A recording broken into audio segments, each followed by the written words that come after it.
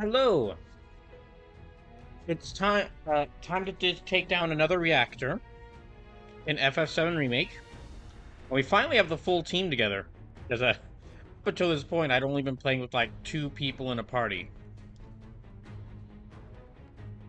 But first things I have to mention. I was saying this during the pre-show, but I will mention it again. If you want your D&D, your Dungeons and Dragons character to be featured in the Treasure Chest one shot, or in one of the in some game I'll be playing after the one shot, if I can't fit them in the one shot, make sure to submit them by the end of the night. Right?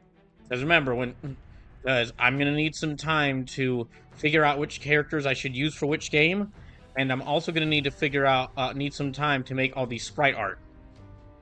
Uh-huh. I'm gonna need some time to make all the sprite art for the all the sprite portraits for the different characters that are submitted. So, and there are 21 spots there are 21 create a character spots in the games I'll be playing for the Treasure Chest one shot. So, as long as you follow the guidelines in there, yeah, submit as many as you want. I got space. And whichever spaces y'all don't fill, I will make my own D&D OCs to fill up the spot. And then, yeah, like I said, if I don't think they'll fit in any of the games I'll be playing, or if there's just too many to fit in all the games and I have some left over, I'm already thinking of some games that I'll be playing in the future that will have multiple created characters in them, and that I will try to fit those characters in. The one game I can say right now is if there are any human characters left over, I'll try to fit some of them into when I play Dokapon Kingdom, which I'm not sure when that'll happen, but I'm not sure how soon that'll happen, but that will definitely happen at some point.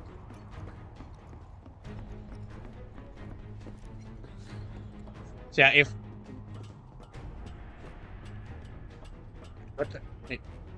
that a texture? Texture or fine? Yeah, I can't. That kind of looks like an actual model of the houses, but it also looks kind of like a flat. No, I think that is a flat texture. That does look like a flat end to the skybox.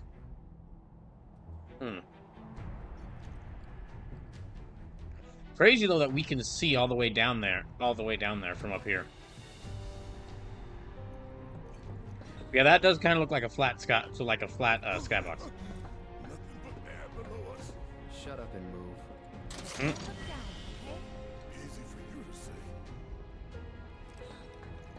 Come on, Cloud, catch up. Yeah, okay, I think that is like a flat skybox texture. Section G's through here, huh? The audio's cracking a little. Just a second. I'm gonna... Oh, hold on. Let me actually try this. Just a second. I'm gonna check something here. Because, yeah, the audio's cracking really bad. Or not really bad, but kind of bad on my end, so...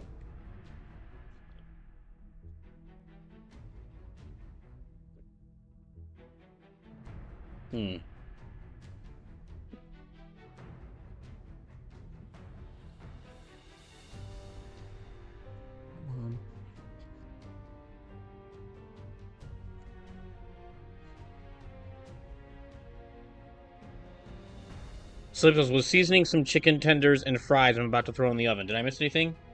Just a second.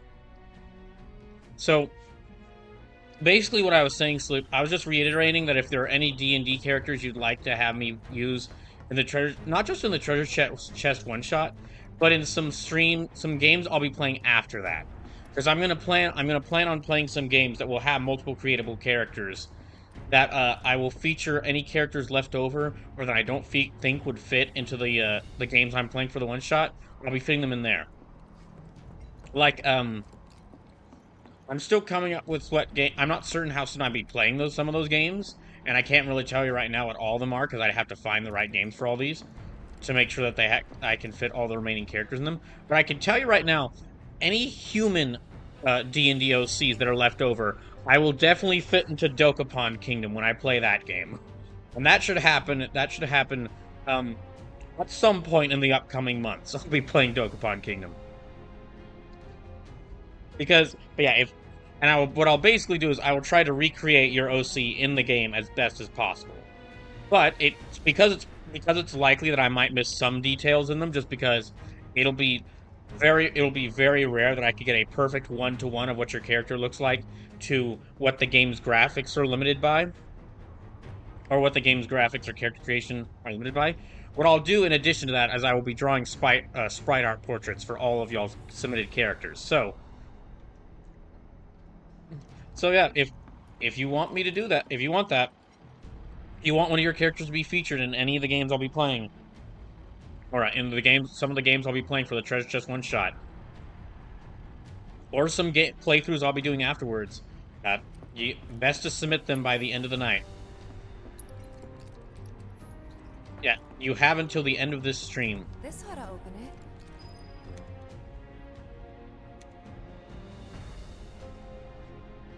Punch it. No good?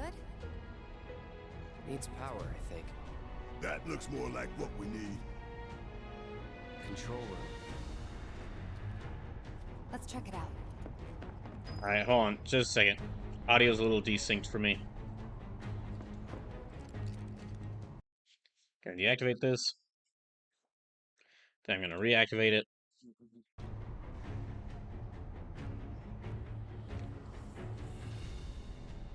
Yeah, I made a thread in the People's Choice channel in my Discord where you can submit those characters. And yeah, if you want to submit them, if you want me to use any characters you make, yeah, best do it by the end of the night. Submit them by the end of the night.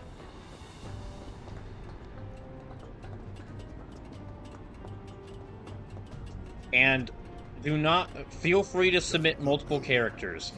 For the games I'm featuring in the Treasure Chest One Shot alone, some of those between all the games I'm playing, I've got about 21 spots to fill for creative characters.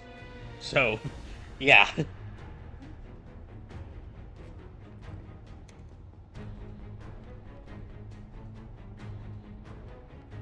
Error.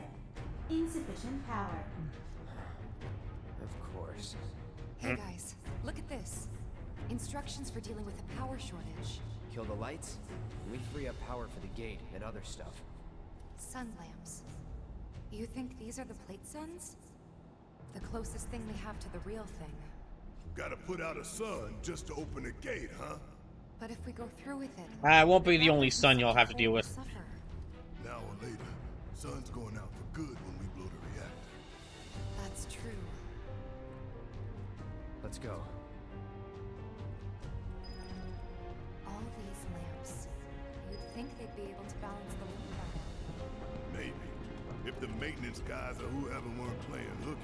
The lamps are important, but when you think how much Mako it must take to keep them running... Wait, is that... Let me check my map to see where I need to. Okay, go back here.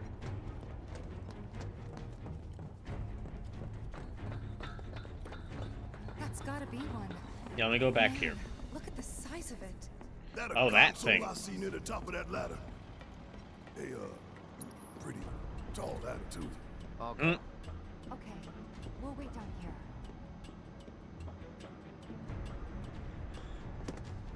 I'm almost certainly going to be dealing with something when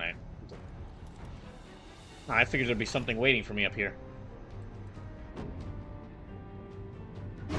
Emergency power supply confirmed. Disengaging locking mechanisms. Okay, that's that. Great job, Cloud.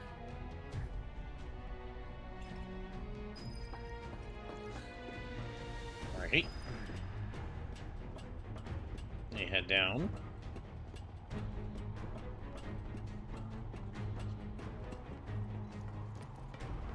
So yeah, if you want to submit characters, you have till I end this stream. Next The stop, stream is still going Section G. till about midnight. Yep. And after that, Ah, more Reactor bugs. 5. Not again.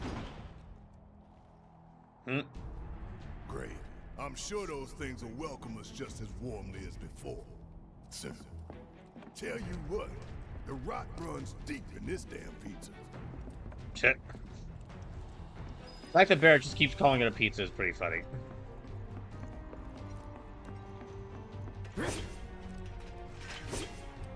Okay, can't cut those. Don't mind us, y'all. Just passing through. See, abilities, braver.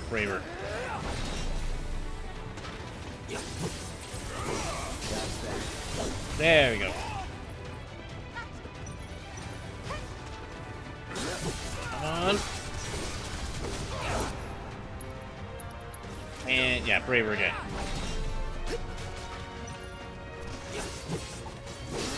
Gosh dang it.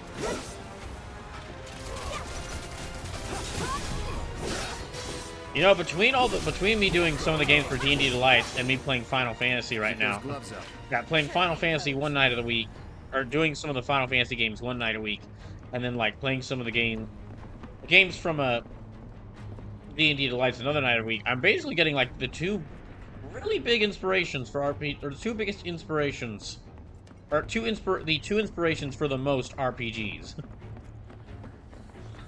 both in 1 week. Yeah, all in 1 week. It's gonna be like a turn. Powered down is my guess. Lucky us, am I Yeah, right? for now.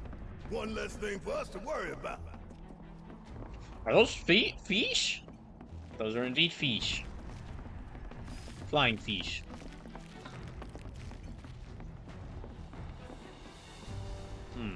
Sounded like something was following us.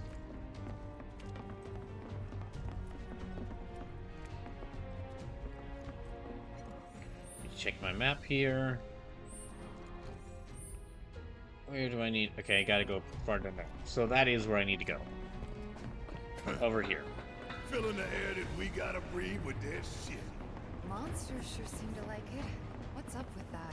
It's like in the tunnels. They get twisted by the Mako, but it all goes back to shit. Okay.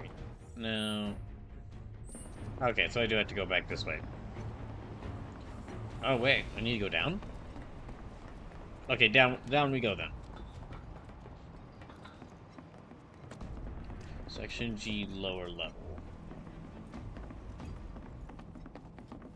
It is rather interesting because, like, in the original game, in the original FF7, there were, like, a lot of its dungeons were like really short. They weren't that many. They weren't more than a couple rooms. Only like some of the areas I would actually classify as like a full dungeon. Here though, no, it is. Yeah, no. This has been lengthened out to the size of like a full RPG dungeon. So screw you, boxes.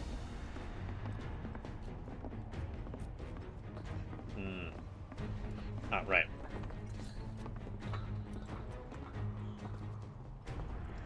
Jeez, yeah, that does go far down. Ah, well, that's okay. Cloud can... Well, he can't fly, but... I'm sure he can jump really high. And what are you? Let's see. Focus thrust. Just sliced him through the web. You're done. Oh, dang. Oh, there's two of them. So it says, there you go. I put in everything but lore for my usual D&D Pathfinder character. Alright, I'll take a look at it after, when I get the chance. Well, thank you. Going in. Oh, and whenever I've finished y'all's, the sprite portraits, I'll make sure to let you, send them to y'all. Way to not get lost is to believe that you're not. Mind over Yeah. matter. Isn't that from I one of guess he's- Marlene's books? Yep, one of her favorites. Loves it when I read it to her before bedtime. Ah, the Roronoa Zoro way of not getting Life lost. Maze. Am I right? I remember. Darn it. I cannot get through there. Oh, that's right. I gotta save often. Still getting used to that whole idea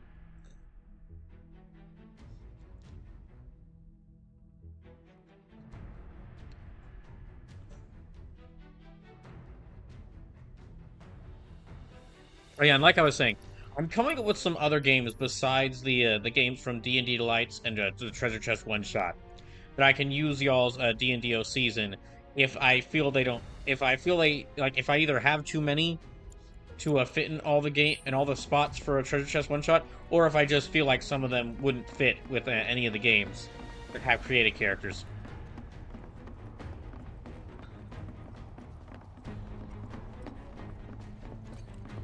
But the only game I can really confirm right now that I would be using them for is if you have, if your character is like a oh wait, I can't go there. If your character is a human, then I will probably look into seeing if I can include them in when I play Dokapon Kingdom. Which, if they do get featured in there, that's going to be very interesting. You will. If I feature them in Dokapon Kingdom, I'm going to use the characters that are like the more neutral or evil aligned characters, not the good ones. No one's a hero in Dokapon Kingdom. So it's cool storytelling that Barrett is thinking about a bedtime story he reads to Marlene when he's out there turning off sun lamps on his way to commit terrorism. Like, it really just sells him as the doting father type. You okay? Yeah. Ha! Going for that material, weren't you? So Yeah. close. So what about it? So far. So I think that bridges out. No, really. Another way to get there. Nothing we can do but search. And when we find it, we can finally snag that material. Yeah. Yeah, going back to what you were saying, so I mean, yeah, no, it is nice that they're it's a good idea, good that they're reinforcing that. Yeah, Barrett's really doing this. Just his base motivation at the end of all this is one, revenge for Shinra, revenge against Shinra, and two, because of what happened to his town, and two, to make sure that Marlene doesn't have to deal with to make sure that Marlene doesn't have to deal with the planet's problems. You know, I'll only include that. But yeah, just if you make a human D&D OC, I'm gonna probably try to, and I can't fit them as a Treasure Chest One Shot. I'll see if I could try to. Probably the first game I'd look into including them in would be Dokapon Kingdom, but with the evil, but only with like evil aligned characters. So it says that Marlene has a world to grow up in. Right. Yeah, and to Yes. reach Mako Reactor 5, we need to go through Section H. Okay. Unfortunately, I didn't spot a connecting catwalk to Section H. Did you? Well, I think I did, but it broke down as soon as I tried to reach. Go for 10. Why don't you? Chat. The only other route that I can think of would be... They're just walking away from him. Along the wall. Up for giving it a try? It might not work out, but it's the only idea I've got. It's not a bad one. So we're shooting for those giant fans way over there? Okay. At least we've got a clear landmark to guide us. Okay, so find a route. So find a route that will take you with those giant Keeping fans. the plate's air clean by pushing the smog into the slums. Whole system's designed to make shit roll downhill faster.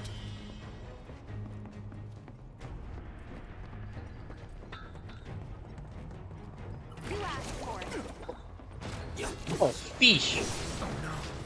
Gotta stay. Darn it. I got this. Gotcha. Come on. Fish are not meant to fly. That's why they were born of the ocean. So it's interesting how this game really does dungeons when it all takes place in a single city. That's actually something I mentioned earlier, whilst you were seasoning your chicken, Sleepless. Finish him off. Come on. That was easy. That was something I mentioned earlier whilst you were seasoning your chicken. Is that a lot of the dungeons in FF7 were like very small, were like just very short, like only a few rooms with some encounters. Like the first area that felt like a real full-scale RPG dungeon was when you scaled the Shinra Tower. When you scaled the Shinra Tower, near the end of like your time in Midgard. Here they've done it. So it's interesting where in this game they've like expanded on all these different places to where they are now full dungeons. So they're flying fish. It's legal. Well, Shinra's involved with it, so it's probably not legal, but I mean, that's never stopped them before. See if we can try. Hey, look! I think we can climb onto that pipe. Sure seems that way. Alright, we keep going this way. So says, I would have argued the first real dinner was the Mithril Mines outside of Midgar. I can see the argument there, because you can, like... I can see the argument there, because you can skip part of the Shinra building by, like, climbing up the stairs. Little fear.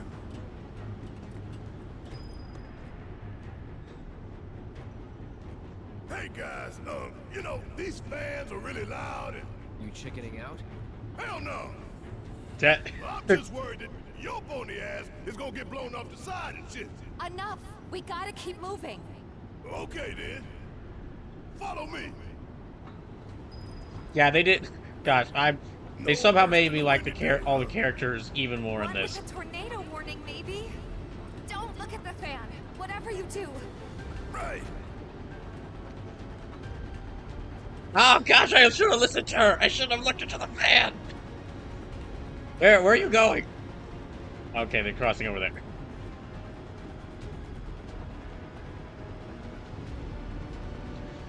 Dang, this really is just a massive area. What's that behind the fan over there? I'm not gonna look into it. I'm not gonna look into it. I'm listening to what Tifa said first. I've learned my lesson. I'm not going to look into it.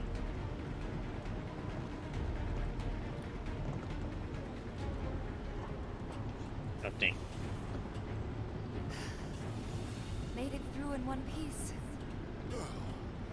Think that took a couple years off my life. Gosh, I hope not. I mean, not really. Couple seconds, maybe. 3 tops. Damn, this really is just expand. They really did expand upon this a lot.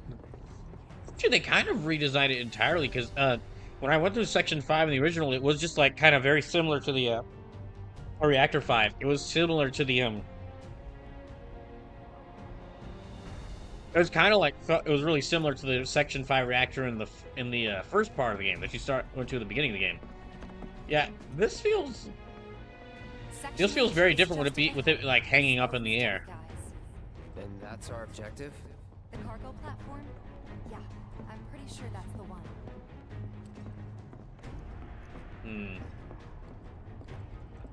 Wait. Oh, okay. This is it. The cargo platform Biggs was talking about. Let's not keep him waiting.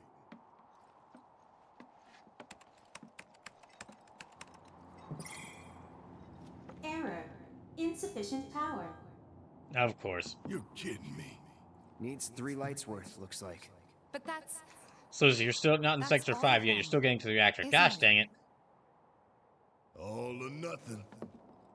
Let's regroup here if we get lost. Remember the H1 sign. Right. Let's see now. Closest light ought to be... That one. All right. By the... Okay, I better save first. Wait, so so it's gonna take us 2 whole chapters just to get to the reactor? Light of these magnificent lamps, we shall lead our brothers and sisters of the Undercity to a brighter future. Say what? It's from a speech President Shinra gave, talking up the importance of the... So says, nah, this chapter's getting to the reactor. Right, a future Previous line. chapter was also getting to the reactor. Down a one-way path to darkness and death. Oh.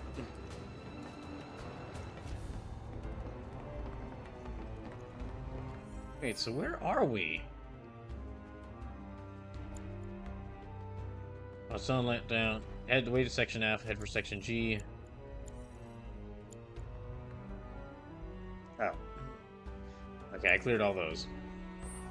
Slip says you're in Sector 4. Oh. Okay, let's go.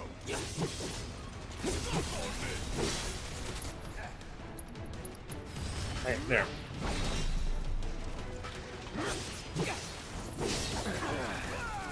Oh no. Gotta be careful. Yeah, he's taking a bit of damage there. That all you got? He should have, yeah, Kira. Feeling good.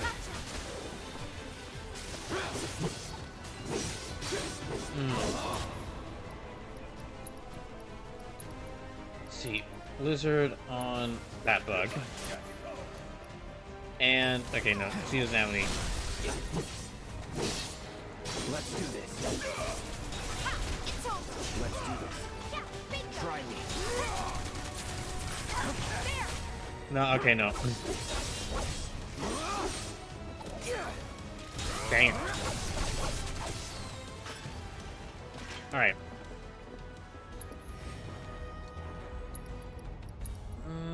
We've got like 18 potions, so...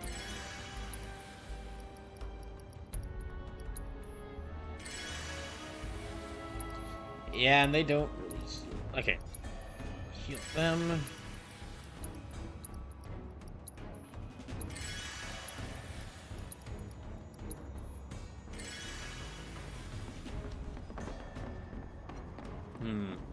Look, there's this. Oh, here we are. Let's flip it and go. Well, not that way. Okay, let me go around the other way.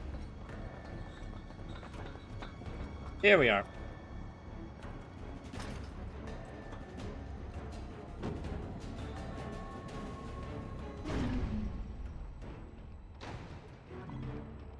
Rerouting power. Please wait.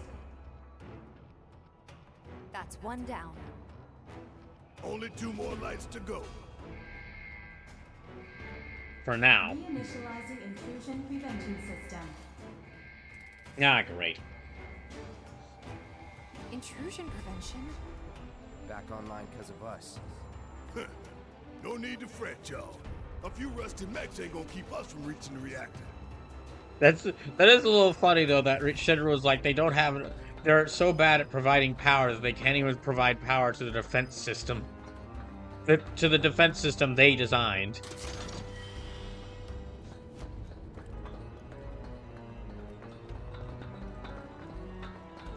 Okay. Well, so there's the. Do I take stock of where we're at? Okay, we're here. I gotta go through there. Yeah, I gotta go to there. I guess across there. So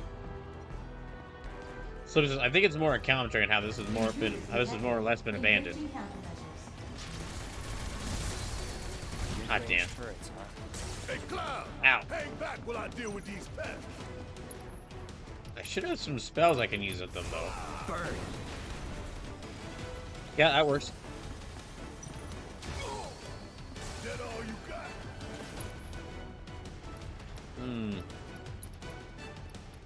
Let me see, arrow. Yeah, there.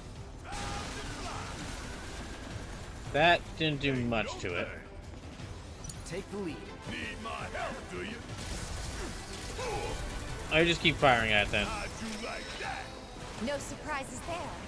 So it says, don't forget to assess new enemies. Wow. Just made our lives a lot harder. We restored power to more than just security, remember? Yeah, okay, there's another one. Intruders detected. Engaging countermeasures.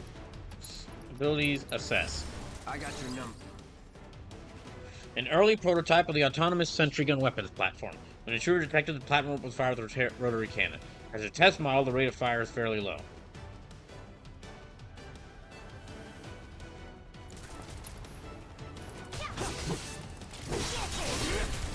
So it's best to use, okay, so best to use lightning magic on it. Alright.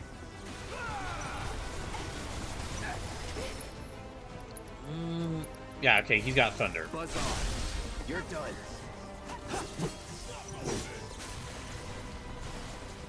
Oh, sweet, a Moogle medal.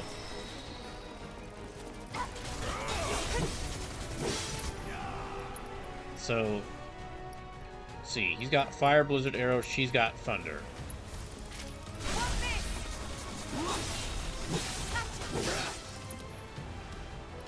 And then he should, yeah, I'll just have him use thunder. So it says, you got a Moogle Medal, Kupo. Now, if only I knew what I can use them on. That's the way to do it.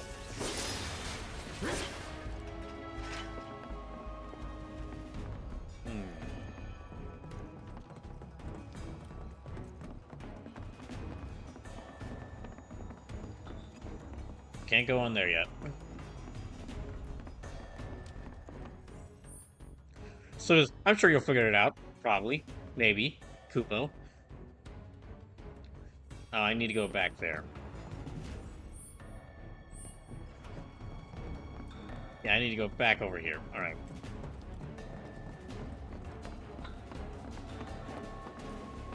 So it's like a 42% chance, Kupo. Okay, but then let me ask, how high are the chances that we're just going to keep saying Kupo for no reason, Kupo? Do I need to go up? Okay, I guess I need to go up there.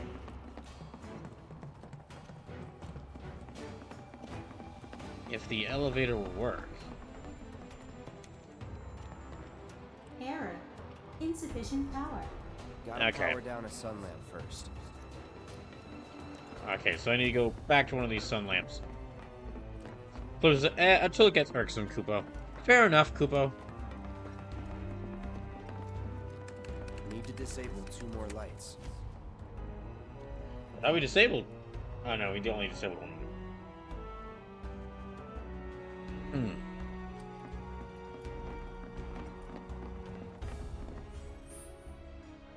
So, alright, for the platform, show relative to the correct position. It's telling me to go there, but ooh, a bench.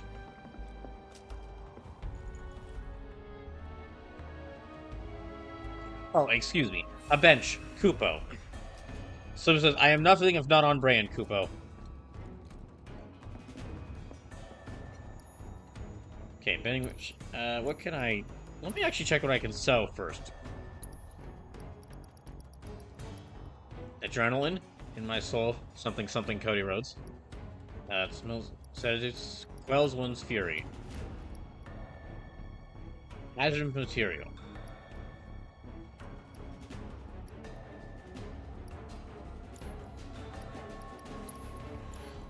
No, I'm not going to sell any materia, so let me check to see.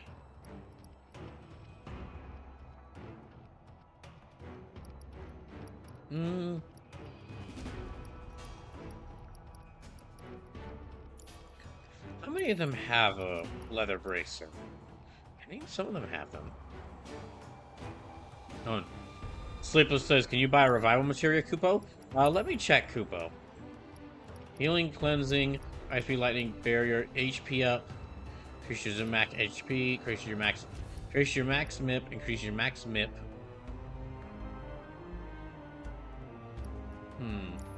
It doesn't look so yet.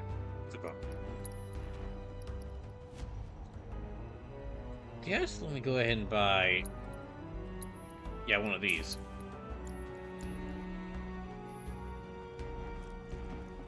So this is not yet. It'd be under healing materia, Kupo. Alright. So let me see. Bulletproof vest, earrings, Christmas magic power 5. To reduce the damage taken when equipped by non-active characters. Hey Charlotte, welcome in. We're gonna go. I'm gonna select that one. Oh, it's like the exact same. Okay, well, it's got the same number of materia slots as a star bracelet, but it does has better stats. So, let me check here. 2 sun lamps are still drawing power. Dang, what's the specs on that thing? Is that running like... Well, it's definitely not running Windows 95. Actually, no, it's definitely running something more advanced than Windows 95.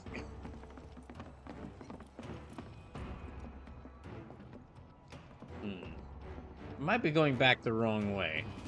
So I think it's running Windows XP. It could be right there.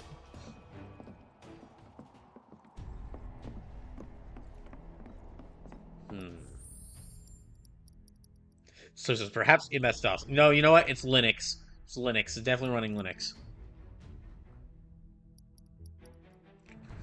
Okay. I'm gonna check.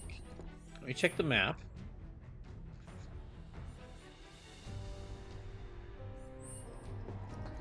Have I got... Okay, that was where I got one around here. So, no. Did you go back here?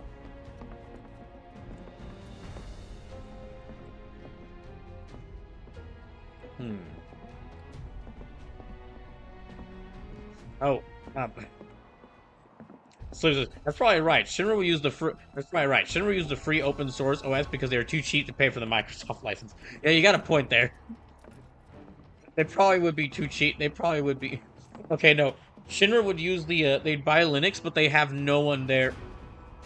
They have no one there. Like, they'd buy Linux because, like, President of Shinra would say, all right then, do any of you know how to use Linux? And, like, Heidegger or Scarlett would go, oh, I'm a Linux master. I know, I'm a Linux master. I helped design Linux.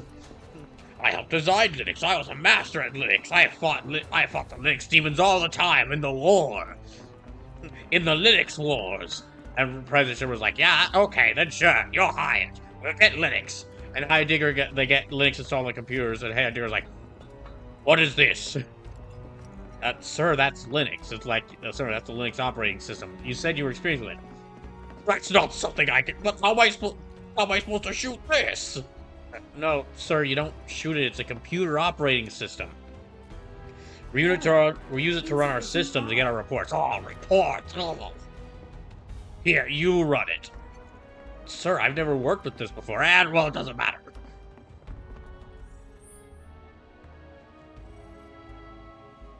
Okay, I'm gonna need to go... You know, I might need to go up. Yeah, let me head up.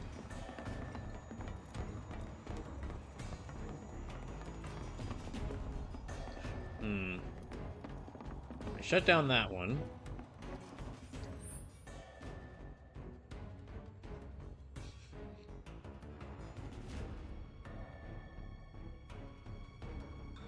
Oh, so let's all know whilst I'm looking this up. Where is... It's over there? I got, like, earlier today, I got, like, DM'd by someone on Discord. And I got DM'd by someone on Discord. And they were like, hello. And they were like, hello, I would like...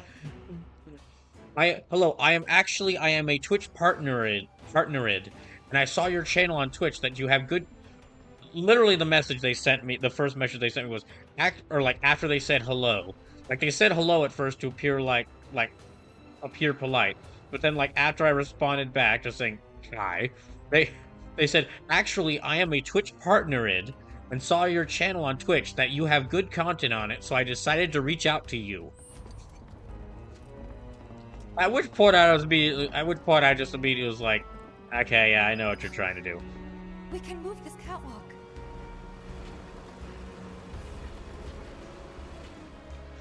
However, Yeah, lined it up perfect. what I did was, after I was like, okay, let me give them a benefit of a doubt. Even though I kind of already knew as soon as they said that, like, what they were wanting to do, they were probably going to try to sell me something. I was like, you know what? Sure. Well, no, I was like, at that point, I was like, okay, let me at least talk to them a little. See, maybe they don't want to. Give them a benefit of a doubt for a second. Maybe they don't want me to sell me something. Even the seahorses are after us? Wait a second. Evil flying fish? Evil flying fish? Evil seahorses? Ah, shit, it's Gnosis. They're at it again. I thought I could... Gosh, what was the name of...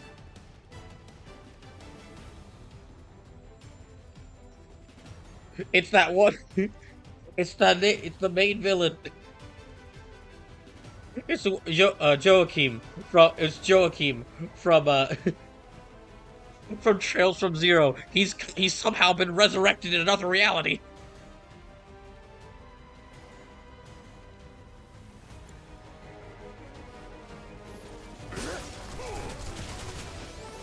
He's resurrected another reality and summoning his fish demons to attack us.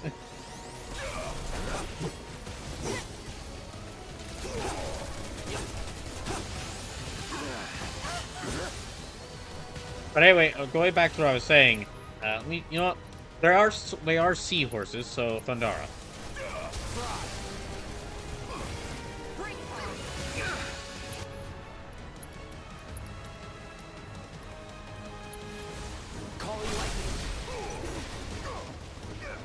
It's on you. Okay, no, I need you to focus on those. Yeah, Barrett, focus on those.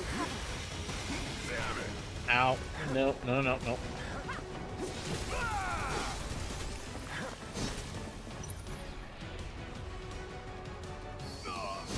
Dang it. Come on. Oh, thank goodness. Alright. Not a Tifa. But what I was saying is that this person, they contacted me on Twitch and said, actually, just to repeat what I was saying, they were like, actually, I am a Twitch partner, and I saw your channel on Twitch that you have good content. On it, so I reached out to you. Again, at that point, I realized, like, okay, they're trying to sell me something, but out of curiosity, I was like, okay, about what? What do you want to reach out to me about? And their next response was, how long have you been streaming in general? To which, out of, like, because I had no idea why they would ask, it was just like, why do you ask? Why do you ask? I didn't say this next part, but my thought was, why would you care how much I streamed? And instead of answering why they would ask, why are they asking about how long I've been streaming, they said, actually, I have some tips for you and don't know if you're down for it. To which I told them, like, what do you mean tips? Or, like, what are you talking about with tips? And they said, I have some tips for you about your channel engagement. Which is a term I've never heard before. Or, like, a term I think I may have heard, like, in passing. Like, I've heard maybe one or two people mention channel engagement, but I had no real idea what it is. And then at which point I said, like, I don't really need help with channel engagement. And the this person's response was, why? To which I said back to them, I don't really have products or sponsors or anything like that. And at that point, they just stopped. They haven't messaged me back. So I think that alone was like, I think they stopped wanting to talk to me when they were like, I think they stopped wanting to talk to me. They're like, you mean you're not streaming for money? But because I was curious about this, I looked up, like, I was like, okay, what is channel engagement? I hadn't really heard of this before. I looked it up, and first thing I found on it... Makes 2 lights down. Meaning we've only got one left. The end's in sight, y'all. Should be able to climb down For now. This a hole, right? Is that the Sector 4 slums down there? Huh? You want to check them out sometime? I can show you around. We'll check them out now if we fall. So this is Hobby Link. Do I still have the lobby link? Do I still have the Hobby Link? I might have taken down the Hobby Link, I think I might have taken down the Hobby Link link just because I had done such a terrible job of mentioning them as a sponsor. Yeah, I did such a terrible job of mentioning on streams that I kind of, at this point, don't really consider them a sponsor just because I...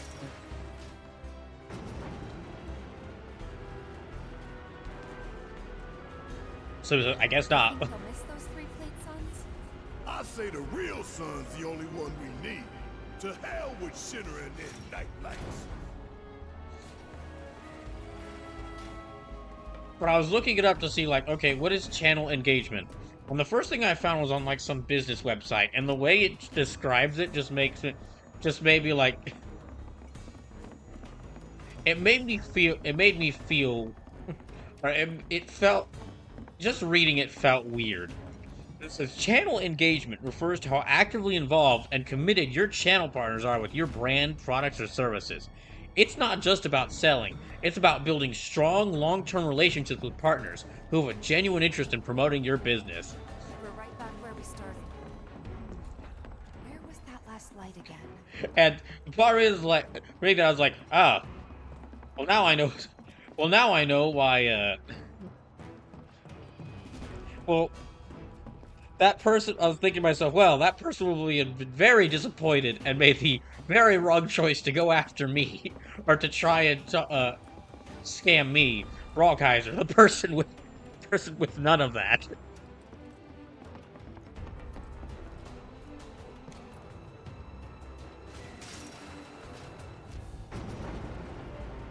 Huh? We're going back? If you've got shit to do, then hurry up. Oh, wait. Let me go forward again. So there's, yes, the niche games propagandists. Let's target them. It wasn't even... The funny thing is with a lot of these scammers is they're like... Yeah, the funny thing with a lot of these scammers is they're immediately like, hello. Hello. I'm going to tell you something that I know... I'm going to tell you something that no one has ever told you before. I can help you grow your business. I know that what you want is to grow your business and to grow your engagement so that you better represent the brand that you are. And it's like, and like hearing that, it's like, or like just kind of having to listen to one of them. It kind of feels like listening to any of them. It's like you gotta stop copying each other's homework. You're all sounding the same.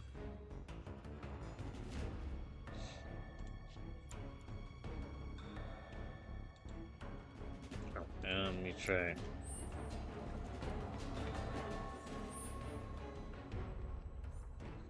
Okay, let me go back this way. Sliv says, you know why they all sound the same, right, bro? Yeah, I know. I know that it's because like good many of them are bots.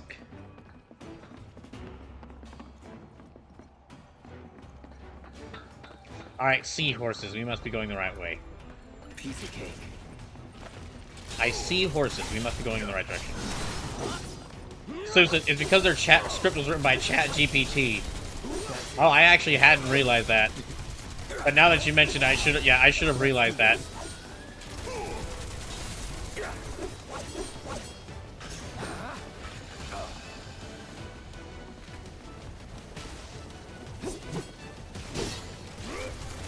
Deal with that. Let me switch to... No, he switched to her.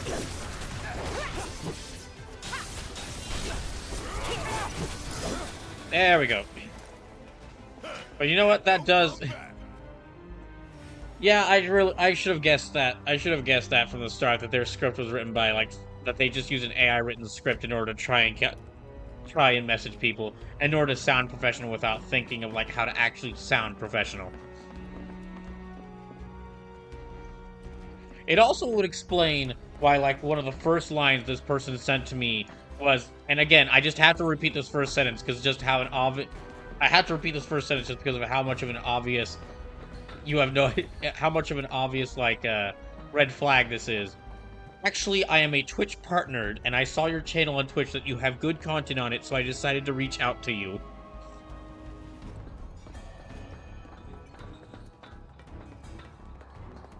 You could at least spell checked it.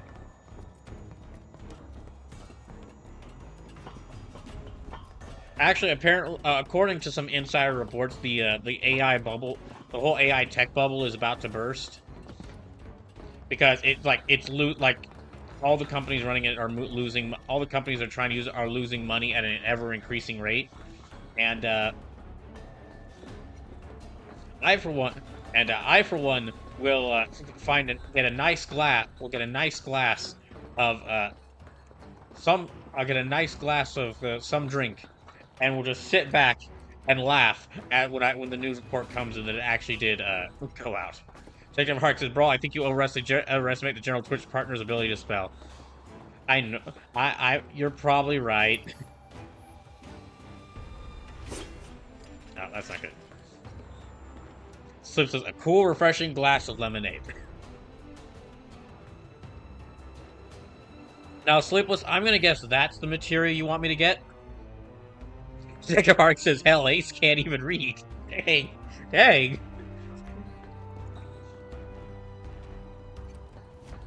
Question is, how do I get to there?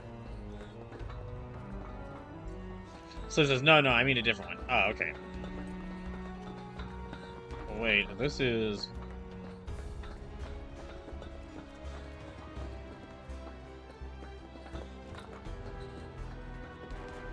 I'm only gonna prod you about ones you can't buy otherwise. Oh, okay.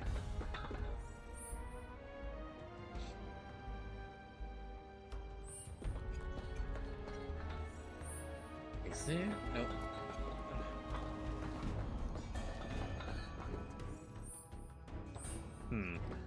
Doesn't look like I can do anything over here, so let me just go back up here. And for those just coming in, just to let you, just a little reminder, if you want me to use any of your D&D OCs, either the treasure chest one-shot, or some game, or in, if you want me to use some of your D&D OCs in the treasure chest one-shot, make sure to submit them by the end of tonight. Once this stream ends, that'll be the end for me taking OC submissions. And even if I can't, and also, if you do submit one, I'm gonna draw some a sprite portrait for them. And we'll, once I'm finished with sprite portrait, we'll of course send it to you and let you know that I finished it. And then the also, if I can't fit them in the treasure chest one shot, either because there are so many submissions, or just I'm not sure they work for any of the games, I will try to use. There's a couple other games I'm gonna play on some point, and I'll use your OCs in that. I'm only going to do it if you're about to leave the area to be able to get it in. Oh, okay.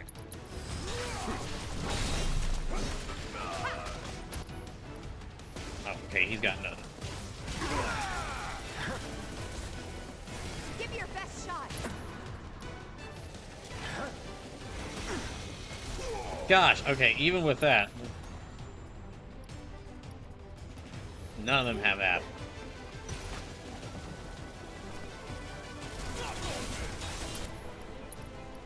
Let me have him use Cure on himself. Second wind.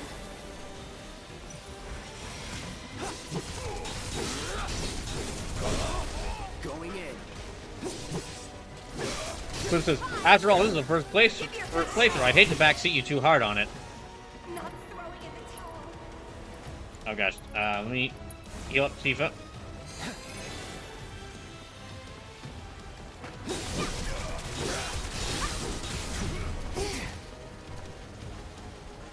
I appreciate that, Sleepless. Thank you.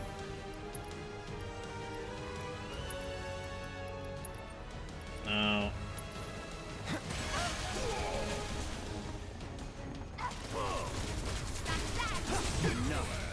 Now, as for those watching, as for what games, if your OC doesn't get into the, to Tev Hark says, uh-huh. Well, Tev Hark says he'd hate it. He'd hate it. Well, Sleepless is definitely being better here than he was during Unicorn Overlord.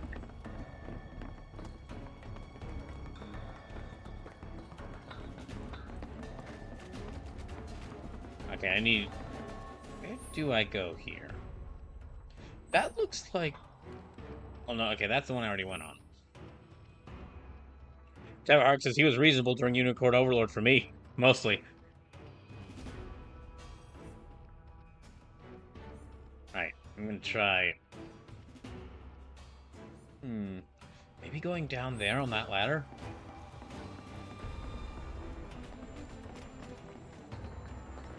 Also, at the very least, Sleepless has played this game, so...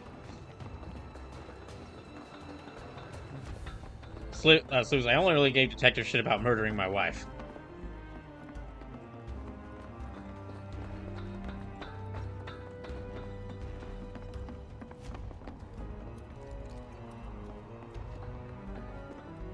Okay, we can't use this.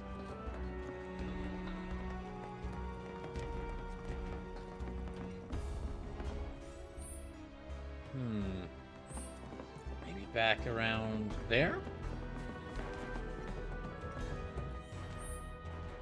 I forget how it is to...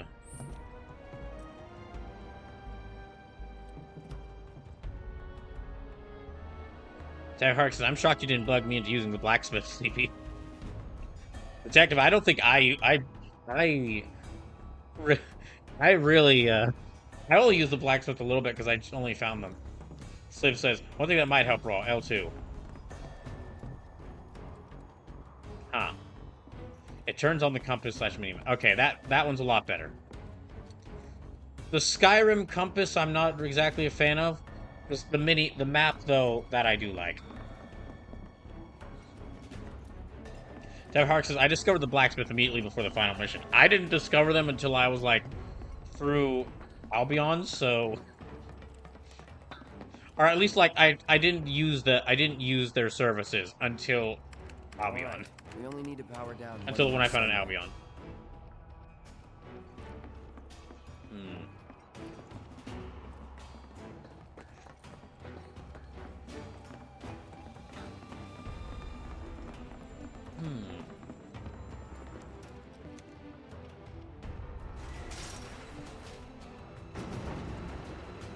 Almost done. It's a shame we had to wander around so much. Well, no stamps here to guide us. No Jesse or Wes to back us up neither. Yeah. Speaking of which, Slim says the detective would only listen to one of my suggestions per stream, so I had to make sure they were good ones. Thark says Zach also didn't know about Blacksmith Sleepy. Oh no.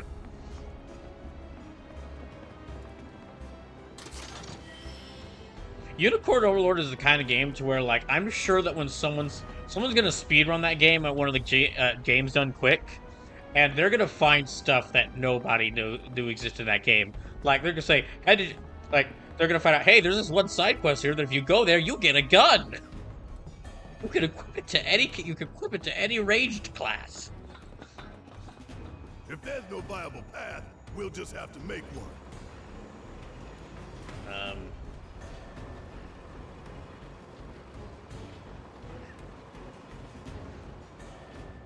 Slim says, how did you not, Zach? Zachiros, if you're watching this, run.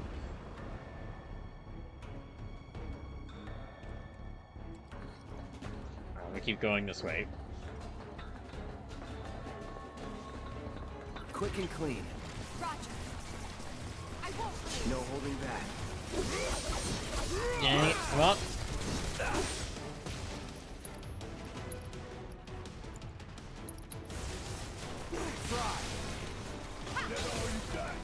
No, okay, back to operator mode.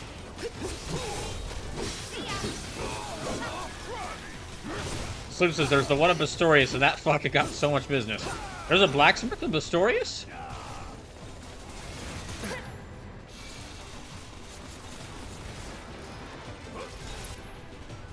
Okay, I need to use thunder on these guys.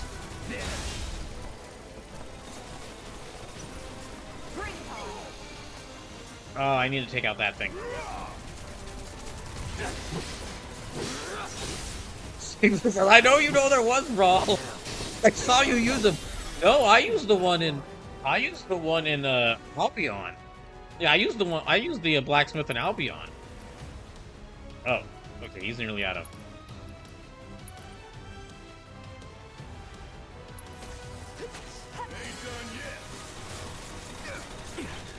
Let me block. Okay, I need to get back into blocking.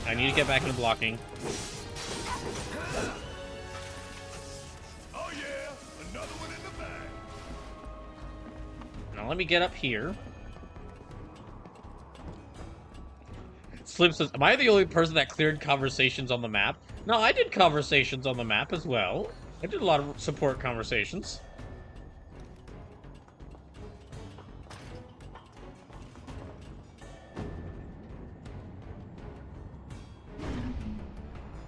Slim says, no, conversing with NPCs. Oh, that. Okay, I didn't talk with all of them, no. Better be. Okay, let's head on back to the H1 sign.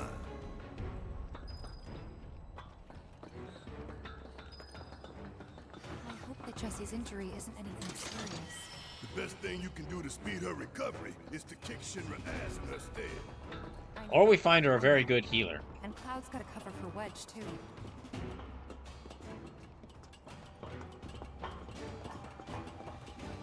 Actually, there were some missions I just ended up not in Unicorn Overlord that I just didn't end up doing by the time I beat the game. I just couldn't find the time to do them on stream before I beat the game. So if I ever, whenever I do play that game again, I'm gonna have to make sure to single out those missions and see what I missed.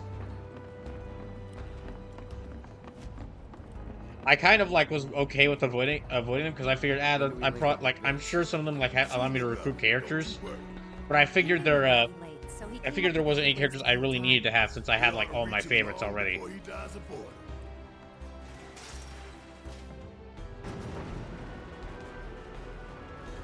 Barrett, you'll hope that he dies of boredom.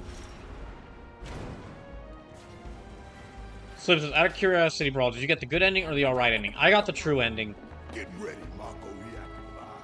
Here it comes. That is one slight problem I have with the game. I do think it's like... I get that the game is like, okay... I do think the way it just added in endings at the very end. Like, boil down your different endings to a single choice at the very end. I always think that's kind of weird when video games do that. But it did fit with, like, what the game was doing, towards, like, okay, if you didn't use the Unicorn and Maiden, if you didn't get married, then your soul will be possessed by the evil overlord. That's what you get. That's what you get for being single. Thanks, Unicorn Overlord. I appreciate that. Great. Thank you for that wise advice. Thank you for that wise advice. If I don't get married to the right person, if I don't get married, then I'm going to be possessed by an evil overlord. Slim says, at least you didn't have to replay the whole game to get the alternate endings, at least. That's true. Although, apparently, from what I found out from someone, there's an even worse ending you get if you don't save Scarlet before going to, There's an even worse ending you can get if you don't save Scarlet before you attempt to, before beating the final mission of the game. Reactivating cargo platform. But no, when the choice came up, it was like, do you kill Galerius, or do you emancipate his soul? And of course, my first thought is, I mean, he's an evil overlord, kill him. But the fact that you're even giving the option of like emancipating his soul tells me that I should probably pick that one. So that's the one I feel like I should. Because why would I do that?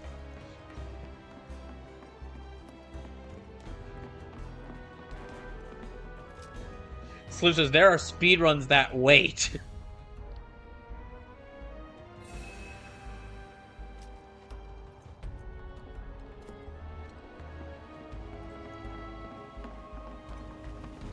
This is the wait. There are speedruns that wait. This is the point of no return, okay?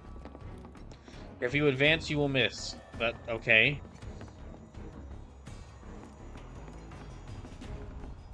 So...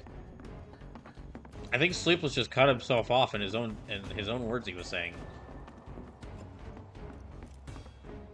Alright, so how do I get this? There's an elevator to the right of that one. Okay, this one. Take it, alright.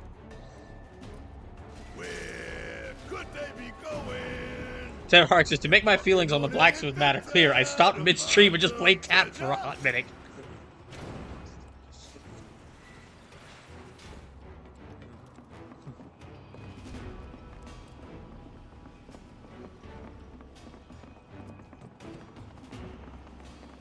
Let me up the ladder, okay.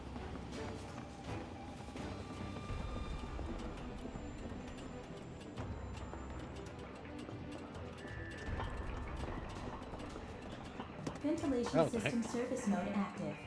The heck? Access What's this? terminal to complete Do this procedure. minigame. Finally! The return of the most important part of Final Fantasy VII. The minigames. So it's not really a minigame. Gosh darn it. What's the point? What is the point even? Switching ventilation system to maintenance mode. Please So it's a complete combat the trial-ish. access Oh. procedure within the designated time limit. What? And what are we even doing? I don't know, man.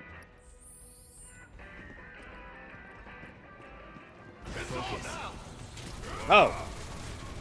I see. Sleepless led me into a boss fight.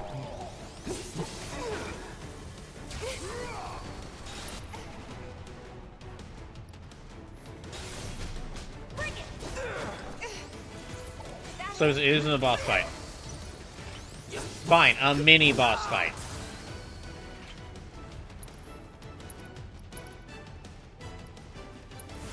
Calling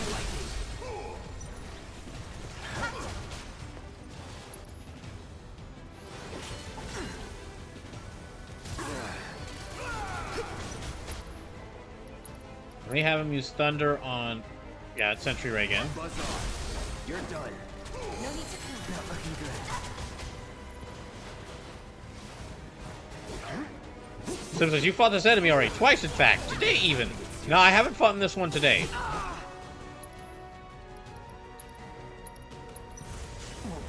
Don't give up.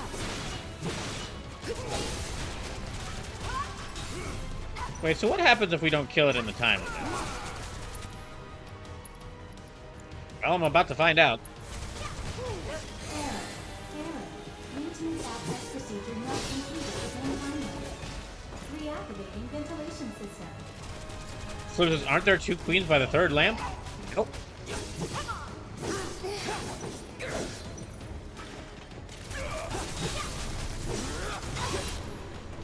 Let's see. Braver.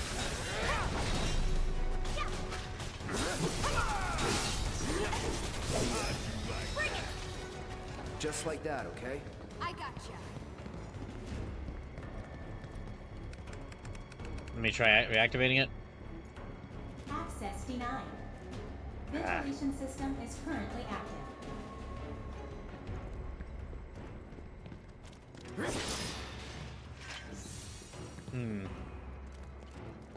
Well, let's all heal back here and let me save, and then I'll try this again. Alright, sit on the bench. Technical Arc says I blacked this part out so I can't even back you up.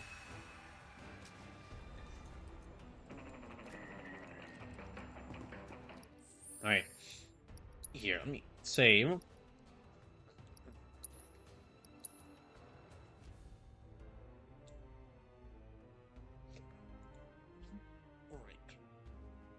I guess let me try it again. I guess I gotta fight the queen again.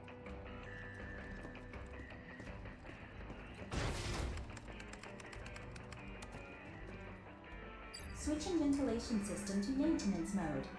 Please complete the maintenance access procedure within the designated time limit. Okay, let me run over. No problem. Fuck on this. Oh, okay, so I have to beat them.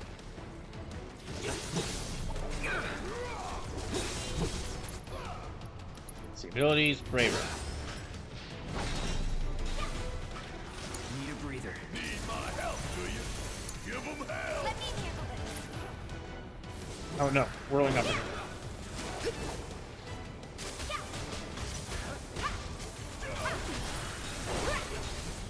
Oh my gosh.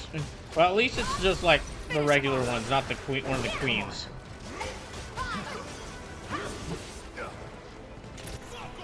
Let's see, abilities. Yeah, that one. And abilities once more.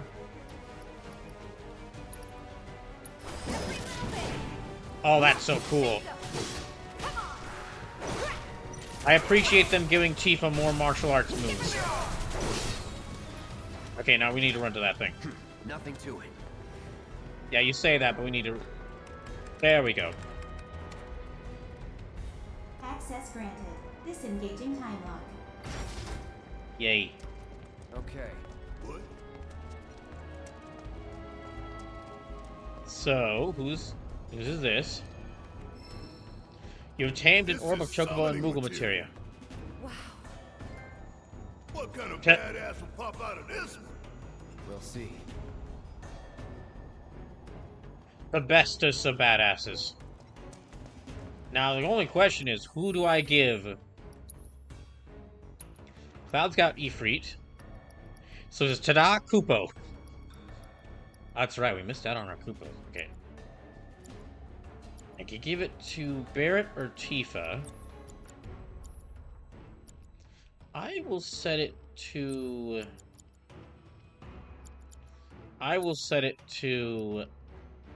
Invoke a Chocobo and Moogle to aid you in battle. Deals damage, element, Chocobo, wind, Chocobo, none Moogle. Ultimate attack, Stampede, wind. Actually, no, I'll switch it around. I'll give Barrett Ifrit and Cloud, Chocobo, and Moogle.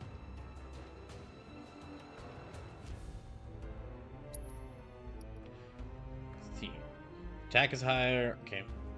Defense is higher. Yeah, this'll work.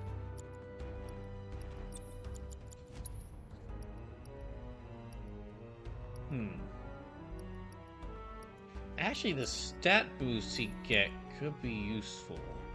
Oh wait, no, never mind. Cloud's already got higher attack. Never mind. No matter how much I boost the attack, it's gonna be higher for Cloud, which works for me more because Cloud is the close range fighter.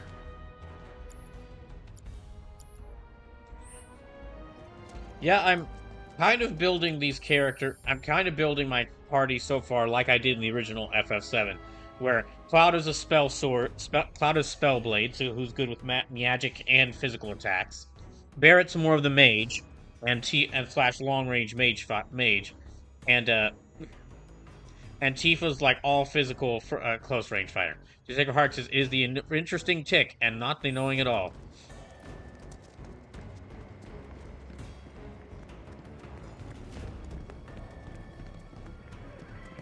Now, Detective, you and I both know the annoying vocal tick from Final Fantasy is that one little fox creature from World of Final Fantasy.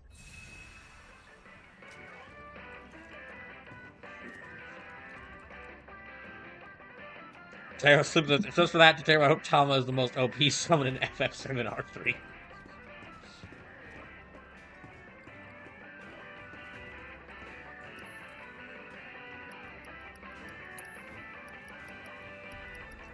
Anything here I can... No, okay, nothing here.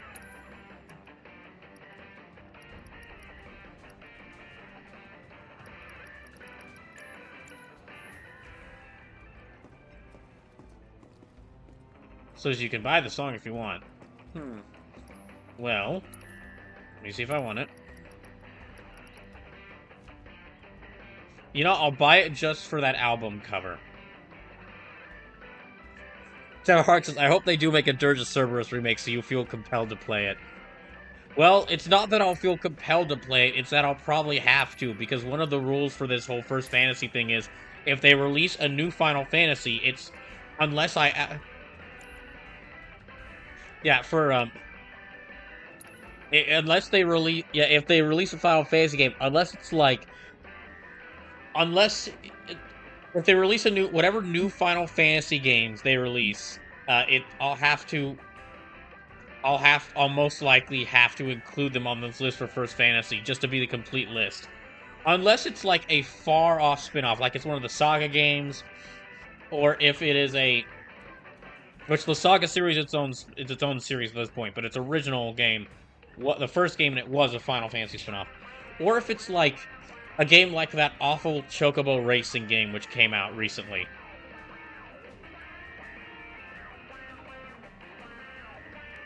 It's no hip-hop to Chocobo. It's one of the many Chocobo theme remixes. Best one is Mambo to Chocobo, though. Mambo to Chocobo, though, sounds cool. Sleep says, close second is Metal to Chocobo. I appreciate all the Chocobo music remixes. I really like Electric to Chocobo, though. From the original FF7. That one was very nice.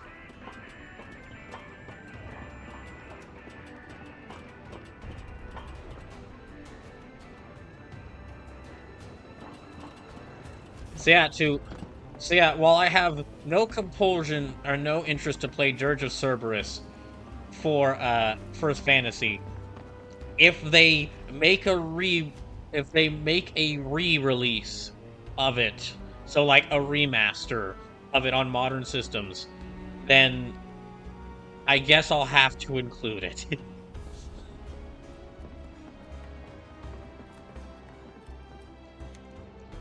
Stack marks. I was more targeting Sleepy with my statement.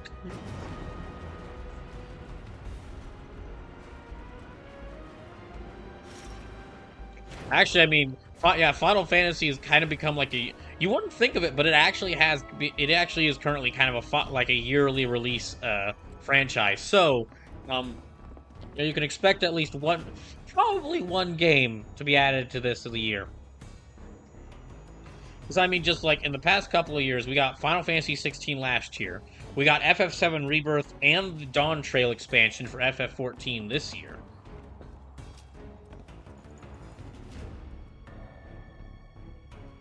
Slip says, as long as they make it a competent third-person shooter, I'll be fine, Detective. Slip says, oh man, bro, you're gonna love the Chocobo theme in 7R when you see it. Okay, I'm gonna save before I go on here.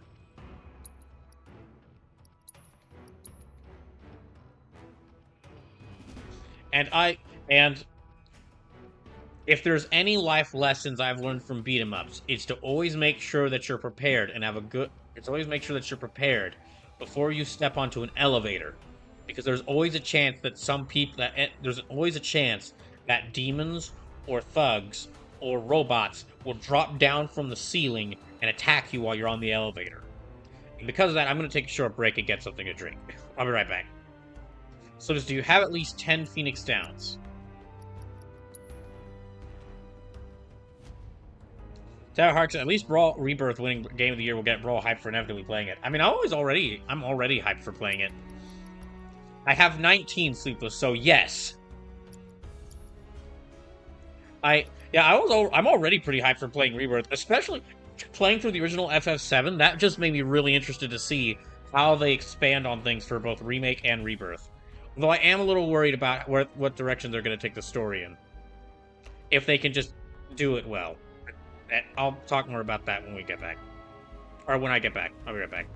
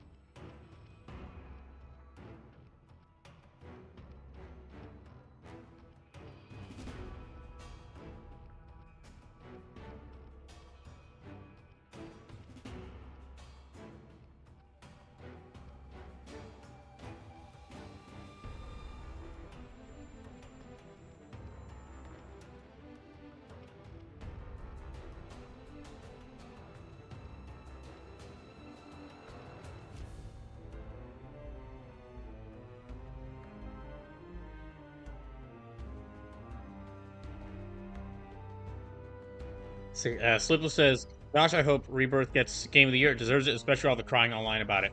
I mean, and then Charlotte says, "And because it bears repeating, man, Tifa looks great. Indeed, she does."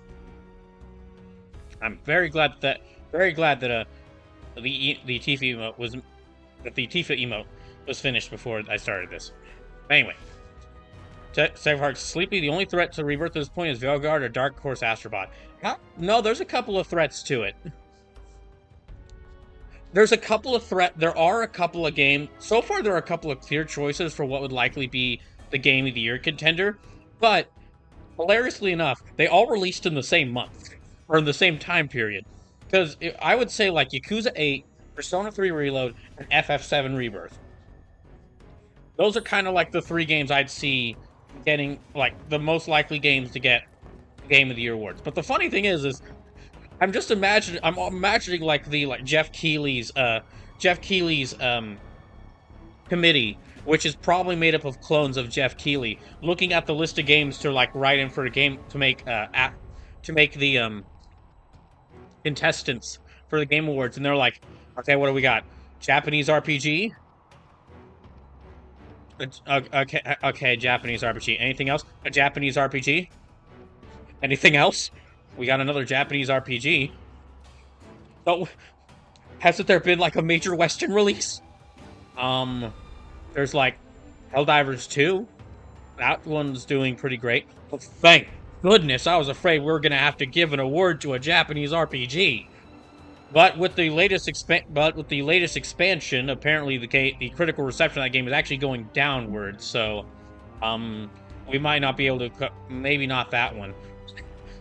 You mean we're gonna have to give a Game of the Year award to a Japanese RPG? Possibly, yes, sir. But was it at least made by Kojima? No, sir. Kojima is not. There are many game studios. Don't you know about Square Enix? Did Kojima work at them? No. Then no. Don't you know like Sega? They made Sonic, Persona. Yakuza? Did Kojima work at any of those? No, of course not, sir. No clue what you're talking about. Gosh dang. Slip says, "Is Veilguard is that good? I'd be happy for the fans of Dragon Age. Personally, I'll be skipping it because the most I've played on them. I'll be skipping it because the most I've played of any of them has been 3 to 5 hours. Oh dang." Sleep says, "Astrobot. I hope Astrobot's damn good, but that's a really tough part to clear, being better than Rebirth."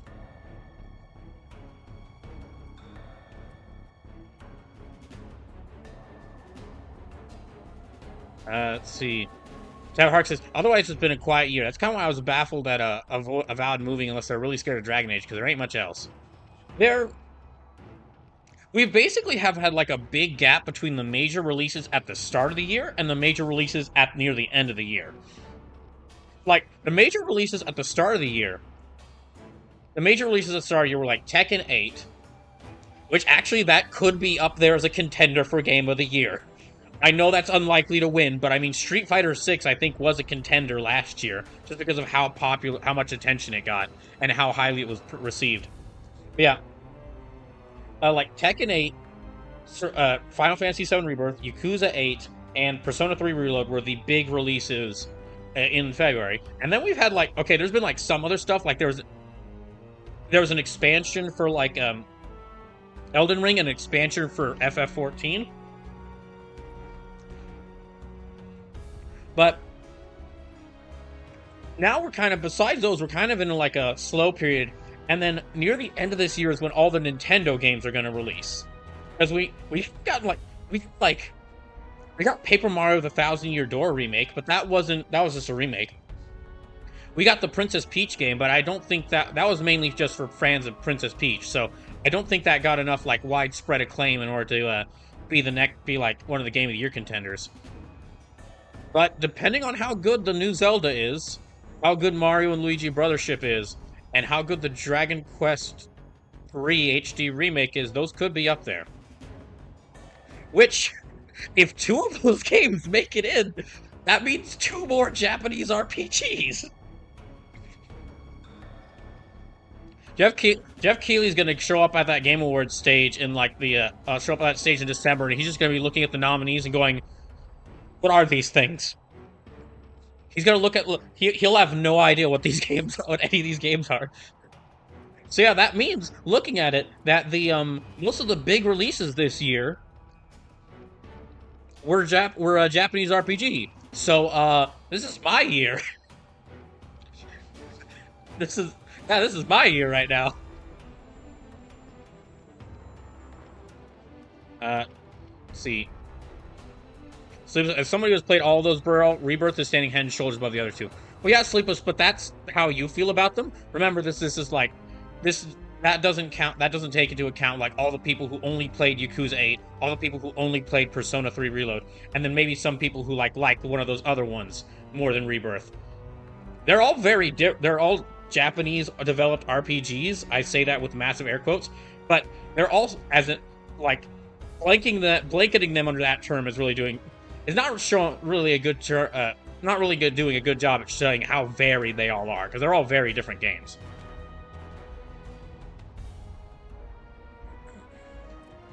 Let's see, Sleepless Tekken 8 will almost certainly win Fighting Game of the Year. Yeah, it's got no other contention.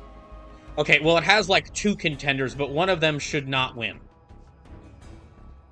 One of them should not win, and one of them likely won't win. Oh wait, no, one of the other one was Multiverses, and unless Jeff Keighley finds a way to sneak that in there as like one of the nominees for Fighting Game of the Year because it had its 1.0 release this year, that's not going to win. Detractor says, to be fair, in the last 10 years, an RPG has won at the VGA more often than not.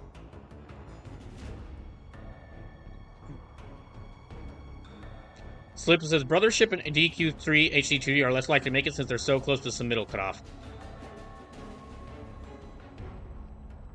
Detractor says, if a remake/remaster gets in the Game of the Year content combo, it will probably be Silent Hill 2. Boo. Wait, wasn't there some materia that caught your eye? You want to go grab it? Okay. I think I do.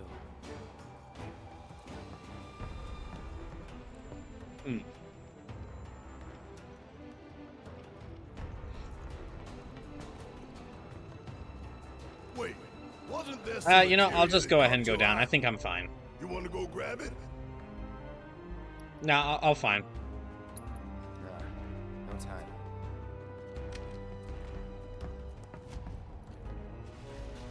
Wonder what the reactor's like. There are a couple other games that I like, in my personal opinion, should be up there as Game of the Year contenders. Like Unicorn Overlord, I actually would put that up there as a Game of the Year contender, but they're not gonna put that one up there. Right. They're not gonna nominate that one. It's the reactor colonies. Back in the nut sand. Bring it on, Avalanche. But no, the other potentially new fighting games that are coming out this year. One of them is, besides Tekken 8's almost certain. There are no real other contenders except for like 1 or 2 other new fighting games releasing this year, and one of those is one of those is Diesel Legacy, and to get into why I don't think that one. Well, that one won't win because it's a very small indie fighting game. But to get into why I don't want that one to win, and Detective Heartache, pour yourself a glass and sit down because it's time for you're gonna get to hear me rant about something. If you've heard of the game Skullgirls, the lead of that dev of that studio that made that was a guy named Mike Z. And Mike Z, as it turns out, they started a Kickstarter. His company started a Kickstarter for another game, like an RPG called Indivisible. Which that is a game I actually blocked. That is a game I actually backed. In fact, when I reached affiliate for the first time on Twitch, that was the second thing I was going to do. First thing I was going to do was try to do a singing stream, but then Twitch shut down its music extension right before I could do it, and it wouldn't work on my computer anyway. But right after I could do it, yeah, Twitch shut down its music extension right after I tried to do it, and it wouldn't work on my old computer anyway. Second thing I tried to do for an affiliate stream was play through Indivisible. I backed it on Kickstarter, and it was a lot of fun. And I was having quite a bit of fun with it. but the PC port was not the best maintained. It was not maintained well. And at the time, I really only had the PC port. All you got.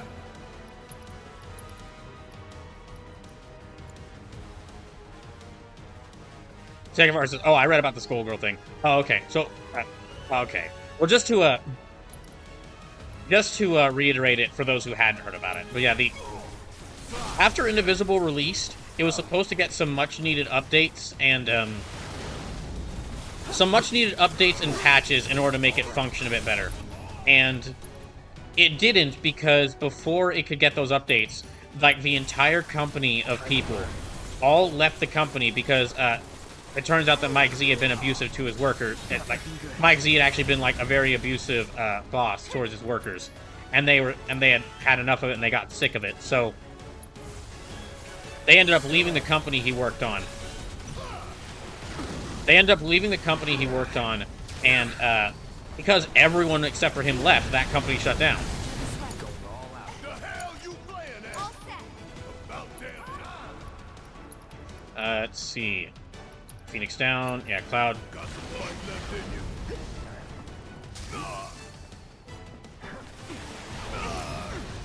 See ya. Oh, damn it. Cloud, what are you doing? I got this. Okay, she can't do. Ow. So yeah, that entire game dev shut down because, well, there was no one there working at it. They all left except for the boss. And what happened was, thankfully, Skullgirls got the rights for Skullgirls ended up going to the publisher, who basically the publisher like rehired everyone who had worked on the game except for that Mike Z. They rehired all the people who had actually made the game and didn't hire back Mike Z. And thus,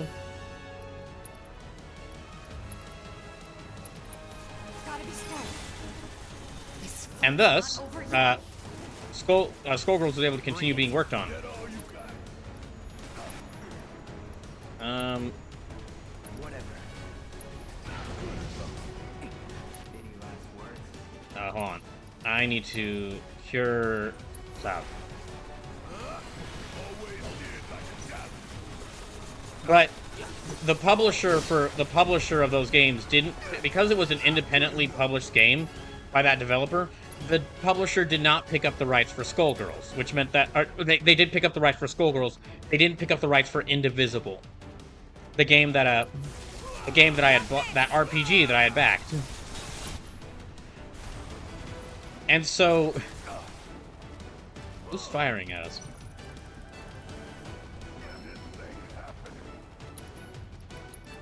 And so, because of that, none of those patches that were needed, that Indivisible needed, like, the game is still the game still runs, but there are those patches and updates were like things it kind of needed to help it out, because there were some technical problems with the game.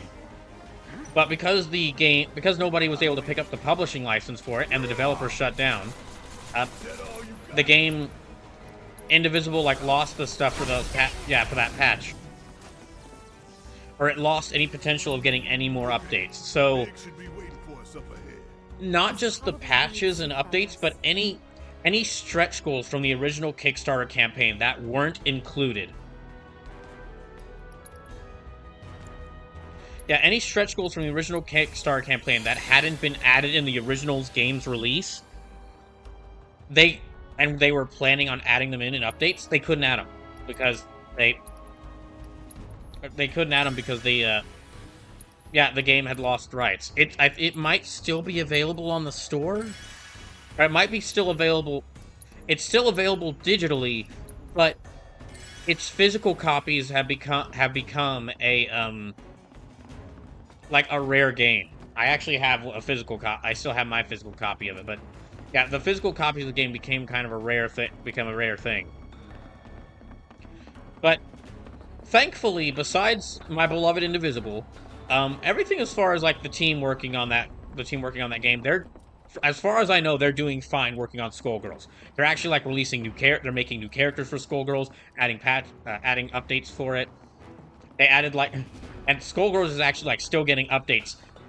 Skullgirls is now getting updates and rebalances and new characters like 10 years after it released, which is pretty good. And the Detective Park says, now remembering the whole Thems fighting herd shit show. Yeah, that's actually the next part I was about to bring up. If you weren't, I did at one point stream Thems fighting herds on the channel because I thought, besides not being besides not really like ever watching any My Little Pony, the game was an interesting enough fighting game, and it was like an interesting enough indie developed fighting game, and you could fight to where I was like kind of interested in playing it, and you could play as a cow, which playing as a fighting cow, and playing as a cow in a fighting game was just cool enough to warrant buying on its own. But for those who don't know, that game was like worked on by an indie dev team who's like, it was their passion project to work on Thems fighting herds. So the last 2 DLC characters are broken from a gameplay and actual game perspective. Yeah, that's what I've heard from. Like in the middle of like while they released 2 DLC characters. Or like while they were working on the 2 latest DLC characters, they released them, and people said like, fans were saying like, these characters are broken, y'all need to like rebalance them. And in the middle of rebalancing them, all the devs for Thems fighting herds, all the devs from that dev team, got let go. They all got laid off by the publisher of that game.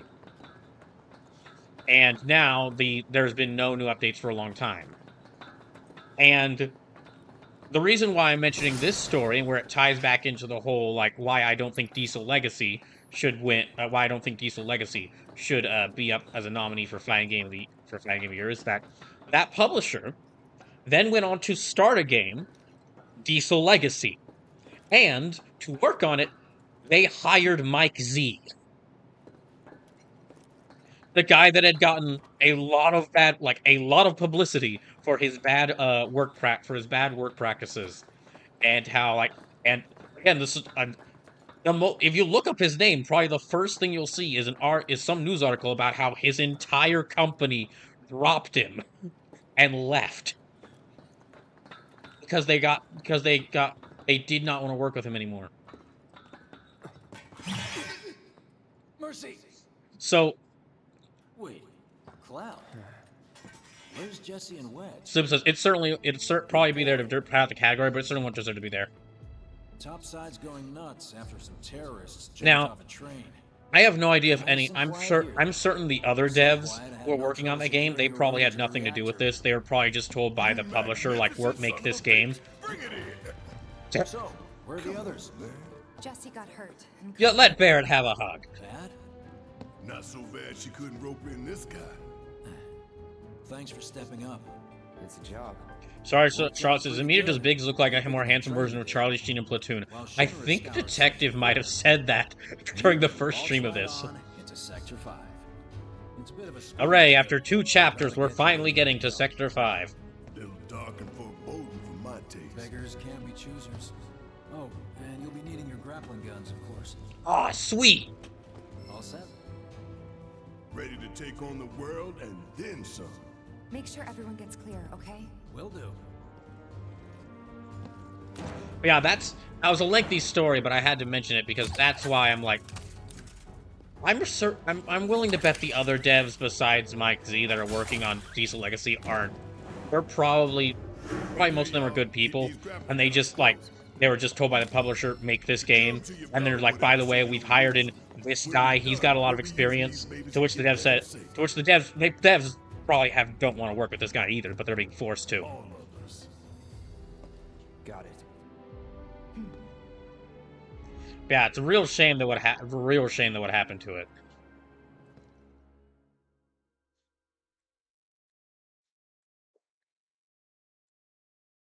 The more you use the weapon's ability, the more proficient you'll become with it. Each weapon's ability has certain requirements that, when met, will provide a proficiency bonus. If proficiency maxed out, you'll permanently acquire the ability. Okay, so that's that chapter done. Ow. Uh-oh. More to the left! The left! Wait. Hurry it up! Fix those lights! Excuse me, sir. Your tie? Quickly now, quickly!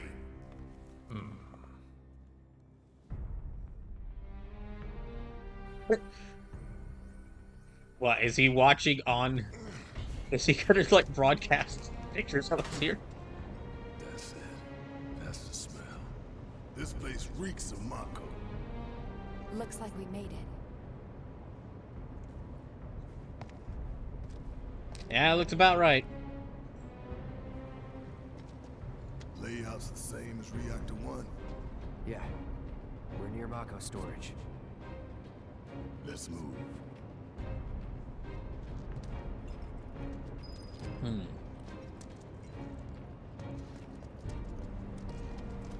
Okay, now this looks like... Now that I'm remembering it, that's right. So we did have to climb up.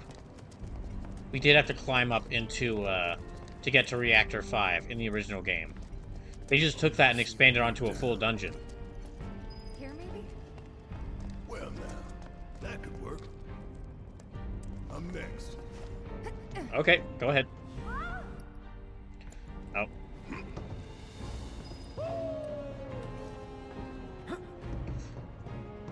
Whee! Kinda scary, huh? It's all in the mind. Barrett was having a blast. Alright, let me equip some... Gatling gun, light machine gun. Ooh. Lifesaver, a lethal story with a large magazine. Take damage intended for other party members. I'm not sure I like that, but okay. That, okay, well that does more magic damage, so, yeah, with that doing more magic damage, I think that one would be better for, reslot materials from previous weapons, yes. Okay, I need to give him that star bangle. Let me set materia. Okay, he's got healing material. Let's see, he's got wind, fire, healing, and wind, fire, healing, and I need to give him... I need to give him ice materia.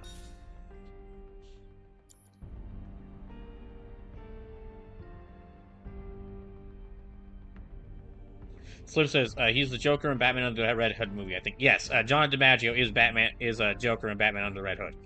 Did a pretty great job as the Joker. As like.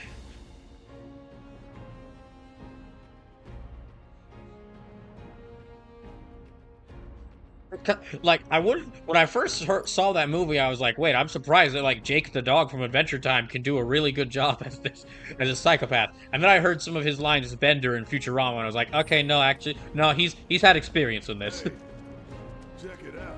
Oh, I'm gonna fight you later, I can tell. We'd be screwed 6 ways from Sunday. Mechanized units like these were designed to take out giant monsters. Probably a new prototype. If they do decide to deploy it, then our best bet would be to run like hell. Ooh. And then punch it. And let's hope he sleeps through the explosion. So as far as non-Mark Hamill animated Jokers go, DiMaggio is pretty good.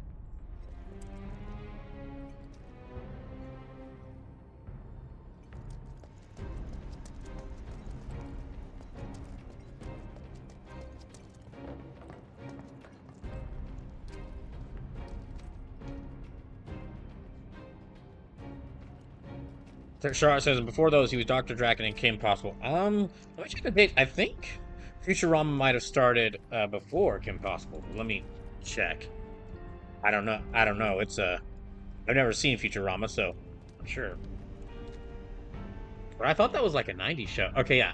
Futurama started in 1999, Kim Possible in 2002. So just like a few years before it. But still, it's kind of general same time frame.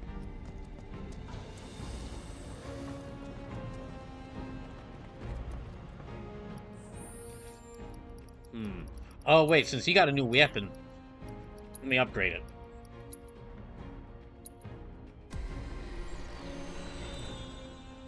Actually, let me upgrade all their weapons before I, yeah, let me upgrade all their weapons. Pressure mode, strong attack damage, 5% boost.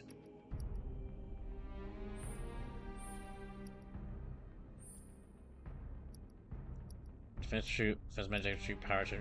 Increase magic power. Yeah, let me increase that one. Attack power. Okay, not enough SIP here, so. Let me check this one. Yeah, let me check the sword dimension. Let me check the sword dimension, and I'll see how I can upgrade these other weapons.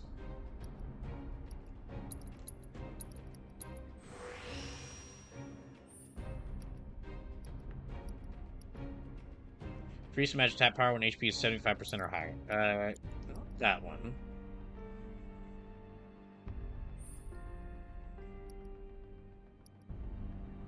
Charlotte says, did you just say not enough simp here? No, not enough sip here. There's plenty of simps here considering how much we've all been drooling over Tifa.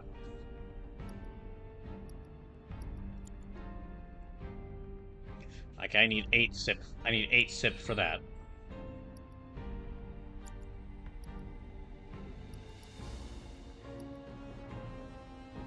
Kind of wish I could rotate the model the weapon around.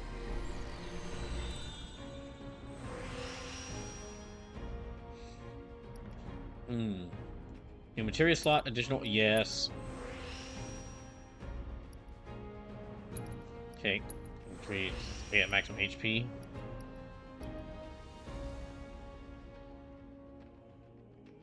Sloop says, Brawl is taken to pronouncing the acronyms. I have to usually do a double take on them too. Good, that's why I'm doing it. Piece of magic attack power attribute, yes.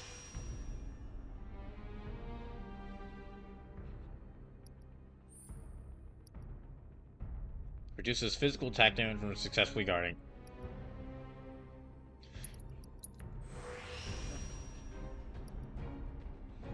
Increases resistance to detrimental status effects. Yes, that one. Extended duration of beneficial status effects. Yes.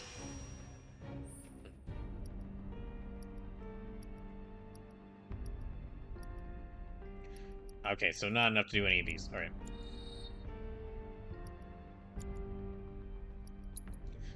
Leather gloves. Let me upgrade these a little bit. You know what? Maybe I should... No, I can keep upgrading this.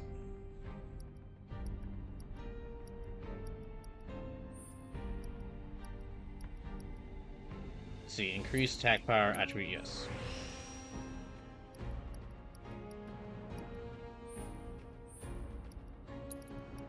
Yeah, upgrade that one.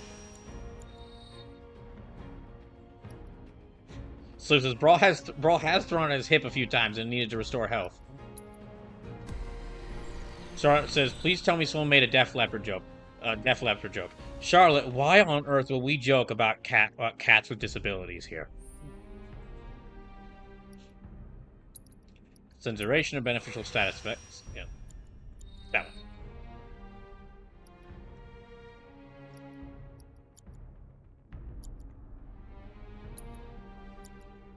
Let me try equipment.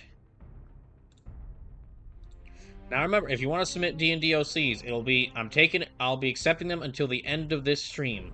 So, if you want to submit one, basically till the end of the night. So till the end of the night. So once this stream ends, that's when I'll stop. Charlotte says that was a joke, right? Do you actually not know about Def Leppard? That was a joke. I'm gonna make myself like a sign so that when I'm making a joke, I can just hold it up.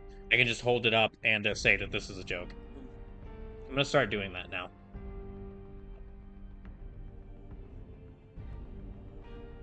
My way of telling jokes is to have a very dry tone of voice and say something that is clearly insane or stupid to try so that people will recognize it as something that is very clearly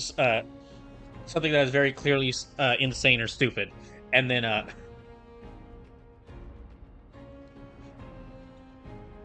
but yeah, basically to make a joke, say something that is clearly insane or stupid in like a very serious tone of voice that people think I'm being correct. However, I am hampered by the fact that there are now actual people who will say insane or stupid things while being serious, but they will actually believe them. Charlotte says, in short, you're the straight man. Well, in a different sort of way, yes. But no, I'm the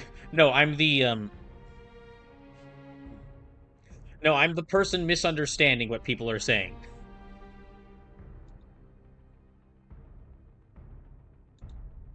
But let me check to see. So if you want to submit D&D OCs, you'll need to do it by the end of the night. Once the night is over, I'm going to stop accepting D&D OCs. Because I'll need to work on drawing all their sprite portraits and, like, deciding what games they'll fit best in.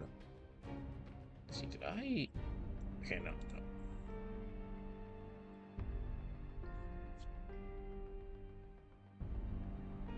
I'm just gonna do an update. Uh-oh, looks like we're gonna have to do some fighting. I'm gonna do an update here in the Discord, just mentioning that.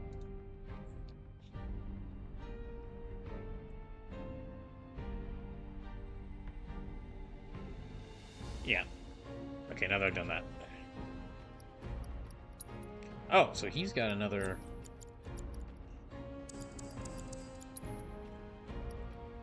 In that case, definitely give him healing materia. Actually, hold on. Okay, so he's got...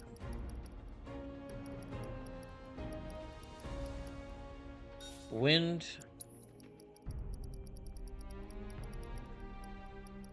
Fire... And he had one more. He had ice as well. Then we put healing here. And... yeah, I guess cleansing would be good for him to have. Let me actually check their stats to see what they're looking like. Oh. Okay, Cloud's got the high... oh, Tifa's got the highest attack. Cloud has the highest magic attack. Cloud's got the highest defense. And the highest magic defense. Strength goes to Cloud. Magic goes to Cloud. Vitality goes to... okay, Vitality goes to Barret. Spirit goes to Cloud. Luck also goes to Cloud, and Speed also goes. Actually goes to Tifa. Okay, good. It's not really surprising me that Cloud has the highest stats in a lot of areas. There are for like the entirety of this game, I think, unless they added in a new section where you don't play as him. For the entirety of this game, Cloud is going to be in the party, while some of the characters won't be. Now we can go down. You mean Shinra? Got spooked and cleared out is my guess. Think you can stop me? About being spooked and clearing out, Baron. Keep it together. So if my message suggests give Cloud the Iron Blade. Out. The triple slash is extremely useful overall, and having more skills is generally useful. Okay. You have a very good point there, Sleepless. However, there is something you must consider. I think the Buster Sword looks cooler. Keep those gloves up. Sure thing, Coach. I really like the addition of all the banter between the three of them. So, you do have a very good point there, Sleepless, in that you have a very good point that the Iron Blade triple slash is very effective, and it's got more skills. But this one's got more attack and it looks cooler. So, but you can swap back once you learn the skill. Learn the skill. This is also very true, Sleepless. Yes. Reslot. Yes. In fact, I will do that because I forgot. I had forgotten about you being able to learn. Increase the attack proficiency of deadly dodge. Wait, so I don't think she's got deadly dodge. So let me set. Okay, no fire.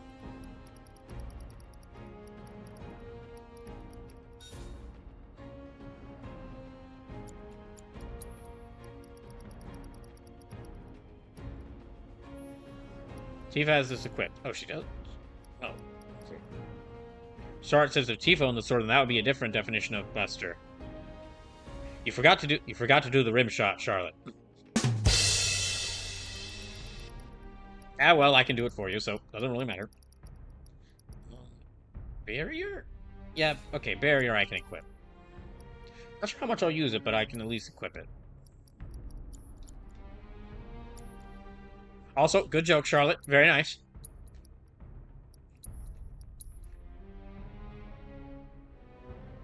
Now, let me check my progress with each of these swords to see how good my skills with them are. Or how close I've gotten to learning their skill.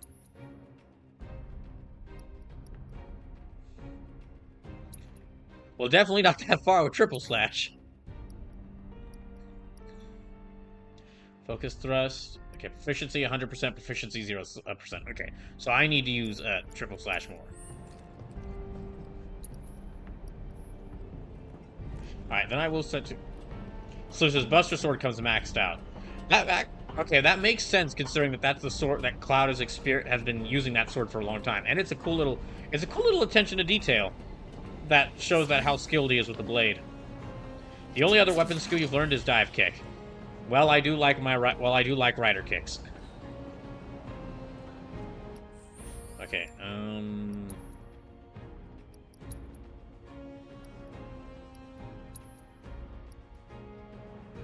dive kick. Oh, okay, so she's got that maxed out. And Tifa is currently learning Overpower. Oh, wait. Let me check Barrett's weapon abilities.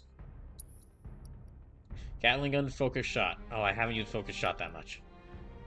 Unless I haven't used that. Well, I won't be using that much at all, I don't think.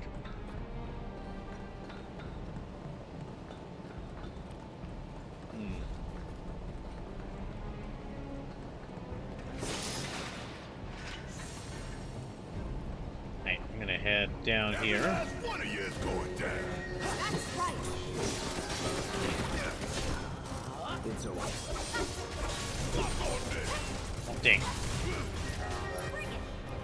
Okay, abilities. Let me try triple slash. Oh, that's right. That is going to be very useful. Owie.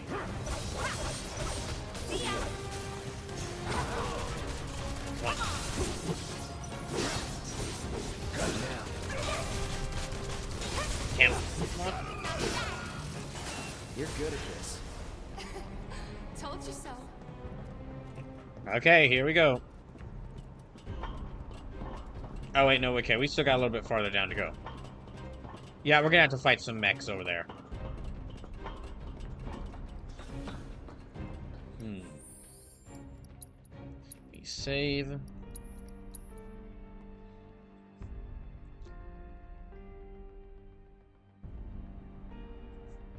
Let me just check to see if anybody else. Slim says, so you fought a spider and a crab. What do you think you'll fight next? Now, I want to jokingly say that I'm going to fight a giant robotic ladybug. However, when we stepped down here, Barrett made a note of pointing out the boss who I fought at the end of this area in the original game, and said, "Hey, look at that thing! That thing looks horrible. Would suck if we had to fight it." Slim says, well, not a spider, a scorpion.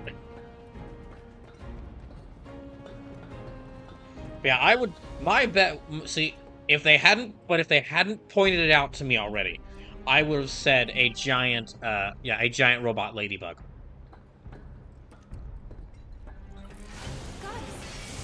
Well, what we got here? I can deal with those things. Deal with that. Okay. Watch and learn.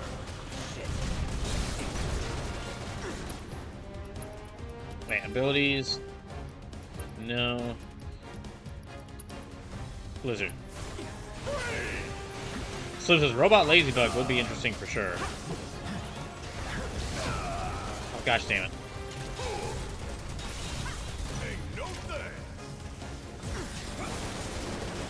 Oh gosh. Okay, I need to focus on that thing.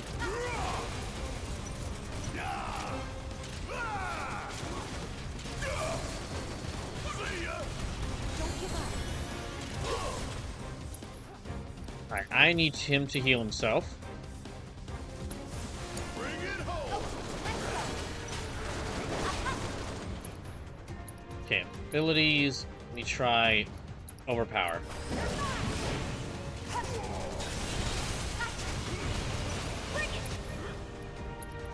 And then Thunder. Sleep says, Barrett is a 480-pound man that has 87% muscle. Do you think he's dodge rolling? Heck yeah, he is, if he's skilled enough.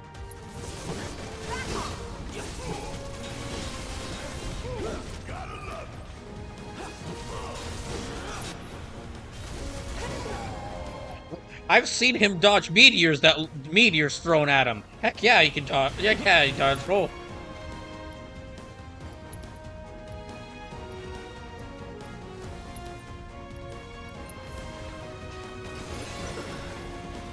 Gosh damn it. Okay. You think Phoenix down? Yeah. Cloud.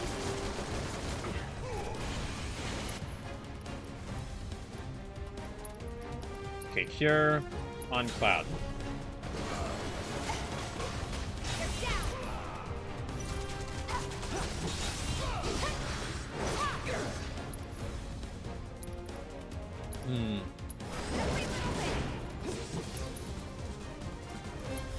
Unbridled Strength.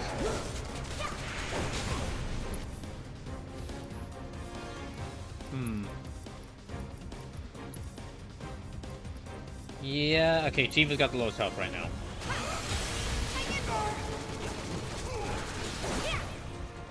Bring it on.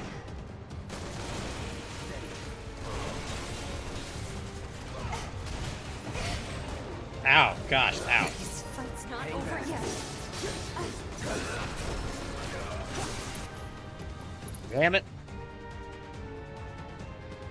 So although Detective and I joke about Barrett's weight constantly increasing over the journey, because he's constantly building muscle, swinging, and carrying that gun around at all times.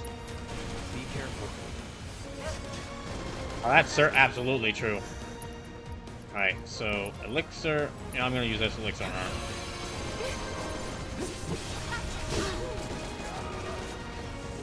Here we go. Oh, shit. Gotta be careful. That'll do. No, okay.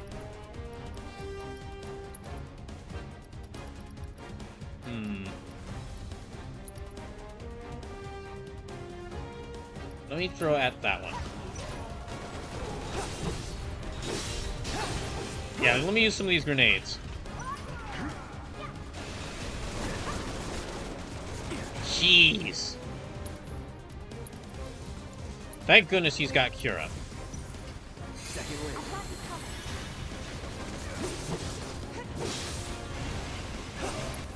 Okay, next. Cure on Barrett.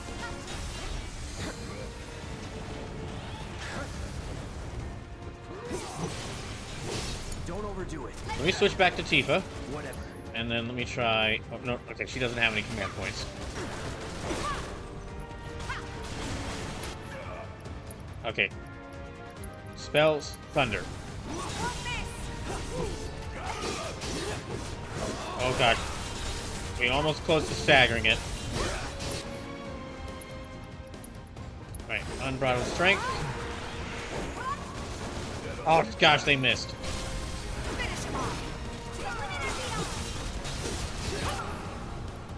Oh sweet, she's got her limit. Okay, use it on Sweeper too. Thank you, Tifa.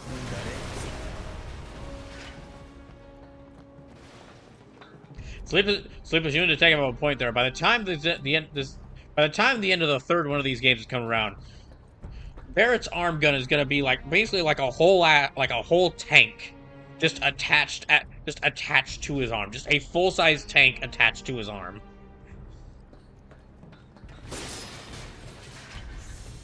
And its name will be Panzer Fist instead of to make a pun on Panzerfaust.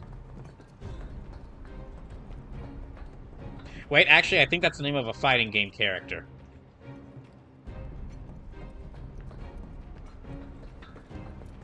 Okay, we need to heal. Yeah, we need to heal. So, oh man, I can't wait for you to see some of the later weapons Barrett gets. I can't wait to see the weapons the later weapons all the characters get. Like, I can't wait to see Tifa get. Wait to see Tifa get like the hands of a god that were ripped off and turned into a pair of gloves. I can't wait for Barrett to get like a nuclear grade weapons, nuclear grade missiles attached that he could just fire from his arm gun, and I can't wait for Cloud to get a baseball bat with nails in it.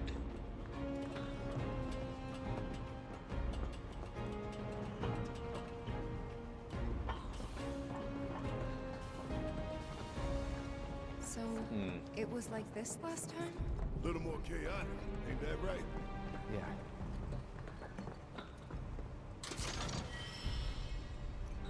So I'd argue Tifa gets the least interesting ones. They're usually just gauntlets, but even then, there are a few neat designs.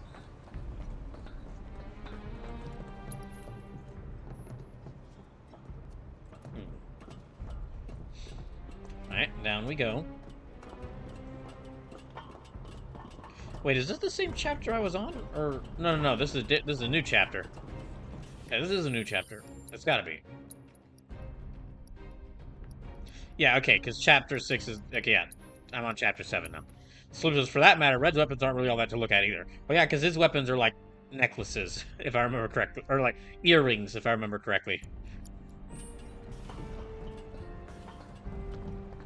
Aeris might be interesting. Some of them might be interesting to look at, because I mean, some of them will be. There is quite a bit you can do with a big steak. Ah, dang it! Not the flashbacks. Soldiers. Mako. Shinra. I'm sick of this. I'm sick of all of this.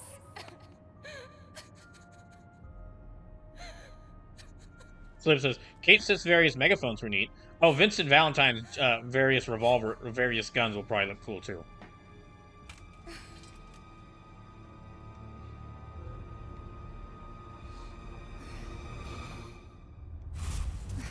Cowgirl Tifa with a giant katana goes pretty hard, not gonna lie. Soldier boy. Tifa. What? What happened to your cowgirl hat? What? You used to wear a cowgirl hat. What happened to it? I lost it. What do you mean you lost it? I mean, I went traveling and then I kind of lost it somewhere. But it was really cool looking. Yeah, but look, can we talk about this later?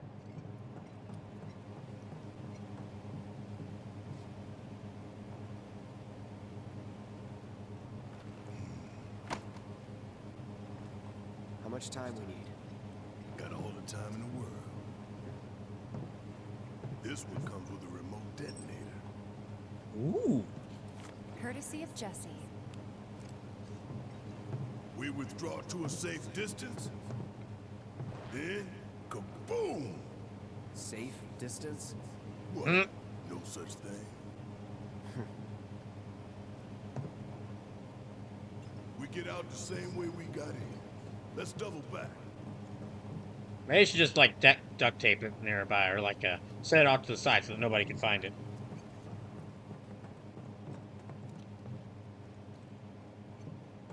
Huh. Strange. No giant robot bug is attacking me. Well, that's curious.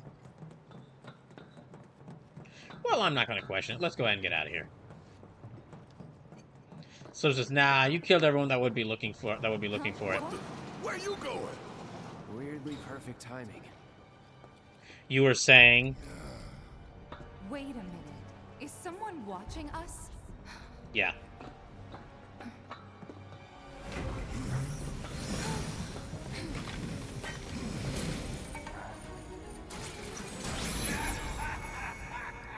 Oh, hi. My dear sewer rats. Slip says, well... Architect of our populous engagement campaign.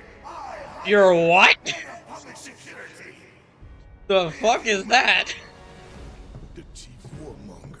You should be flattered. Right now, you command the undivided attention of every soul in Midgard. Huh? What is this? Breaking news from Mako Reactor 5. Shinra has confirmed the reactor to be the target of the bomb threat issued by the terrorist group Avalanche. Members of the group were observed entering the facility, and security is oh no for explosive devices. We now go live to the scene. I'm here in the Sector 5 Undercity. Having confirmed the terrorist target, the Shinra Emergency Operations Center has issued an evacuation advisory.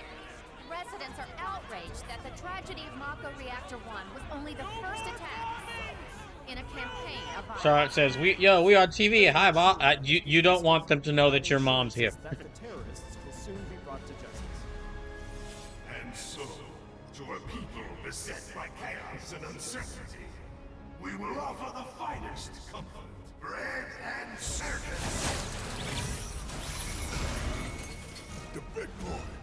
I give you Shinra's latest triumph of technology. The Airbuster, your executioner.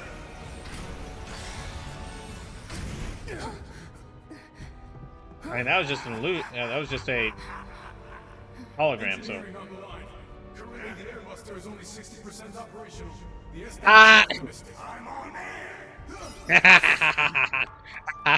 Oh, Heidegger, you always screw it up. You are hereby ordered to seize those intruders and bring them to me. Oh no, they're doing the Naruto run.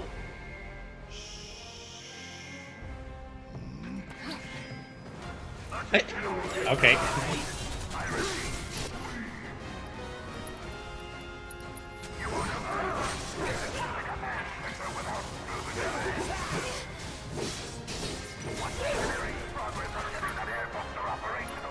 Let me keep using triple slash so I can keep getting better at it.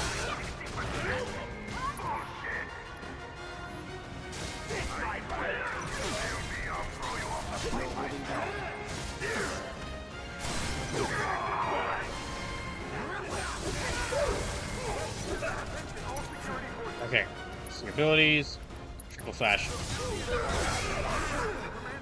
Oh damn, okay. Oh shit, he just freaking he just knocked him into the air and made him do a 360 spin.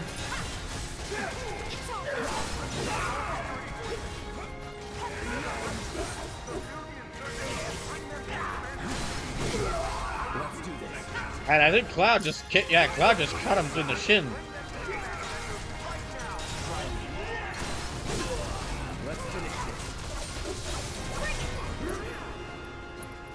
Let's see, abilities, triple slash.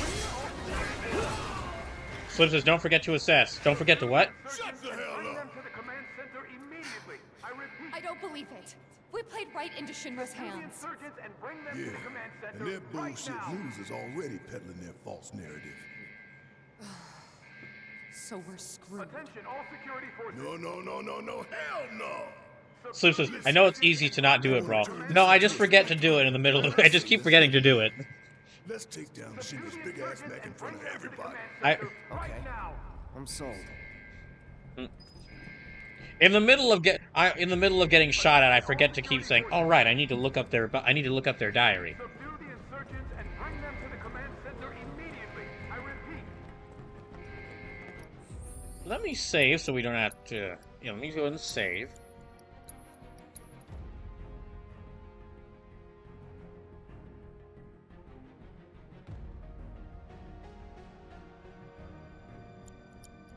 Subdue the insurgents and bring them to the command center right now.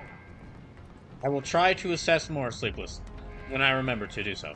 Attention, all security forces. Subdue the insurgents. All right, let me see if anybody else has submitted some.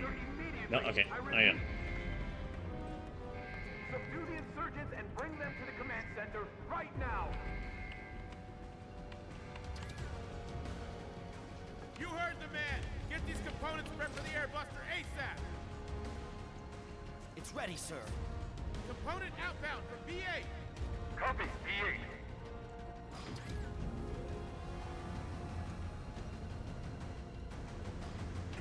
For a second there, oh, okay, that is the room that we're going into.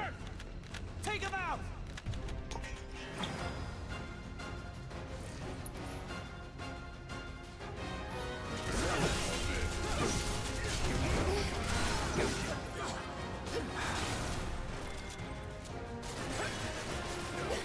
Okay, that's not working.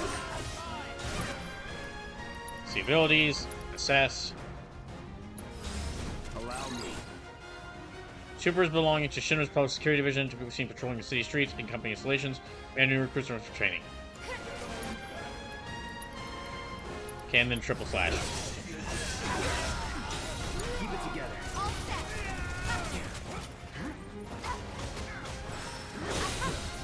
Dang. It's nothing. Okay, abilities and overpower.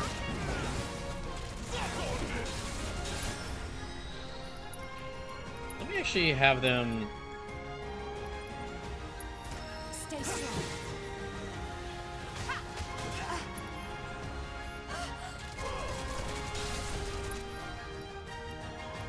Okay, he's got commands, so let me have him heal Tifa.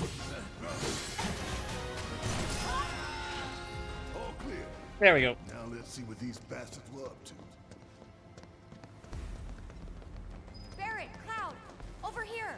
It looks like a few of its components are still in transit. We'll see about that. Could tamper a little with its loadout. And give ourselves an edge? There should be a console somewhere. This the console you Wait, this isn't the console? Oh, okay, there it is. Well, before I do that, let me just check to see... Iron Blade... Okay, I have fully learned Triple Slash. Let me switch back to the, Mr. Sword. Lightning, Healing, Barrier, Assess. Let me switch that over to Fire.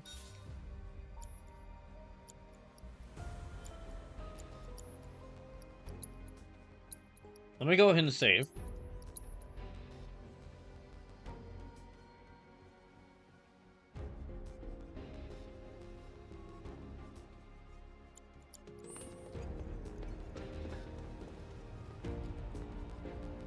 Think you can get it to work? Needs a key card. Well, let's find it then. Of course, it requires a key card.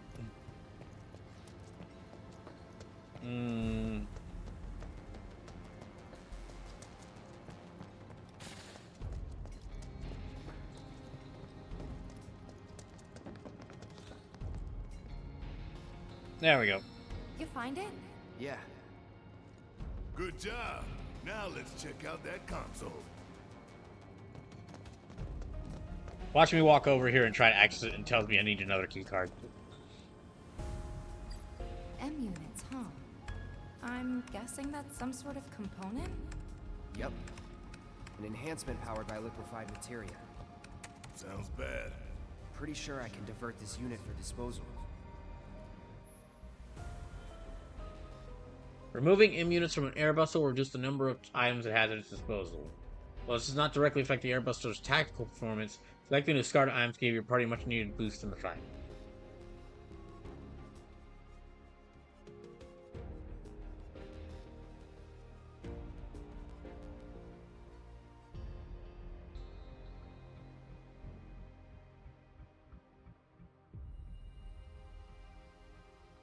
Charlotte says, if Cloud's 5'8", how tall is Tifa?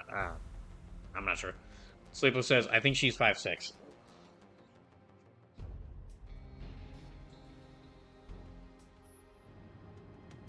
Dispose of an M unit? Yes.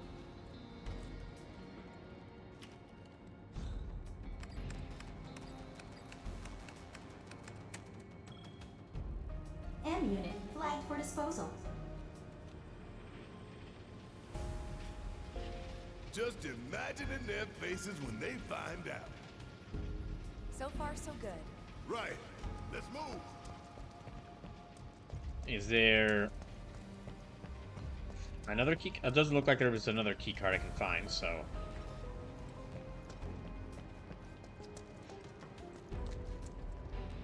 What's this?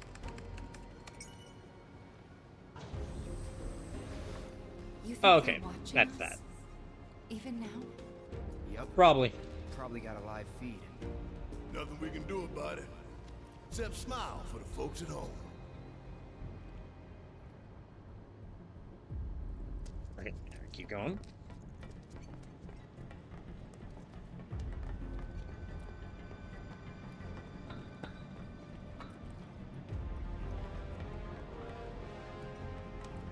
Tough, but doable. Ah, they don't look that tough.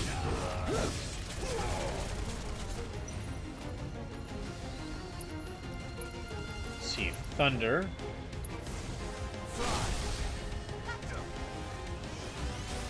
Bring it. Am I close enough to damage it? I am close enough to damage it.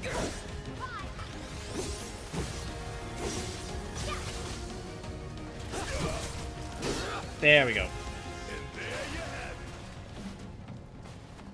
Where to from here? Okay, I don't think we go down.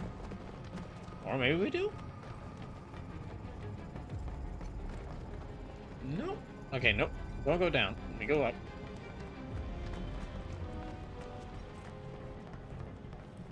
Okay, we need to go back up this way.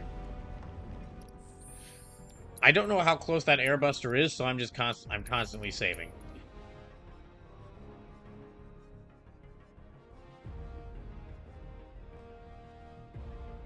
Also, whenever I do fight the airbuster, I better make the most of fighting as Tifa and Barrett, because I'm certain I'm not gonna have him for the next couple of chapters. So as you know, you're gonna fight the airbuster. Component outbound for B7. Copy. We've lost contact with B8. Send some men to check it out. We've got a schedule to keep.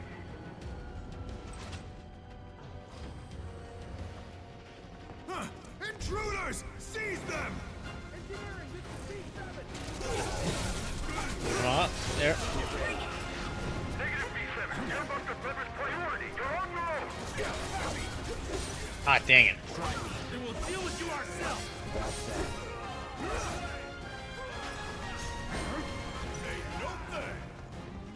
Oh, never mind. We already beat him. There's 2 consoles this time. Huh. Double the sabotage. If we can find the key cards. Any cards? Just the one. 2 choices. And only 1 single-use card. It's up to you, Cloud.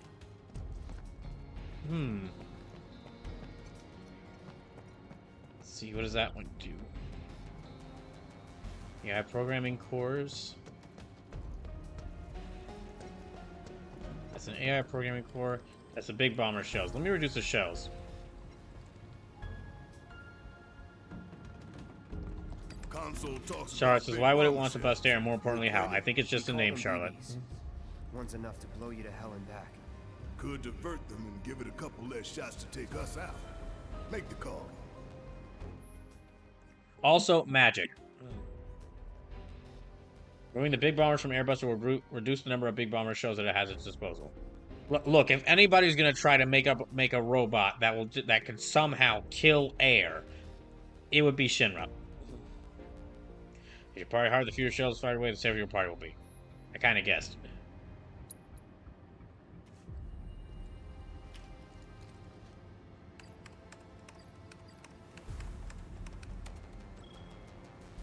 Big bomber shell flagged for disposal. Heidegger's got no idea who he's messing with. So Heidegger doesn't have any ideas, period. To a storeroom for defective equipment, I'm guessing. That's so. You think these defective shells and programming cores might be valuable enough to warrant a little detour? Maybe. Barrett, what do you want one of those shells for? If we get that far.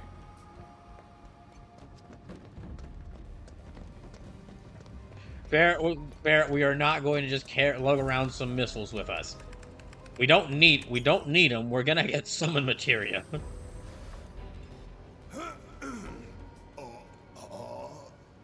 Okay, listen up, y'all. Everything Shinra has told you is a goddamn lie. Mako is the lifeblood of our planet. Those greedy bastards are bleeding it dry. Y'all gotta rise up. Barrett, who are you talking to? The people put me on TV. I'm gonna drop some truth. Thousand Gil says they cut the sound. So maybe Barrett wants to get some ideas for upgrades to his armaments. Good one, Sleepless. I think let me try.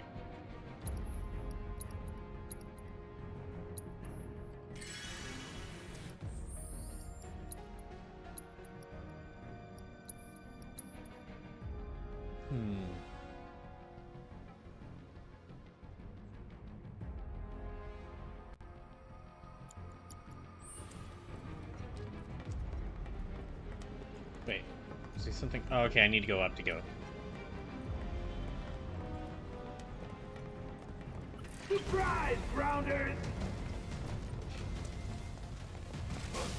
Let me focus on dealing these things first.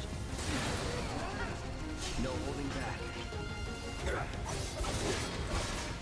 Yeah, I can actually reach these things, so I'll deal with them first. I got Come on.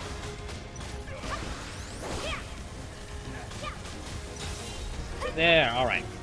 Now I can deal with them.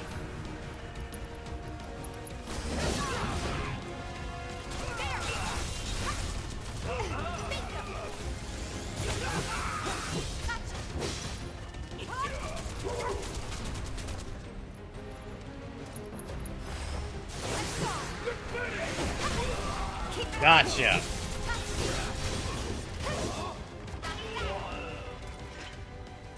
That's a win. Charlotte says, "Grounders, what the hell does that mean?" Well, because because these three live on the ground, they live on the ground floor of Midgard instead of on the upper plate. So that's what it means. Upper class insults. Or upper class insulting the lower, they're insulting their lower social status.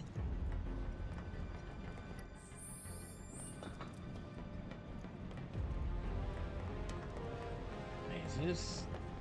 No, okay, we can go through here.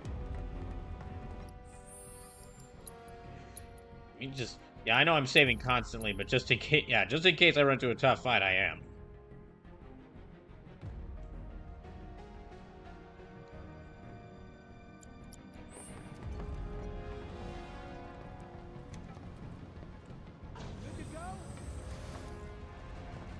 Sure it is.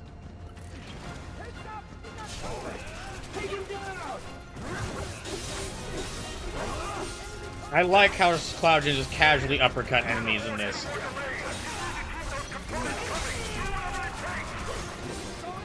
Yeah, I like how Cloud just casually uppercuts enemies in this. They do a great job. I mentioned this in previous streams, but they do a really great job of making you feel like he's just swinging around a slab of metal in the shape, a sharpened slab of metal.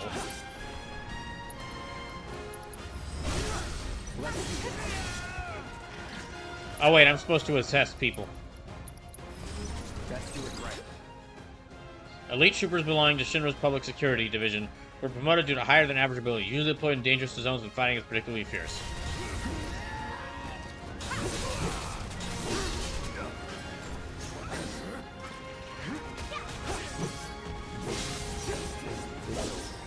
There we go.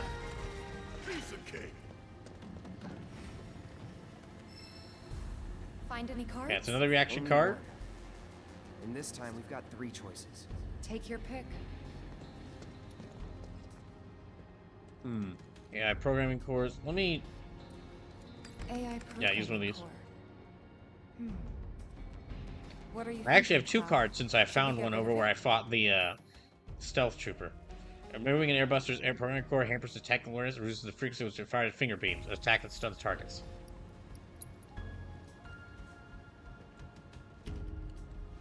I should have one more though, so let me see. Programming core flagged for disposal. Yeah, that'll do. Let me go ahead and use one of the other ones in there. So is M units. What are those? Hell is this? M unit. Another type of enhancement. Your call if you want to nix it. Suppose one M unit. Okay. Or M unit will reduce the number of items it has at its disposal. Okay, that's right. Well, this does not directly affect the airbuster's tactical performance. Collecting the star items can boost your pretty much need a boost in the fight. Oh, okay. No, I'll switch to. I'll just keep. I'll lower its AI dependent, its AI intelligence and or its artificial intelligence, and how many bombers it has, how many shells it has.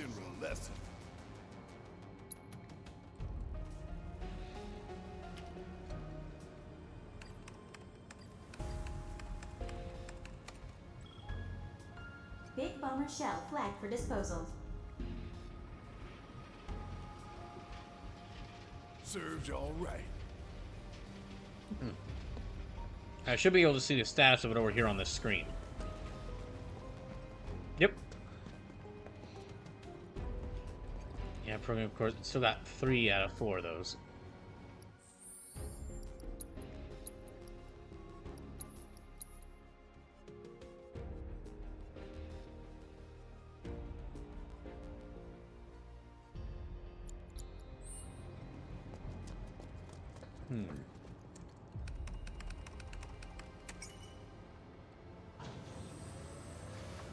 I tell you what, I ain't never looked forward to an execution more in my entire life. You don't say. We're about to make fools out of Shinra while the whole damn city's watching. Times like these, you gotta save them. Oh no. Okay. If you're about to ask me to dance, then don't. What? Come on, don't be shy. What? How about you, Cloud? Where's that come from?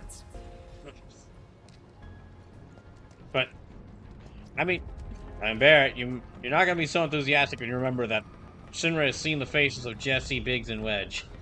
So they know them now.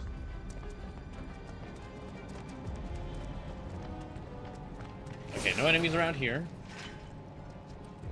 Can we not open this? Okay, you pair Sonic Strikers. Okay, so that's a new weapon for Tifa. Sonic Strikers, what are these? Gloves with sleek design, well suited for setting materia. Ooh, that's 4 materia spots. Focus Strike, evade, then unleash a charging attack. Moderately increases stagger.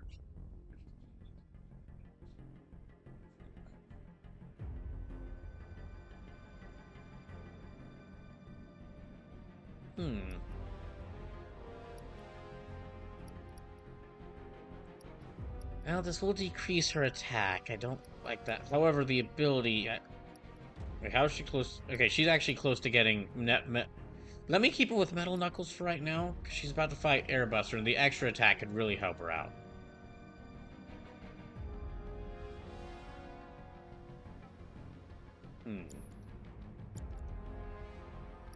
So it says Focus Strike is Tifa's version of Focus Thrust. I kind of guessed, because of the name.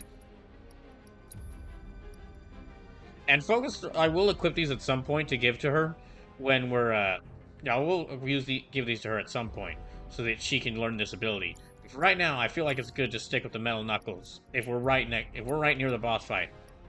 I feel it's going to be good to give her these because of the increased damage. Sharp says, incidentally, Biggs and Wedge are references to Star Wars. Oh, I know. Biggs and Wedge are actually a couple, like, Biggs and Wedge and Sid are... There's a couple of names that are used constantly over the course of many Final Fantasy games, and Biggs and Wedge are 2 of them.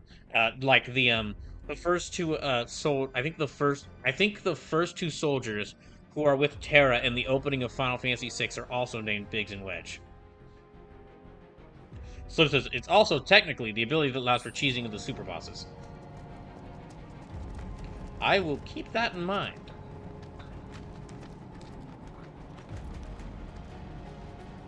But yeah, there's a couple of names that there's a couple of character names that every Final Fantasy reuses for different characters.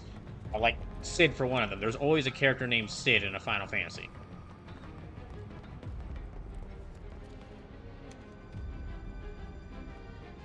B5, this is engineering. You need to pick up the pace. We're running dangerously low on components because of those terrorists. Copy. They're here. Don't overdo it. Here, I'll switch over to Tifa.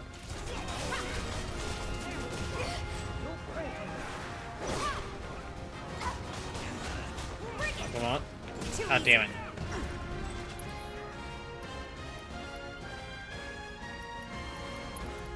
High potion on Clem. Don't give up. And over. Ow, gosh.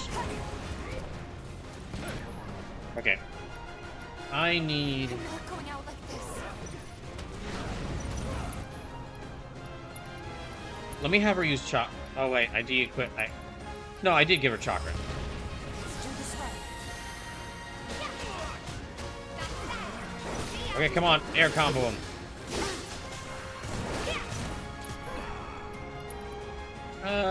Dive kick.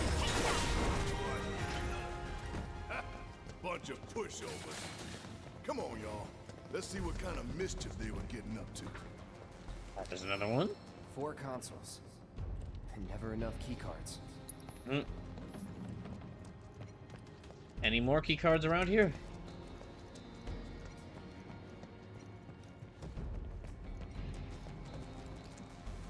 I'm gonna actually drop the AI programming course, so it won't use the stunning finger lasers. Should we discard this or something else? There.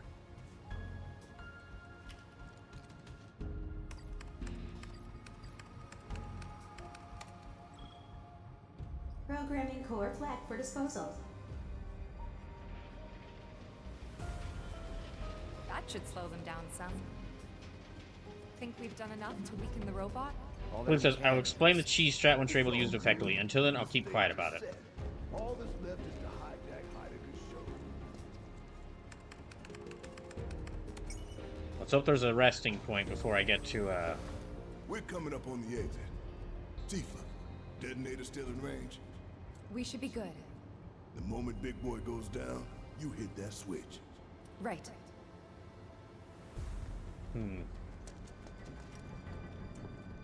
I only hope there's a healing point. Uh-oh. Time to go wild! You said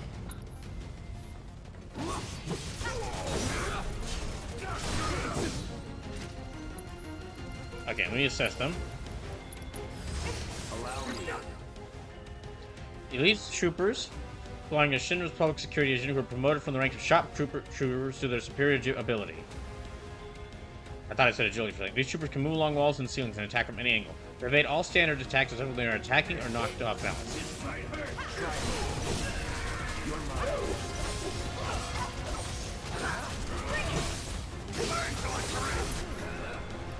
Okay, abilities.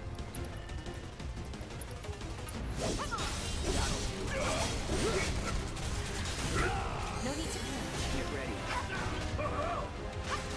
Oh, come on.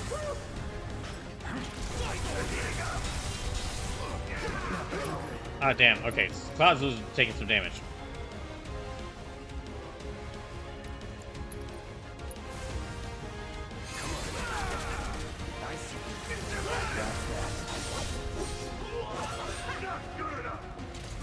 Anytime. Okay, you know what? Okay, let's go. Bring it. So, abilities. Or.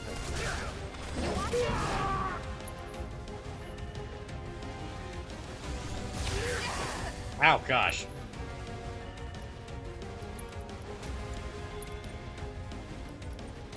Yeah, let me give that to Tifa.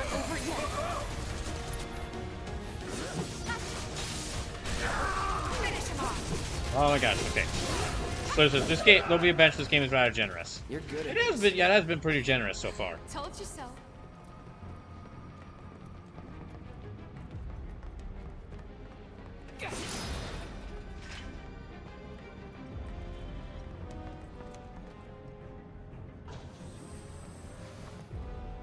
Yeah, okay. Something tells me it's through there.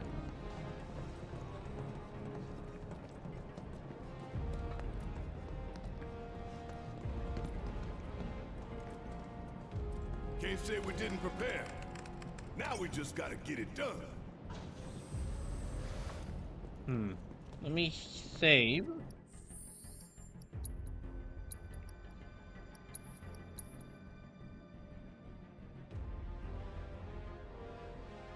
Let me save, and then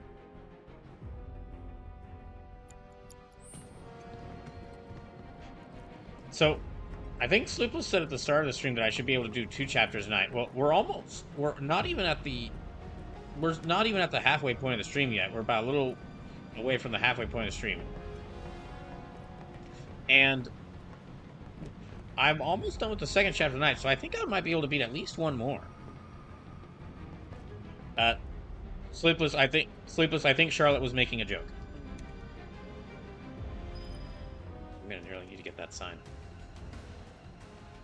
Status report. We're making our final adjustments. Work faster, or you'll hear it from the brass. Also, Sleepless lied to me again. They're still prepping it. They're here! Hold them back! Buy us every second you can! Unless we're just like, they're not going to deploy it just yet. No holding back.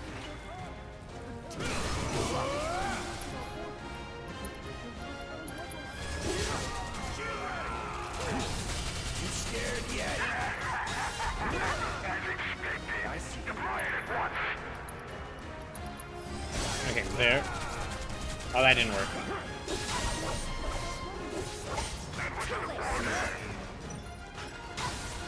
It's on you. Shit! We too late! That's far enough, you bastards! I'm kicking you down! Okay, no. Okay, the airbusters are being released in here. Alright. Hey guys. So Sleepless did not lie. There might still be a chance for me to get to a bench before I fight the airbuster. Should work in our favor. For real though, we need to talk victory poses. Something coordinated for the live on camera finish. So as far as my estimate goes, I expected the lance to take longer for you to navigate, for you to comb for everything like the blue material over and stuff. Huh? No way up? So I cannot believe you would accuse me of fibbing. Well, it wouldn't be the first time.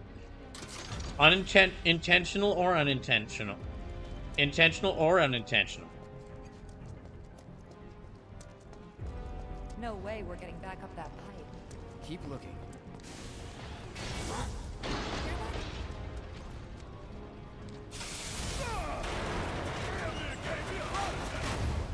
Oh, shoot. Well, that's our way up. Also, cool, they added a chainsaw variation of this thing.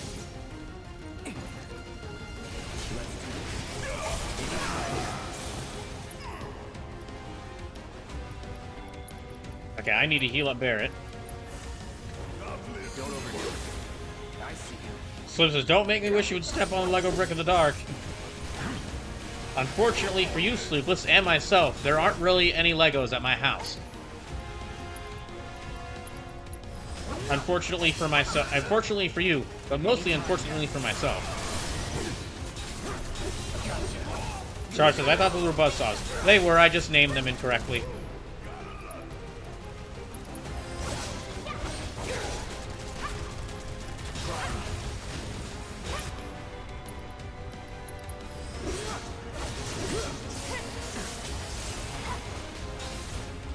Alright.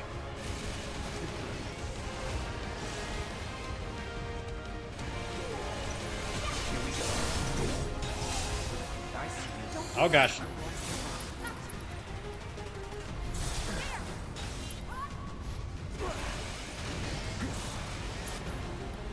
Okay, abilities. Assess. An improved version of the sweeper, outfitted with spinning saw blades at the end of each arm.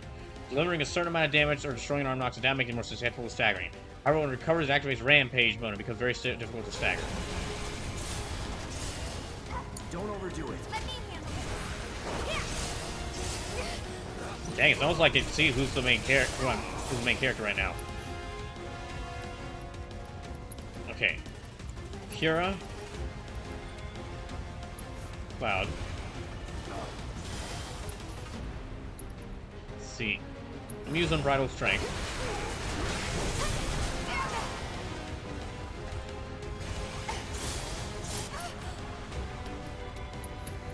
Okay, she needs to heal. So, do you think the R&D department has pet names for these things, like Cuddy or Sweepy? Because it's Shinra, probably not. No, because it's Shinra, what they do is they do give them, like, the executives do give them names, but it's like names that try to make them sound really cool, even though they don't really mean anything. Like Airbuster.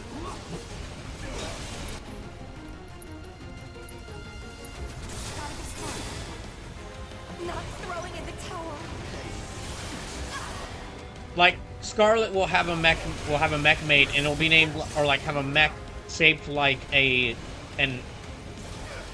mech shaped like a giant fire hydrant made, and then we'll ask that it be called Red Rose as a display of her beauty, or a display of her as a display of her power and beauty. And all the soldiers are like, it's a fire hydrant though. What is it as its strength?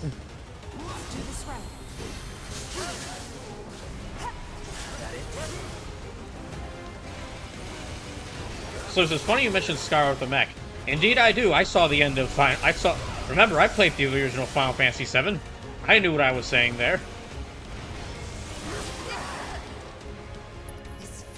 Unless she also has a mech fight in this one. Or in this game.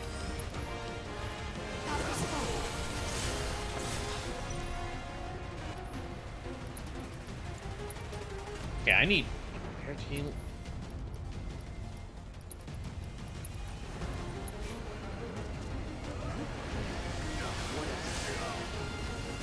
Gosh, that thing does a lot of damage.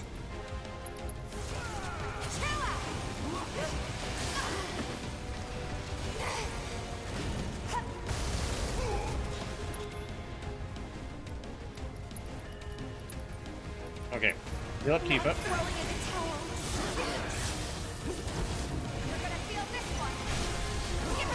Oh, thank goodness.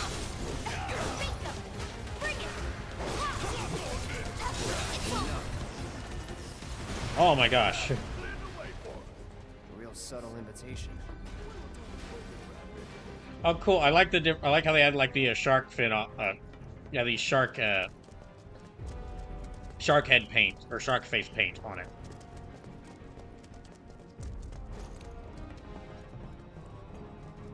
All right, let's go up. I'm sure we're gonna encounter more enemies around here, though. Slew says the answer that breaks Brawl's heart is you do fight Scar in the DLC. I guess I will need to get... I guess when I do get a PS5, I will need to probably play the Integrate DLC for this.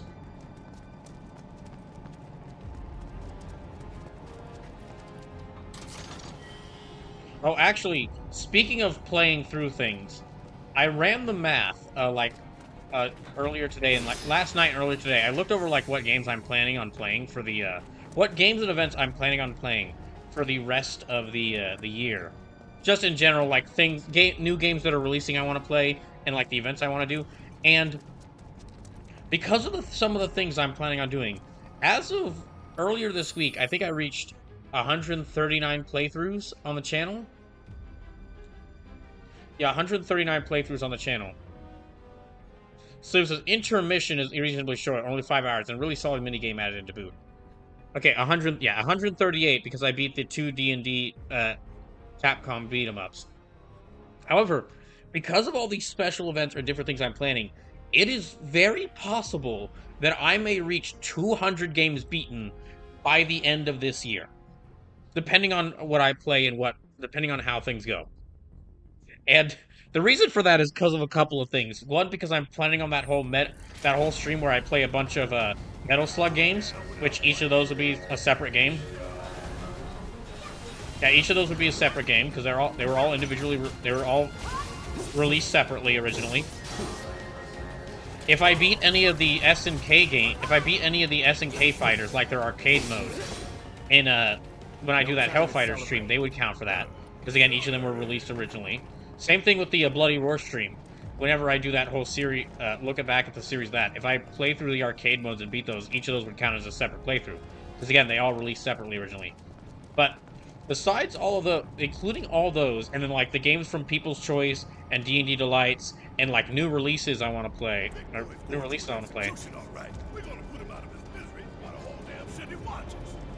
There's also one other thing that will cause it to that will cause me to possibly reach 200 playthroughs by the end of this year.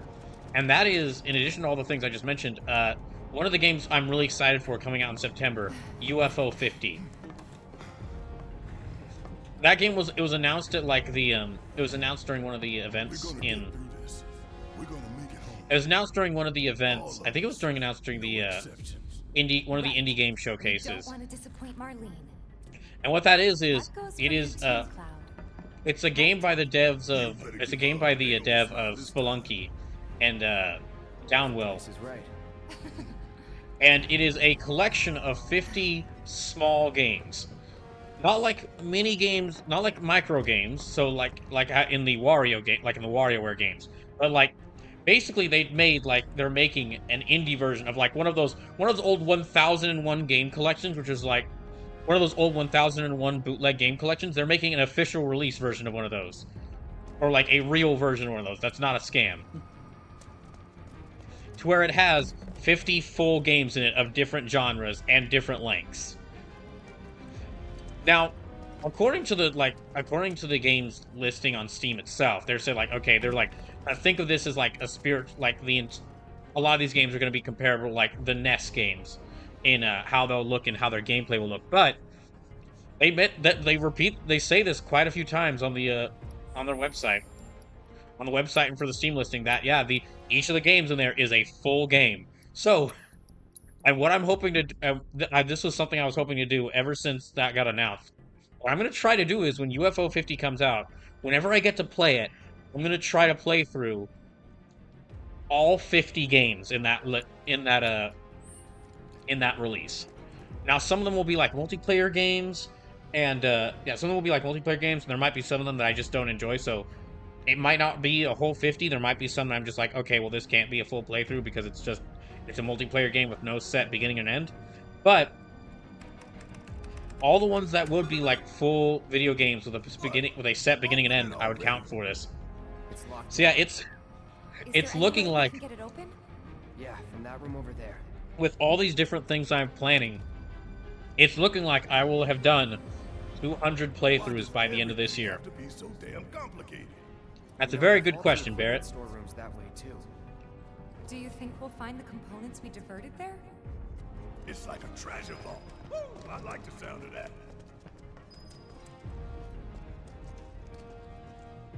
Okay, what do we do now? How do we do this? It's simple. Oh my gosh, it's everyone's favorite scene from the original FF7. I'll take left, which just leaves right, soldier boy. It's everyone's favorite part of the original FF7. The weird lever minigame to open a door. By simultaneously operating levels looking at security channels. Non-barrels are operated by using L and R respectively. Seal signal press in the direction shown on display. Okay. Emergency lockdown is currently in effect. So we need to synchronize our movements? In that case, follow my lead. Nah, Tifa's. Fine, have it your way. Okay, pay attention, you two. 3. Sage says, "Gosh damn it, I saw." Damn it. Okay. Don't rush it. Yep. Carrying the spirit of Final Fantasy VII forward into the modern era. We've got the weird lever pulling minigame. Sage says, "Gosh damn it, I saw a boss go on and I thought it said Baldur's Gate next to his name." Good. Good. That means that even if you weren't here for me playing Baldur's Gate Dark Alliance, doing Baldur's Gate Dark Alliance 2 on Thursday, that it still affected, it still was with you in your mind. Shake it off. 3, 2, 1. Breathe when I breathe. Oh, but for those watching, Sage says the puns are always with me. 2, 1. I'm still getting warmed up. Sage says I can't escape them. Not here, you can't. We got this. 3, 2, 1. Woo! Emergency lockdown disengaged. Well, okay, and that was easily going to be the best part of the game. Now that is The most fine. I'm glad that they held true to the most pivotal moment from the original FF7. Anyway. What y'all got tucked away in that vault? Anyway, Sleeper says you say this, Brawl. Anyway, if you're thinking of submitting a... Wait. Oh my gosh, there's a second one?! Gosh, damn you, Lord! I know he was just a producer on it, but dang it, it's easiest to... He's the most fun one to swear at. Sleeper says, you say this, Brawl, there's an optional second round. So I have noticed! But what I was about to say is, if you're thinking of submitting D&DOCs for the treasure...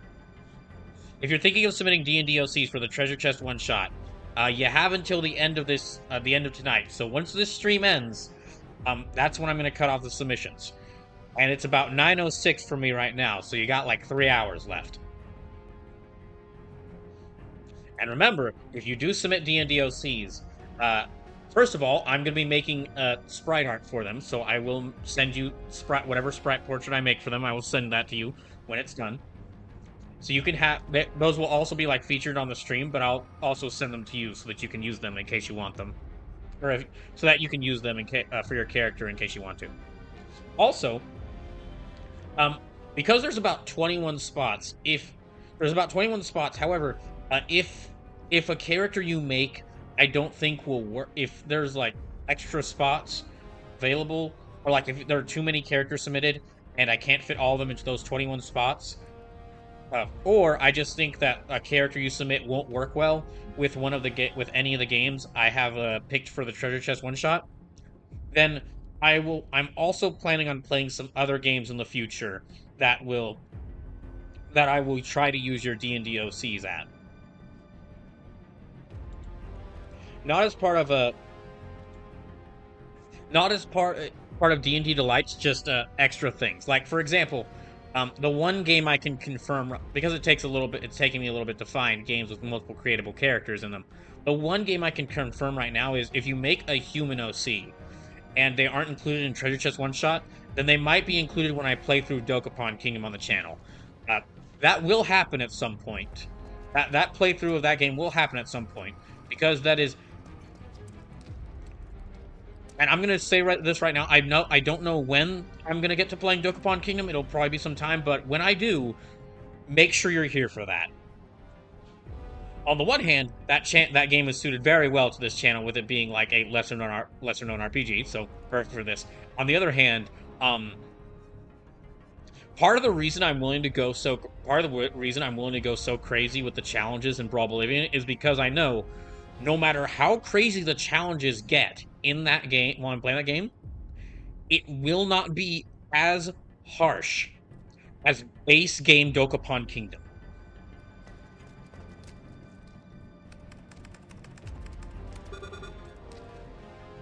This would be the treasure vault? That's right. What's the catch? Need to buy. You'll see what I mean when I play the game on the channel. Different from the other one? Same deal, but we gotta do it several times. Tightwads. But hearing that just makes me want to rob him more.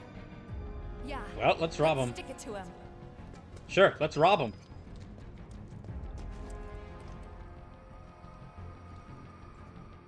Delta level security lockdown is currently in effect. Okay, guys. You know what we have to do. Copy me? No, Tifa leads. Oh, fine. After you, girl. Gotta get past level 1 first, right? 3, 2, 1. Alpha level security. Oh, it's got different movements between the great, two of them. guys. Oh. Let's keep it up. Oh my gosh. All right. 3, 2, 1.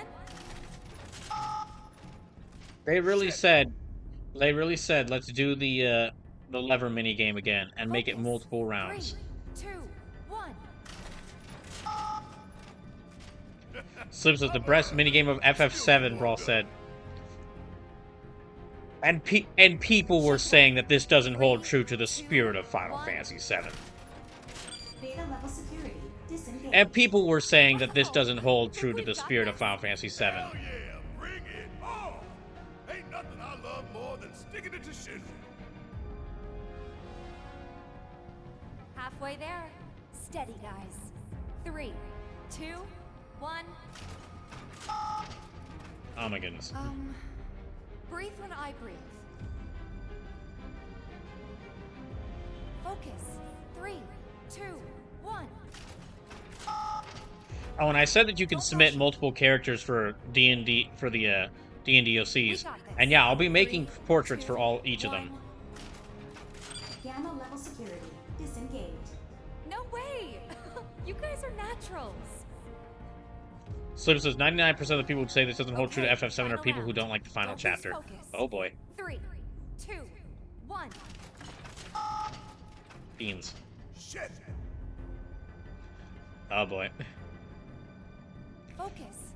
3, 2, 1. That makes me a little worried about what's going to be in the final chapter of this Breathe game. when I breathe. How about a chance to help us time it right? Avalanche! Ugh, this is exhausting. Oh, tell me about it. We'll get it this time. 3, 2, 1. Dang it. I'm still getting warmed up. Shake it off. So this chapter 18 is an event to say the least. An event to say the least. Don't rush it. We got this. 3, 2, 1. Oh my gosh. Breathe when I breathe. Okay, maybe I won't be beating another chapter by the end of the night. 2, 1. Gonna be stuck here for hours doing this minigame. Again, very much like We got original this. Final Fantasy VII. 3, 2, 1. Don't rush it. Hey, I think I should lead after all. 5, 4, 3, 2, 1, go! Much better. Let's just Okay. get through this. 3, 2, 1. Breathe when I breathe. Shake it off. 3, 2, 1. I'm still getting. So I refuse to elaborate further for the sake of not coloring your opinion early. I'm just gonna, off the top of my head, without knowing what happens, I'm gonna guess it's something like Sephiroth. You have to fight Sephiroth early. Delta level security disengaged. Disposal room now accessible. Again, have not played this game. I've not played this game before. First time playing this game. Finally. No, did not look up any playthroughs of this, so I could find out, so I could experience it in real time. What's the deal? So no idea if that's true or not, but We didn't train for this stuff. So it says, see earlier statement. How did you soldier on? Okay, that's enough of that. Let's see what's inside. Okay, there's some cones. There's that thing.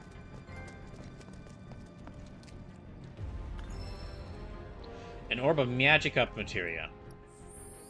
Let me see what this materia is like.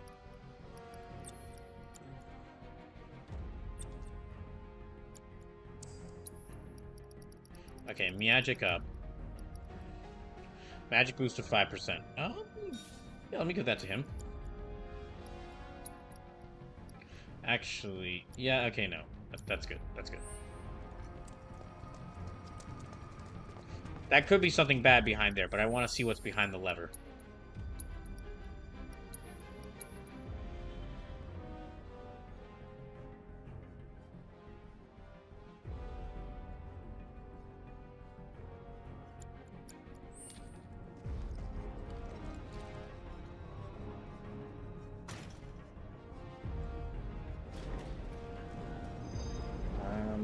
Oh, okay, there's all the things. It's just like Cloud said. So the saving after being the minigame, that minigame is valid. Take everything that ain't nailed down. You know, I agree with Barrett here.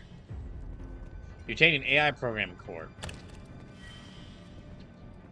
You obtained a missile. You obtained an AI programming core. You obtained another missile. 2 bottles of ether. Oh, okay. Well, that was one I can actually use. Actually, can I look at these items? Let me look at these items and see what they are. Big Bomber deals 500 physical damage to enemies within range. Oh, you can use all of these. Alright. AI programming core. An Airbuster AI chip can be sold for a large profit. Ooh.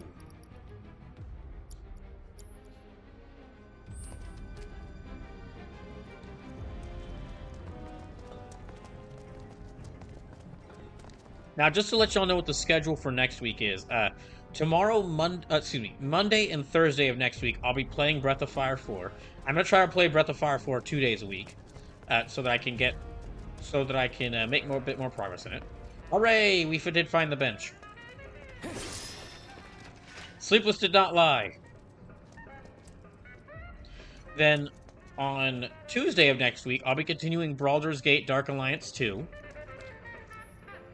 And Saturday next week will be more Final Fantasy VII Remake. And then there's gonna be one weekend during this month where I'm not able to stream on Saturday, just because M&W, the wrestling event I'm a part of, is having their really big yearly event called Multivania, and I usually take off on that. I usually don't stream on that Saturday, so I can fully watch the stream. So I can fully watch the streams of it. It's either gonna be like the last weekend of August or the second to last weekend of August. So either like the 31st of August and the 1st of September, or like the 24th and 25th of August. So one of those 2 weekends.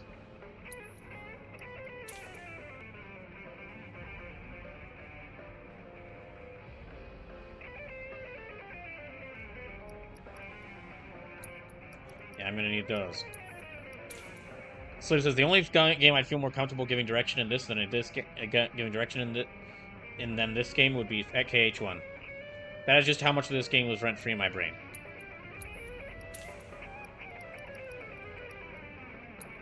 Let me buy some of these.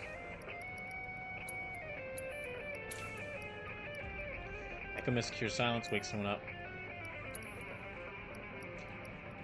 Mesmeric Amulet. Sleek armlet with magic ward and glyphs.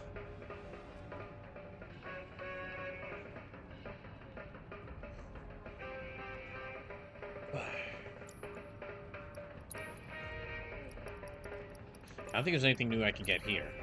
Any new materia I can get? I probably missed out. I missed out on a really important materia by just forgetting to grab that blue one. Or just deciding not to grab that blue one. That was back in the Sector 4. Okay, and we are healed. So, let me save here.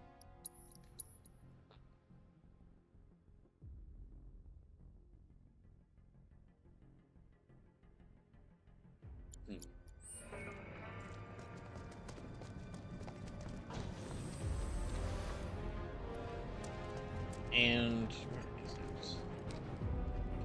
so I don't think so. If I remember correctly, that one blue one is a magnify materia, which you can buy later on in the game. Oh, okay. Okay, gate office. Alright, I think this is where we need to go. Alright, time to go. Oh, that's such a cool look. Hold on.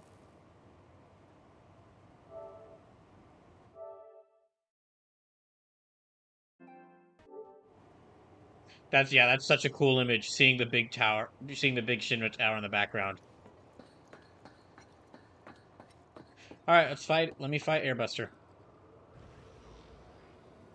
And we don't have to wait here. We can just keep. Y'all could have just kept running.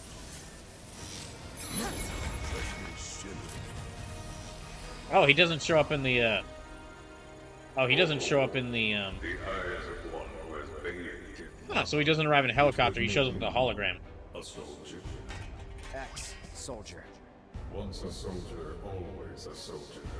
Though not, alas, for very long. Accelerated cellular degradation being the most common cause of death by far.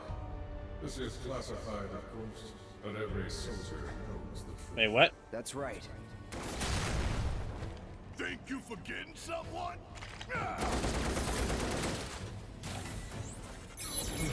What did I do? You strike me as the type to go on without end. Ain't enough hours in the day to hold you to account for all your crimes. Yeah, you tell him, Barrett.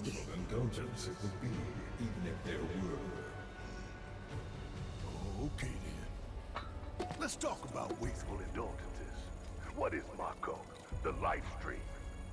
The lifeblood of the planet. We're just grabbing the freaking drone and yelling into it. Keeps on slurping it up like a thirsty dog. What do you think's gonna happen if you don't stop, huh?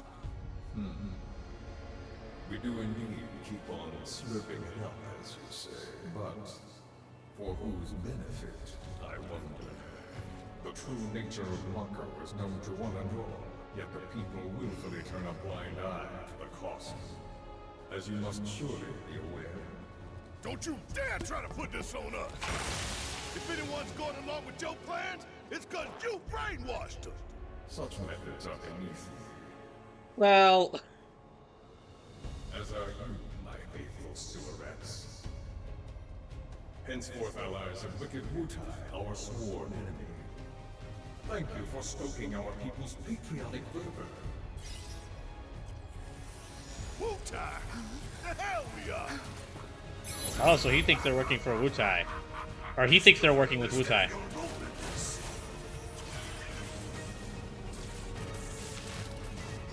What do they do? Don't you see?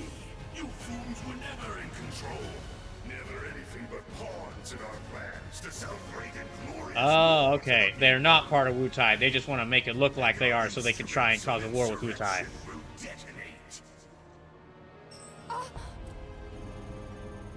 So there's knowing what we do about Barrett from OG, it's wild to hear him say all this. God damn it!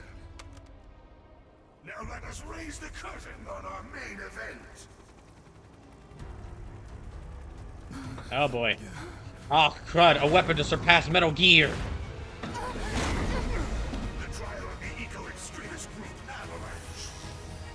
Terrorists conspired with Wutai against Midgar. Your guilt is undeniable. Your punishment, death. I want a model kit of this thing. Look, I want a model kit of like all the robots, all the big robots. Also wouldn't mind figures of all the Avalanche members. I'm sick of But I sadly lack the space to hold all that. I'm sick of all of this. It's just like Ah, dang it. Cloud, come on. Snap out of it. Now's not the time to have some flashbacks.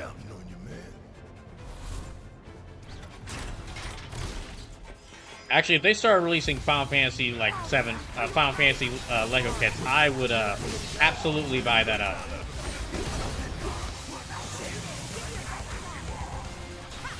Oh, we have a time limit, okay. Let me use Assess to make Sleepless happy. Large mobile weapons platform currently being developed by the Advanced Weaponry Division. Although still in the prototype phase, it is rushed into action aiding the public execution of Avalanche members. Lightning attacks rapidly flew with stagger gauge. Sleepless says, I'd rather model kit the Guard, Scorpion, the Airbuster, but Airbuster has the battle theme. Really, I wouldn't mind model kits of, like, most of the FF7, like, monsters or big robots. The way they're designed in this, in both the original and in this game, just look pretty cool. Oh, home. It's got 32,198 health left. Alright. Owie.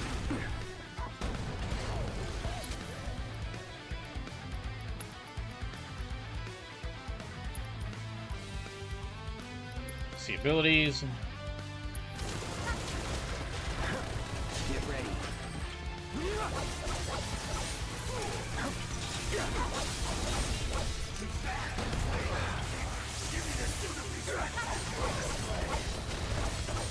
Well, I can't hear you over the battle theme.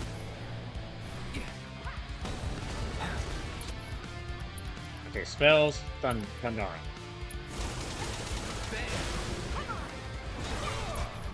Let me have Cloud do it again. Call it lightning. Deal with that. Oh no, wait, okay. There. Yeah, she should have Thunder. So it's a really good battle theme.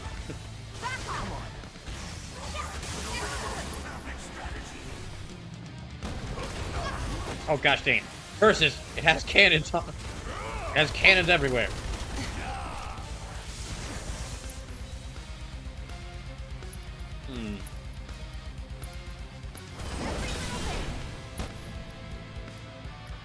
Okay, let me have him cure Tifa.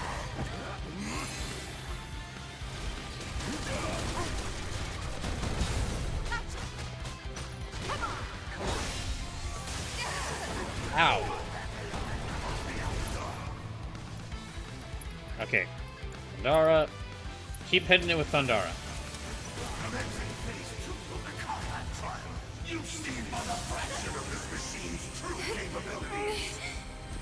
God dang it.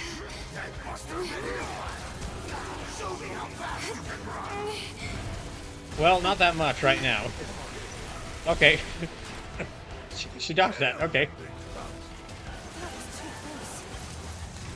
We need to come up with a plan. Currently my plan is keep hitting it with Thunder.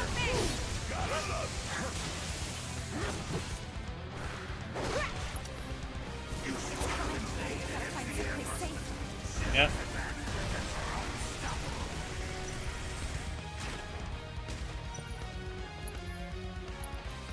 Let me try Overpower. And then... yeah, Mega Potion.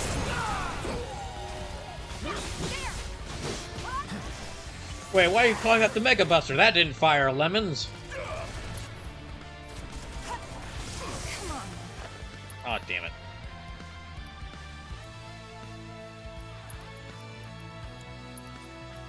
Okay.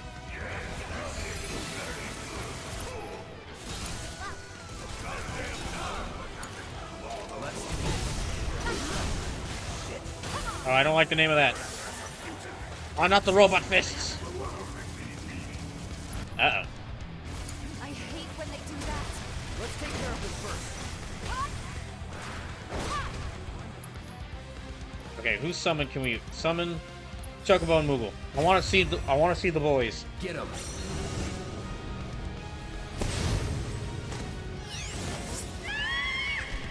A weapon, finally, a real weapon, the true weapon to surpass Metal Gear. Chocobo kick? Okay, Chocobo kick.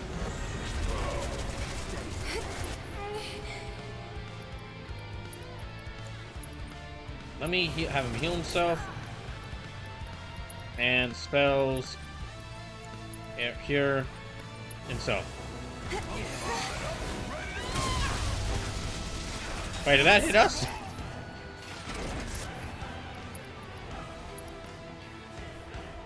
Yeah, okay. Gotta run before it's too late. Let me try Mega Potion on...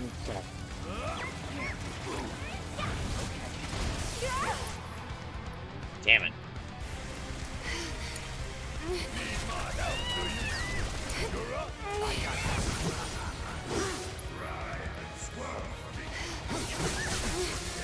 Jeez.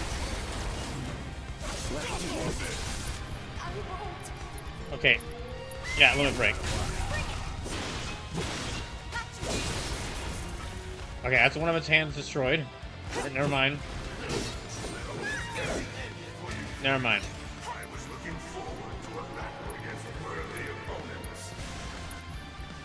What do you mean, battle against worthy opponents? You ain't doing any fighting. You're just sitting back in your chair.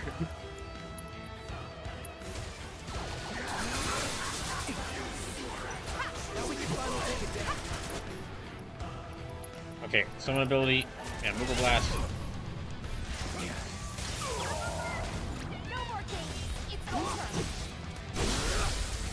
Oh, thank goodness, we staggered it. Let me use Triple Slash. Slip says, it's hard work to do fuck all sometimes, Brawl. Typical manager.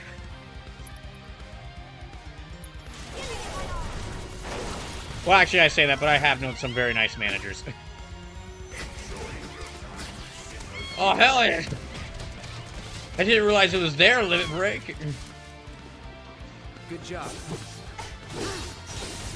And they have left us.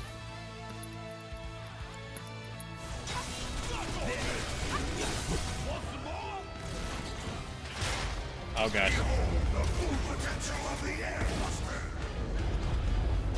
Oh, fuck. They turn... Honestly, something I do think this game... Something I do appreciate from this game that really... I think only I'm going to appreciate this. They turned all the big robots into basically super robots. Like, this looks like it... Now the Airbuster looks like it could actually contend with a Gundam. Yeah, with all these attacks, it looks like the Airbuster feels like it could actually fight a gun. It could fight a Gundam. What I'm saying is, I can't wait to see the cast of Final Fantasy X, Final Fantasy 7 in the next Super Robot Wars game.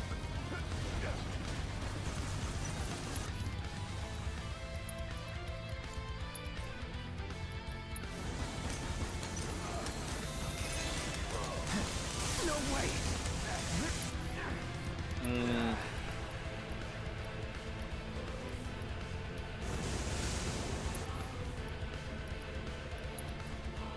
No. Let me have her use Thunder at it.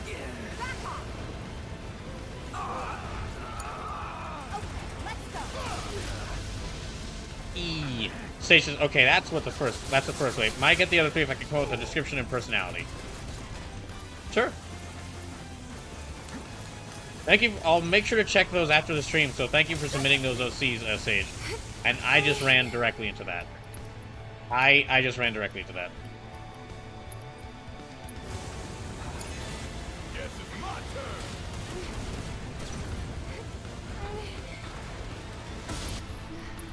Let's see.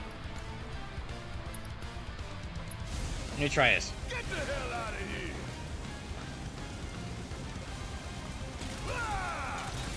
Now, get in there. Oh gosh. Stations as original as you can get. I just made them up within the last hour. Yeah, it's fine. One thing to mention is that they're not going to be these characters won't be featured in like full playthroughs of games unless I use them for like one of the games after the treasure chest one shot. I'm mainly going to be using them for at most a couple of hours as I play through. As I show off one of the games I'll be playing.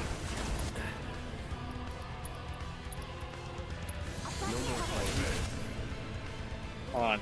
Okay, spells, cure, Tifa. Oh shoot. Take the lead. Stages. I know, that's why I did the actual generation. Oh, okay. I just wasn't sure if I hadn't made that clear. I just wanted to make sure that that was known. So yeah.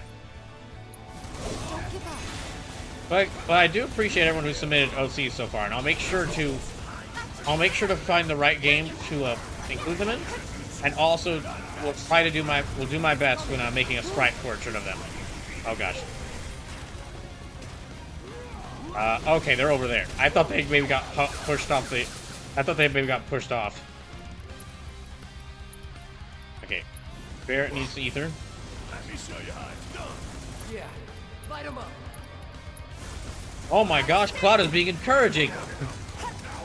He's learning how to be a good teammate. Ow. Jeez. Sage says, rather to use any of my actual characters I've used.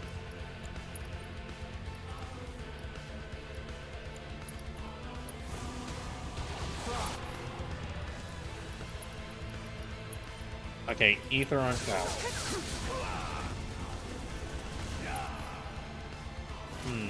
I don't think she can hit him from over there, so... Yeah, she's gonna need magic.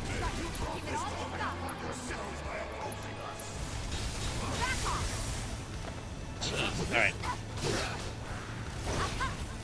Yeah, for all these spots that aren't taken up by y'all's characters, I'm going to be making my own characters to fill those spots. And what I'll be doing is just coming up with odd character ideas. Stasis looks at the Catman, Kenku, and Kamen Rider I've used all. Alright, let me try... Okay, Kira. Tifa needs it. Tifa really needs it. Fuck. Okay, it's Chachi out of the Chachi out of range. Damn it. I know. Give me your best shot.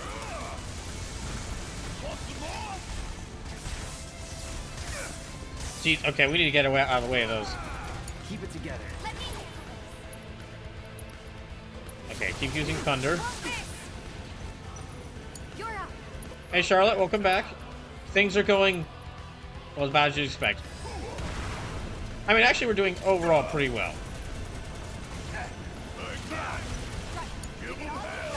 Deal with that.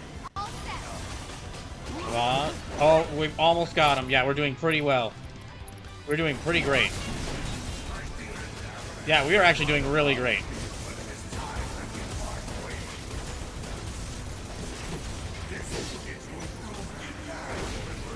We're about to humiliate Heidegger publicly. Yeah, we're about to humiliate. We're almost about to humiliate Heidegger publicly. Let's show 'em what we're made of. I might need to use that elixir on someone. Let me use that on Cloud. Come on. I've got you covered. Okay. Now, Kira. Slip says, it's going well enough. Well, nobody's fainted yet, so... Yeah, nobody's fainted yet, so... Or got knocked unconscious. This is right here.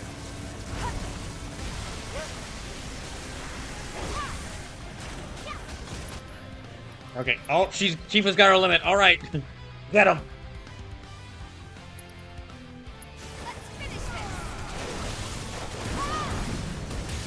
Oh, she's so close. Dang it. There. Okay. Damn, that would have been so awesome if they, like, she killed him with the somersault. She killed him with the somersault. But I mean, she got it close. Oh, wait, that's right. Cloud was on the other side of there. Take Tifa and get out of here. I was wrong about you. This ain't the end of the line for you or me. We still got about 3 more games. We still got 2.5 more games and 100 more hours of this.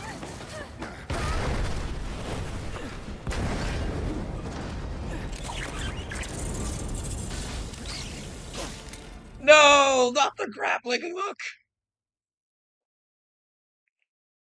So he says, Brawl's made better time than I expected. Aha!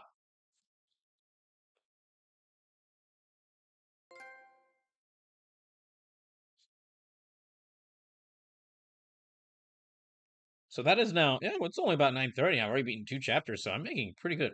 So he says, he hit and ran out of rope. All right. Well, still, rip that grappling hook. Rip that poor grappling hook.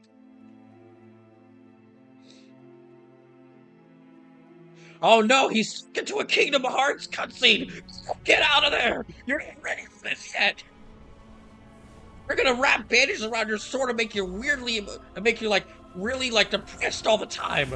And give you, like, a wing that you never use! Hey, buddy. You okay? Yeah.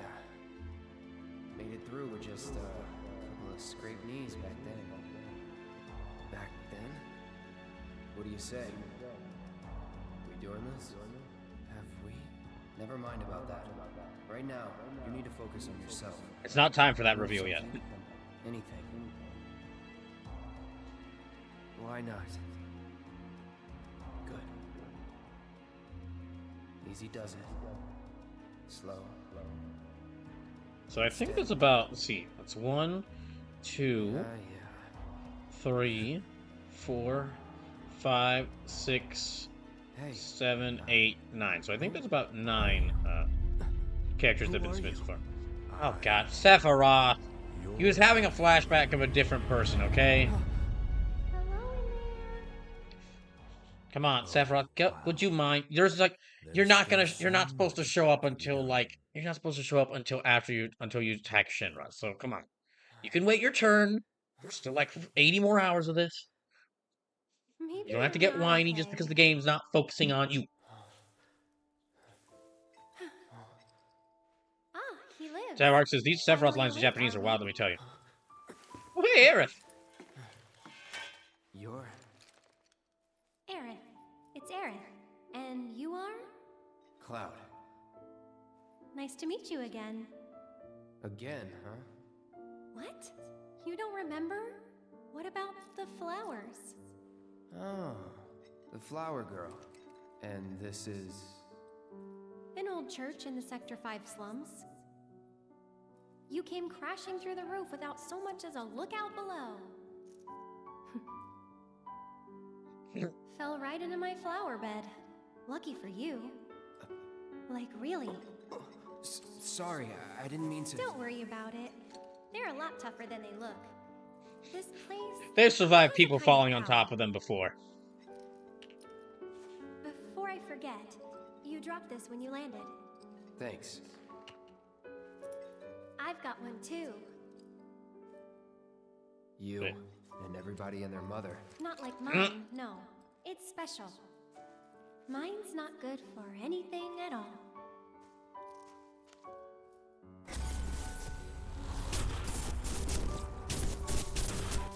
Wait, what? That's not a flashback you're supposed to be having. Bet you just don't know how to use it.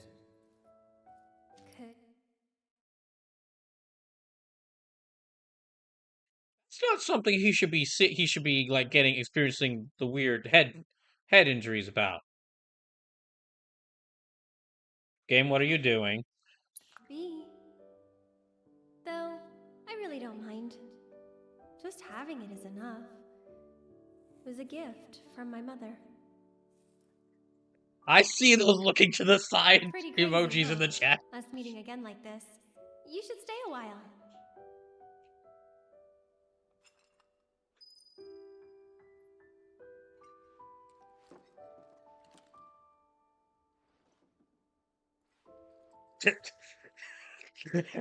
Gosh dang it. Okay, before we talk to her, I need to save, and then I need to take a short break. Because I'm playing I decided that's because I'm playing FF7 Remake in honor of how this entire game takes place in a giant metal pizza. To get some pizza for eat. So I'm gonna go eat some pizza. I'll be right back. When I get back, we're gonna go talk to Aerith, and maybe we'll find out why everybody is avoiding looking me in the eye right now. Or we won't, and we won't find that out until like 50 hours from now. Or, well, 50 hours if it's in this game, like 2,000 hours if it's in Rebirth.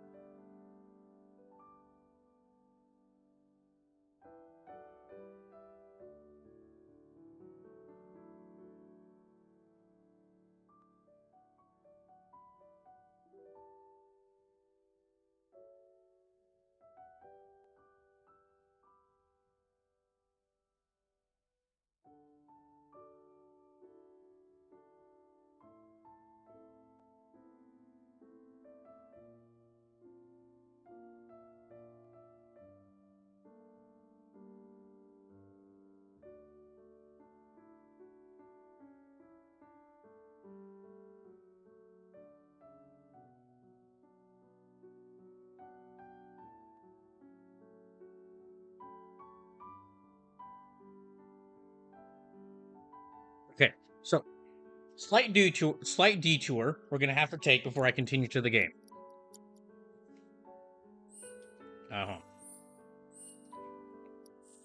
Is there a way that I can turn down the music? But I just kind of checked online to see if anything had happened while I was doing the stream, and two big things did happen. Two big things that both of which I have very huge interest in. So it's gonna we're just gonna take a slight detour as I go. Mention that these things because they did happen. So one of them is that. Hold on, let me check the.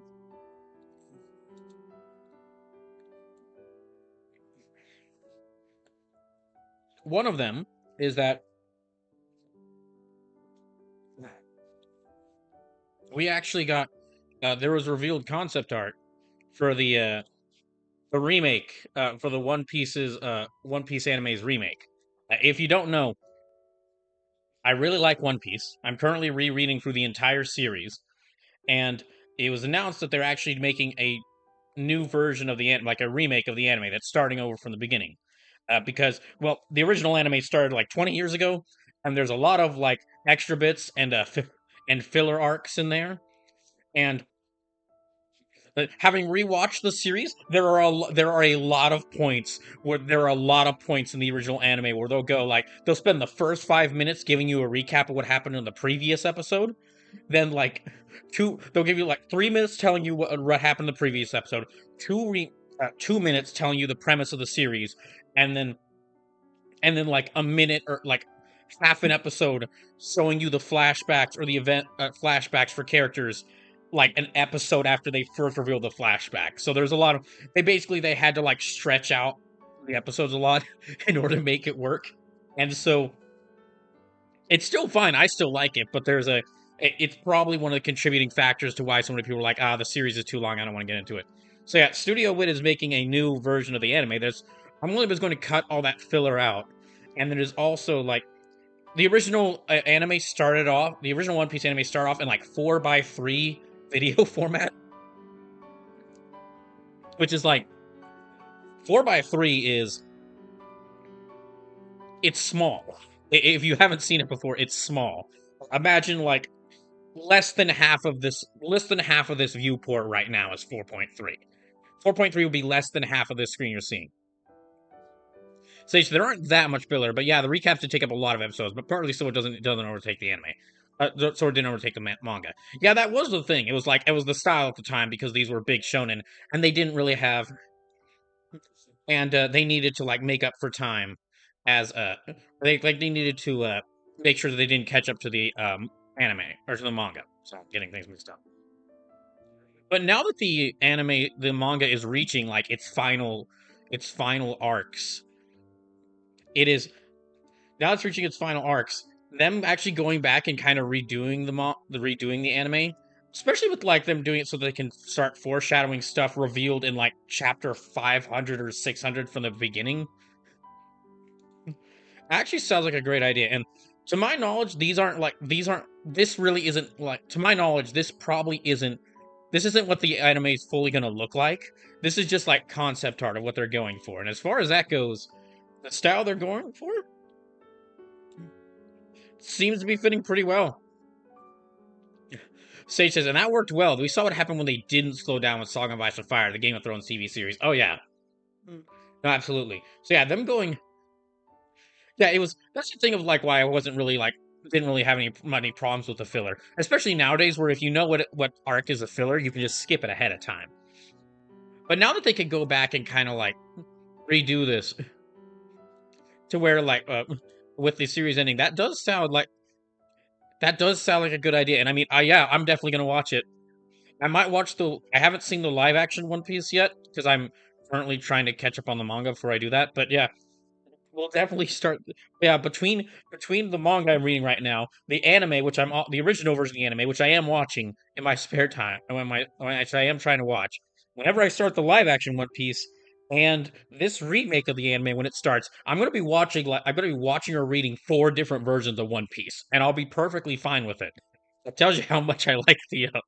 That tells you how much I like the story. The other thing that released, and this is an odd image to start on, I know, but hold on, I'm gonna think, is the next season of Kamen Rider Gav. Actually got a new trailer, so if you're wondering what the premise for this one, he has food powers or snack powers. It's Kamen Rider Gav, and he has snack powers. Now it's in Japanese, so it's in full Japanese with no subtitles yet, so no idea what. Yeah, no idea what they're saying. We won't really know until someone subtitles it. What we do know right now is he really I can tell from it right now, he really likes food. Also, he's got a big jacket.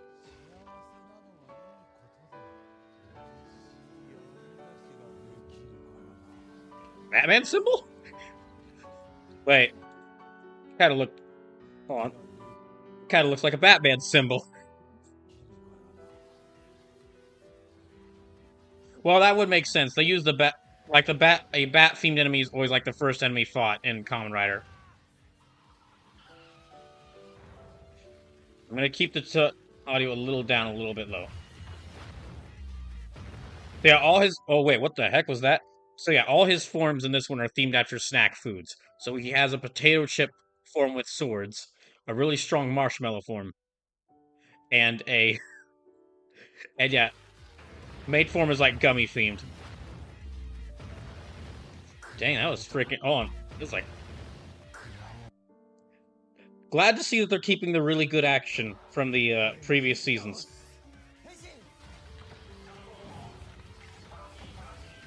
And yeah, secondary writer is a guy who has chocolate powers and a gun.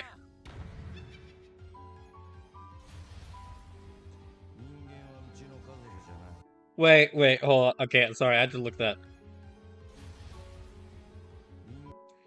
It's a fucking University of Texas hat.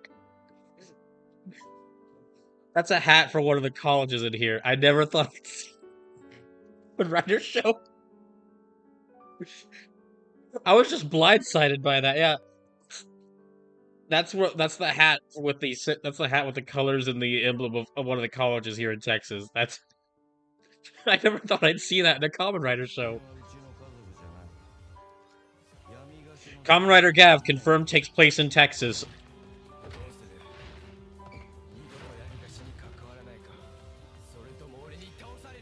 Yeah, it looks to be peak. I mean, it's Kamen Rider, so that makes sense, but yeah.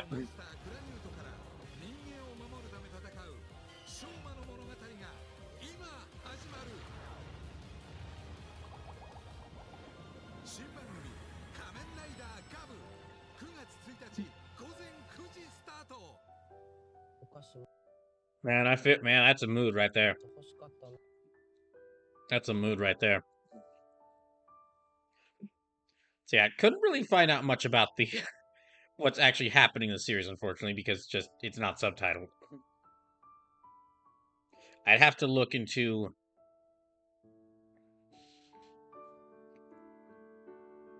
I'd have to look to see what exactly is going on.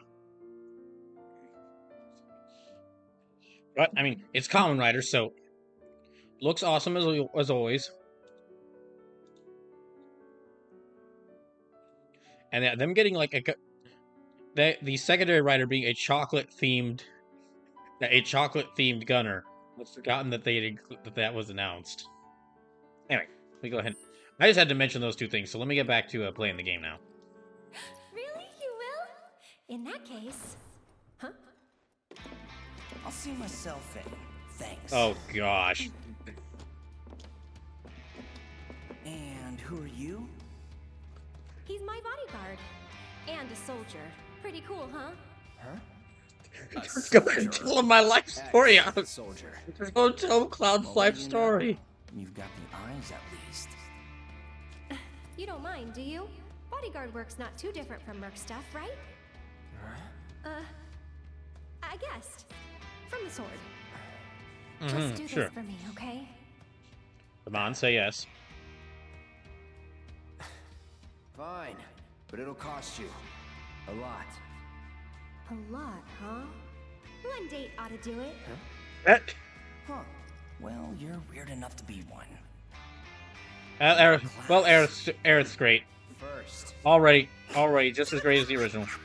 If you're gonna bullshit me, at least try to make it believable.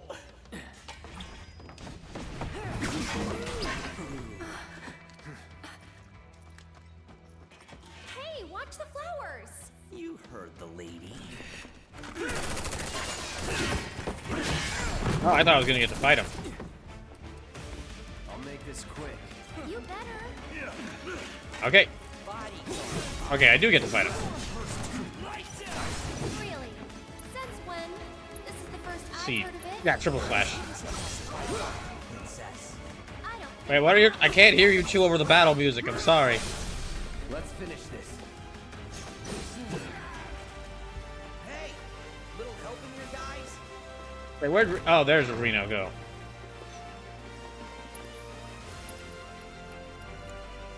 Okay, I can't target multiple people at once, so. Calling lightning. All right.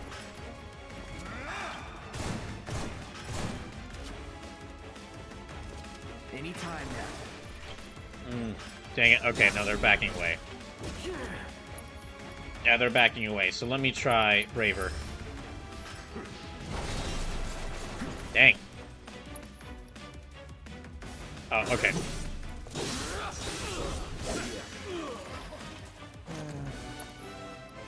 Let's see, should have. Okay, triple slash.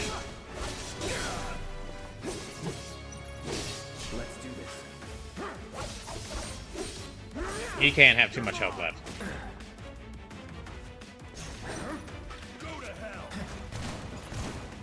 Ah, no, it's too late for him to be go. It's too late for that. He'll be entered to the live stream at some point, though. Good old what's his face. I hate doing cleanup, but I'm damn good at it.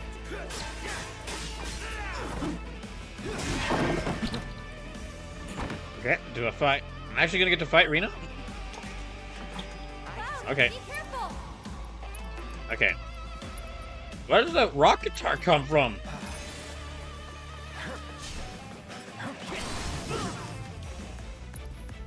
Anyway, cross slash. He dodged it? Didn't know he could dodge. They could dodge limit breaks.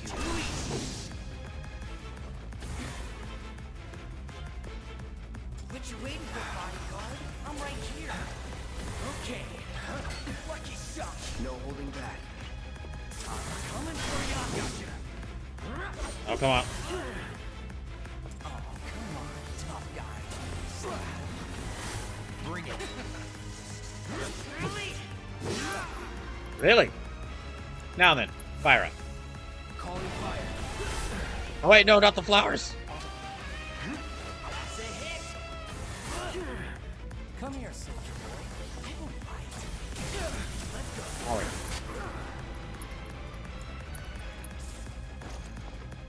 Don't tell me you're chick. Feeling good. Okay. Get ready. Floppy. He's just gonna keep doing that, isn't he? Shit. Yep. All right. Okay. Sage says, okay, I'll stick with the 6 since it's getting late. That's fine. Get ready. That works for me.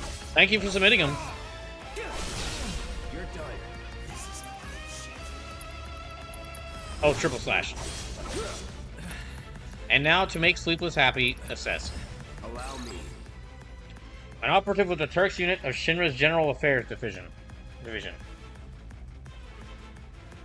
Sage says, no, Brain says, nope, done thinking for today. An operative with the Turks unit of Shinra's General Affairs Division. Fast and extremely agile, leads into attack with a special Shinra Mage security baton. Magic and lightning attacks have only a slight effect on his stagger gauge. Okay, so don't use Magic. Gotta make me work for it, huh? Sage says, oh, assess is the same as sense then, yeah. Yeah. Consummate professional. Figured this dance of ours could use a spark.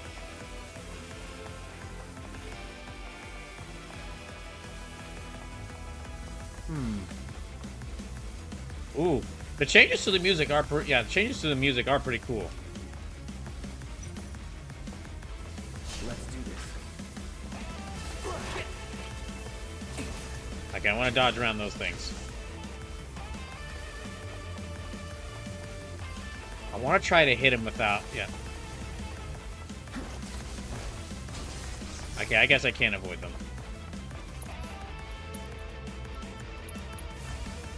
Buzz off. Darn, I was hoping I could overload them. Trying to avoid them. Need a light.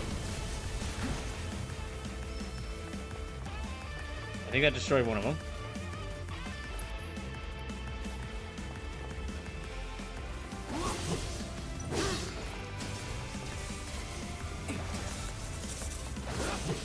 Okay, I can also just cut them.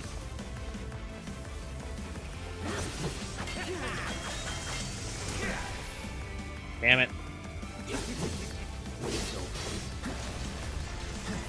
It's still taking me a bit to get used to the idea that dodging really doesn't do anything, and you have to block attacks more. Yeah, it's still... I'm still getting used to the fact that you don't really... That block... That... Yeah, I'm still getting used to the whole idea that, dodging really isn't... Yeah. Dodging really isn't that useful, and you need to block more often.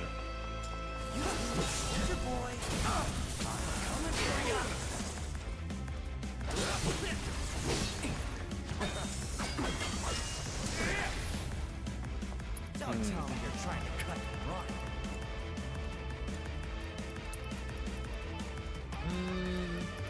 Okay, let me heal up his ether first. All right. Really? Sleep says, I see you have met Reno. Not the Quentin Flynn Reno. Correct.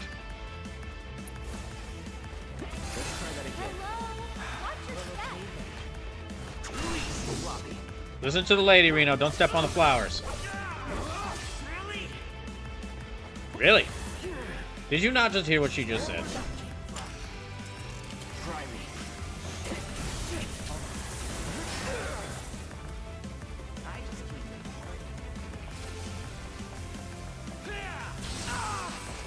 Owie.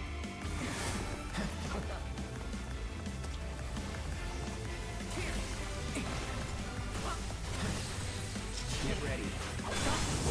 Gotcha.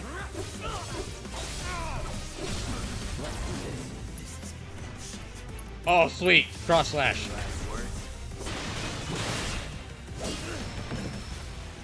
Awesome. Okay, that was a great finale to that.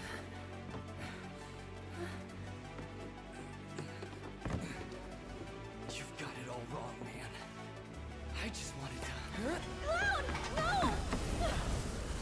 Oh, what are you guys doing here? Wait, what the fuck? Okay, I guess they're helping out. Sir! Are you hurt? I'm fine. Go get the girl. Sir!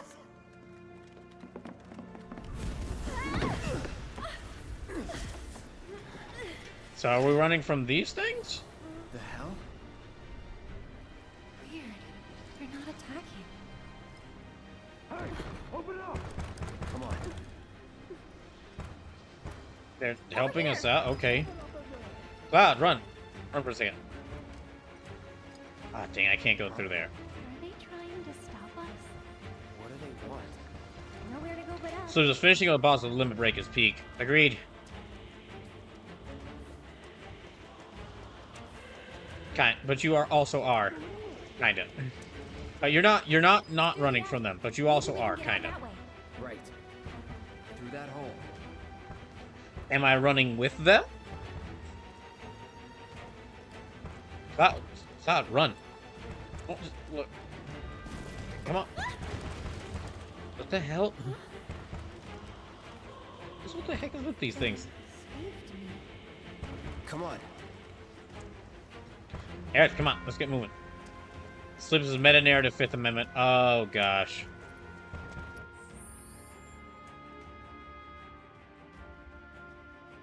Wait a second.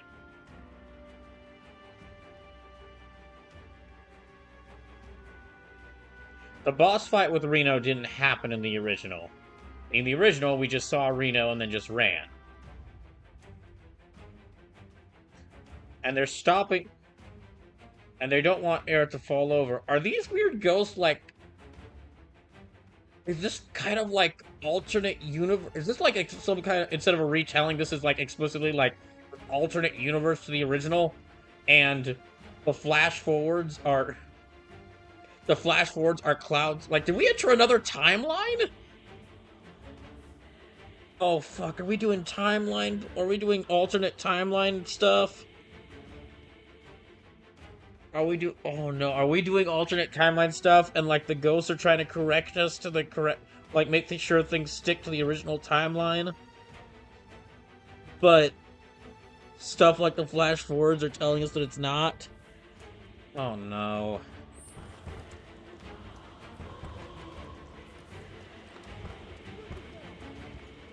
I'll go first. So just look at what specifically the ghosts have and have not done. Well, they've been flying around. Come on.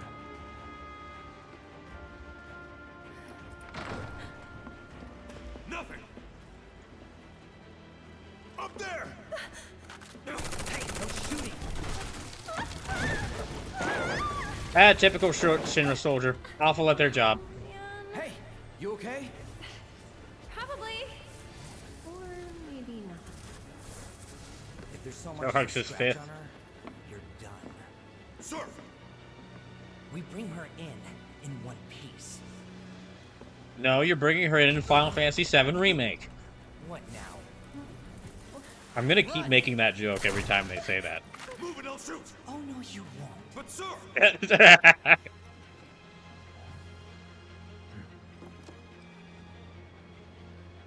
Could drop that. Well then do it! Throw your sword! Throw your sword! Okay. What the hold up? I can't get to her. Sleep says, Detective and I are preparing the explanatory presentation for when you beat the game. Oh no.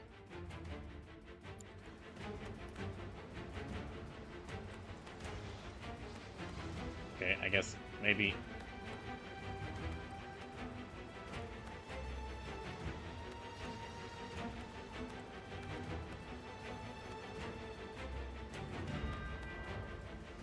I'm now becoming more worried about this game.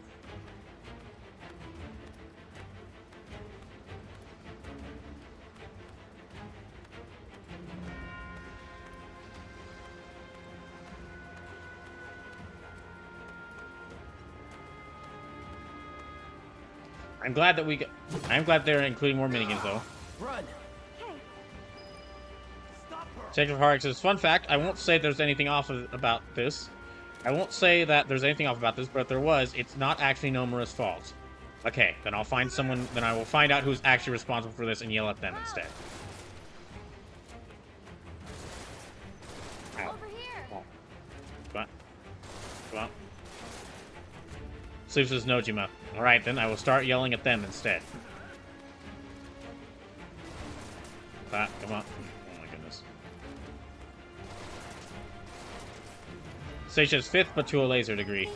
5th, but to a lesser degree. Cloud, give me a hand.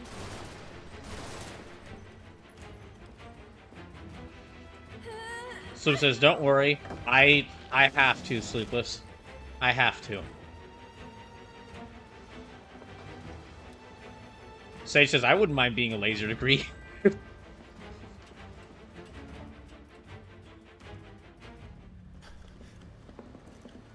They're in the attic. Should we pursue? Leave him be. But sir. Partner's got it. We are out. Beginner's luck. What do you mean beginner? I think Cloud's older than you, you loser. It's like they're guiding us. Stay close. So cool. Sleep says, oh, well, Panic, DEFCON 2. Well, in a way, I mean, I'm kind of always panicking, so actually that does, like, that just tells me that it's business as usual.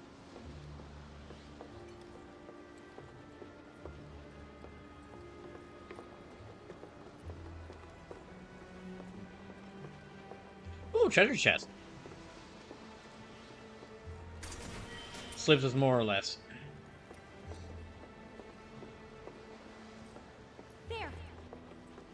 Need to stay ahead of them. If this is some sort of, like, alternate timeline, weird alternate timeline thing going on, then that does make me think that they should have at least maybe included the original FF7 as, like, part of this game's release, so that people could play the original and then fully understand what the heck's going on with the alternate, what this would be an alternate timeline from. Actually, I don't know.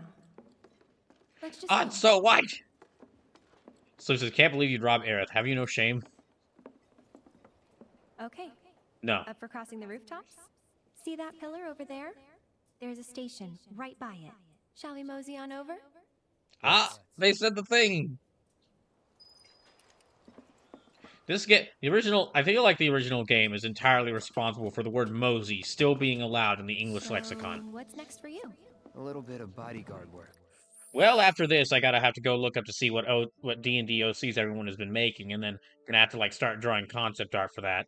While also trying to, like, watch stuff and then just mentally prepare for, like, next week at work. And also figure out how to get food ready.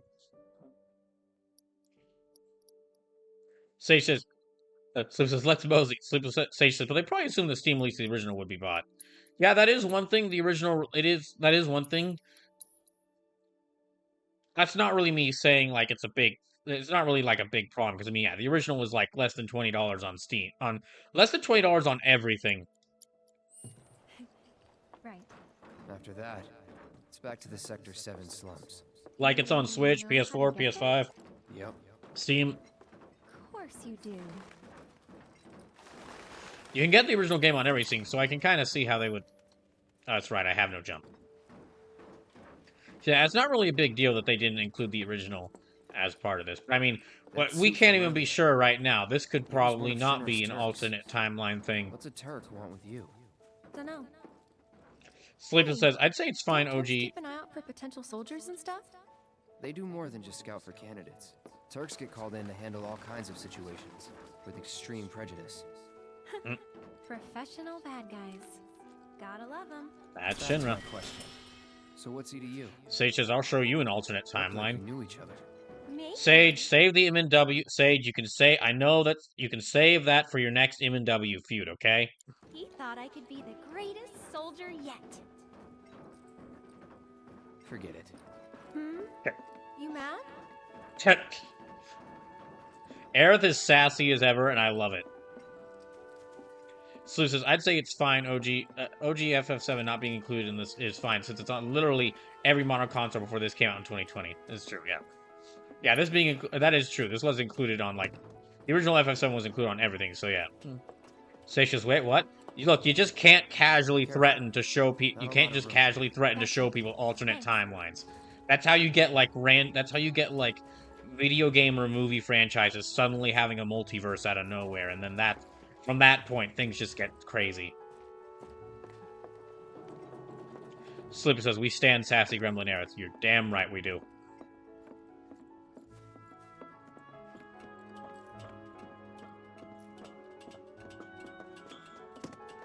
Listen, if there's one thing I want y'all to take away from this stream, there's one thing I want y'all to take away from the stream, is to never just casually threaten someone with an alternate timeline. In our world, in our current world where everything seems to be getting like its own multiverse, that is an actual credible threat. You could accidentally curse someone to be cursed with to have like multiple alternate timeline versions of themselves. And now they suddenly got to deal with a samurai version of myself, who their entire universe is just all based around this one specific year of feudal Japan for some reason. Or, oh, that's a cool look. That's cool. But, or, you just got like, what if it was an alternate version of us? But, what if it's an alternate version of us? Give me a moment. Oh, sorry. Alternate version of the world where, like, everyone's a cowboy. and the entire world is stuck in the westerns. Just run off on your own. Or In worst the of words a all, soldier candidate. So petty. okay, the banter it feeds my soul. But anyway, or worst of all, you could curse them to either have the zombie universe, where for some reason everyone's a zombie now, even like characters you might have established would be like immortal gods that are immune to all viruses, they're suddenly just zombies now. Or you could, the worst of all, you could curse someone to suffer through the the grimdark schlock horror alternate universe, where just everyone's where it's like they are an evil version of themselves, everyone, and that murdered everyone they knew in a horribly grisly fashion, and then that alternate evil version of them is now going to fight them. It's now going to fight them, and it really loses its luster. And at first it's cool, but then like you find out there's about 30,000 of those evil alternate universes, and they all just keep targeting you for some reason. Like I said, don't just casually threaten someone with an alternate universe. Does no one live in these buildings? Nope. No one to get mad. Say just, I mean, I guess that kind of works. M&W OG story is part of an actual alternate details take of actual OG. Looks kinda rusty. So I'll you? go first.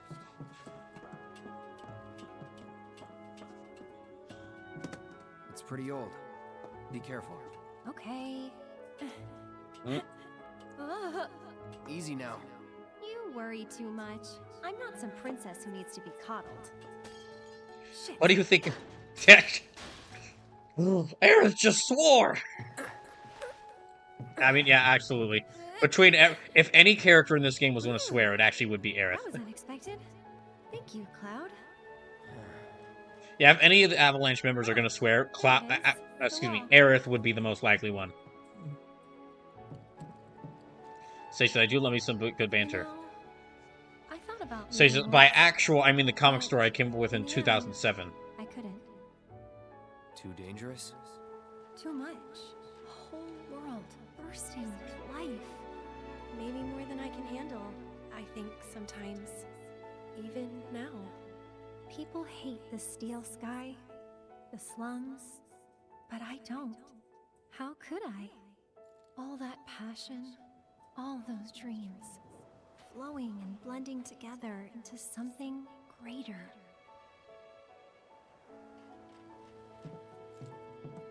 Wow, we could see like a whole see a whole way off in the distance here.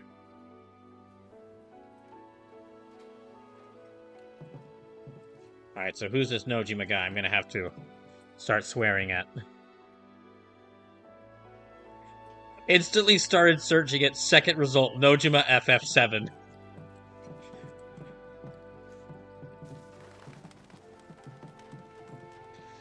Sage says, but yeah, bro, by that, all these alternate timeline versions coming after you, you kind of just quoted the plot to the Jet Li movie, The One. Really? I was just doing a thing of like mocking DC and Marvel's alternate universes, because they keep doing that. There was an entire like set of years. There was an entire set of years. I don't know the exact years, but there was an entire set of years where DC's big event was just that there was an entire multiverse full of evil Batman, each of which. Maybe you shouldn't talk. Then you talk. Are you telling that to her or to me? Tell me a story. Says, wait, have you not seen The One? No, I didn't ever get the chance to see The One, but I did get to see its sequel, The Two. I've heard, and I also haven't gotten to see the sequel to that, The Three, but I have heard, I mean, from what I've heard of it, it does sound pretty interesting. And I've seen like clips of of the prequel to the original, the one called The Zero. Like, Sage says, gosh damn it. But no, there was like, cheapskate. You're. Yeah.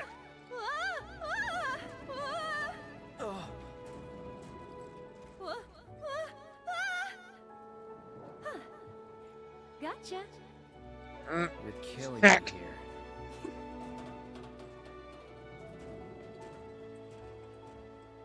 Anyway, there was an entire series of years. Here goes nothing. Sage says that in Spider-Verse. Well, no, Spider-Verse is like one of only like 2 or 3 things to do like the whole multiverse idea really well. Which is fitting which is kind of funny because then after the Spider-Verse movies did the multiverse thing, suddenly every superhero thing started doing the multiverse thing.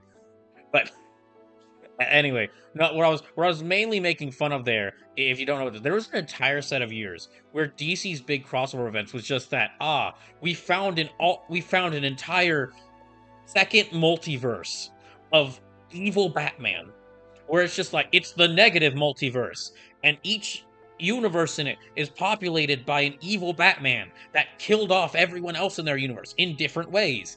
And now we have an entire team of evil Batman, including Joker Batman, who are coming to fight the superheroes in the main universe. So, and it's just like, Slim says, do you mean Dark Knight's Metal? Yeah. Sage says, by Spider-Verse, I meant the comic story that later inspired the movies.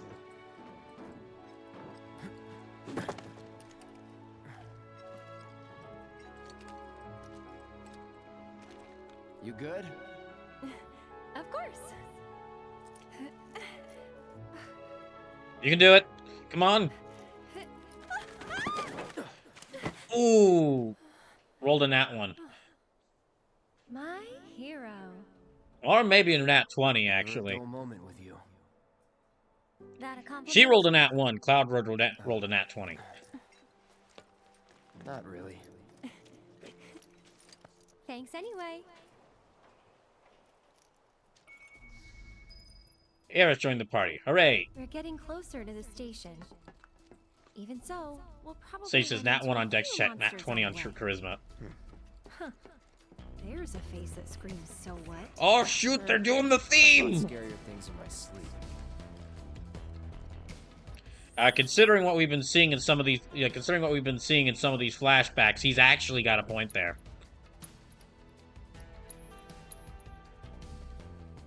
Excuse me for a second, there's a spider in my room.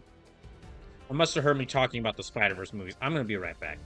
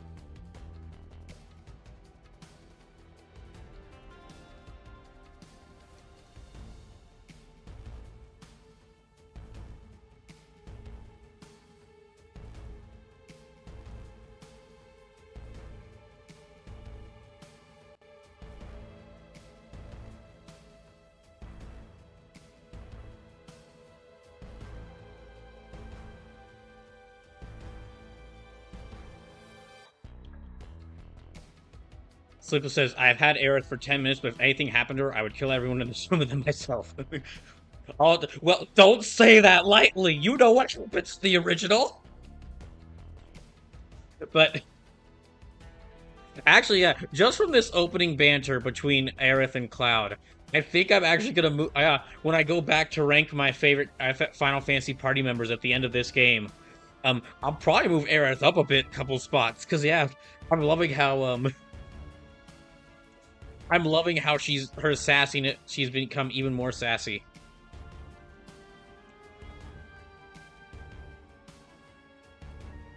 Oh, a side note, because I was just making fun of comics.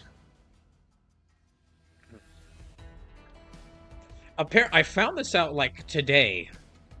I found this out like right before the stream goes. But apparently DC Comics has started like a thing called DC Comics Compact, which is, it is like an entire storyline or an entire arc in a comics put into one book.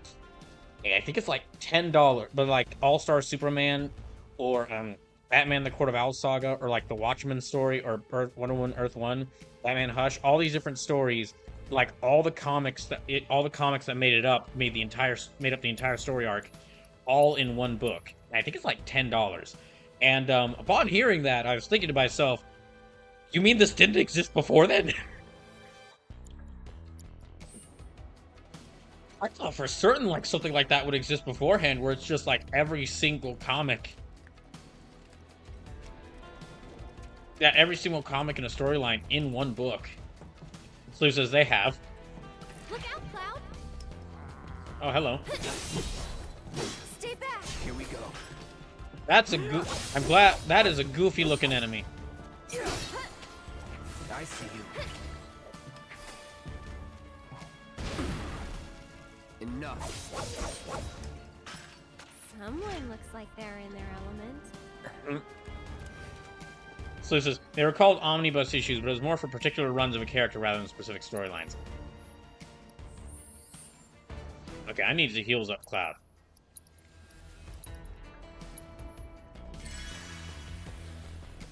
And let me check Aerith's weapons and materia.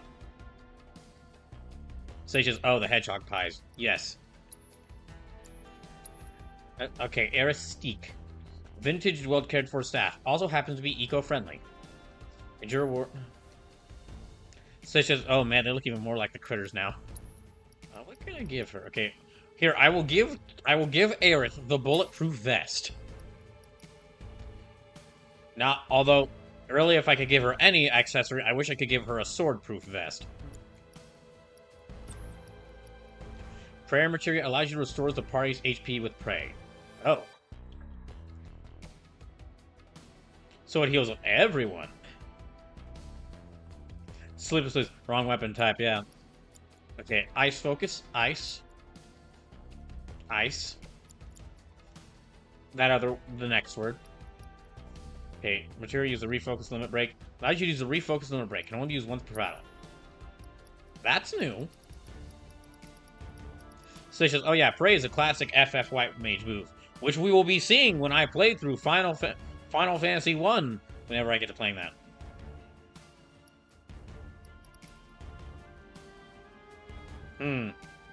So, hold on. Wait. Kazushige Nojima wrote... Okay, well, he wrote... Okay, so is he the writer on the original FF7? Event Planner Story. Okay, so Kazushige Nojima apparently worked on as writer for the original FF7.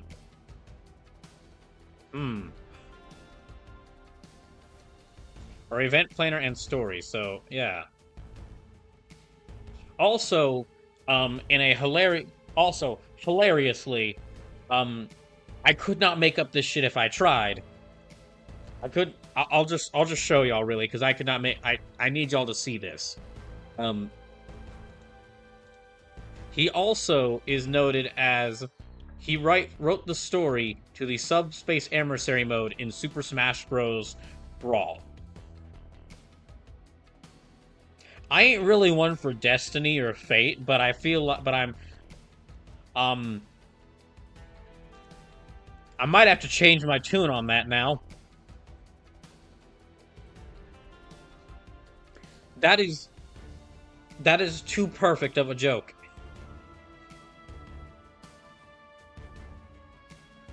Anyway, let me give her... Sage says, did you not know of that game? Super Smash Bros. Brawl? I knew about Super Smash Bros. Brawl, but I didn't know that the writer to it was also the writer of FF7 and FF7 Remake.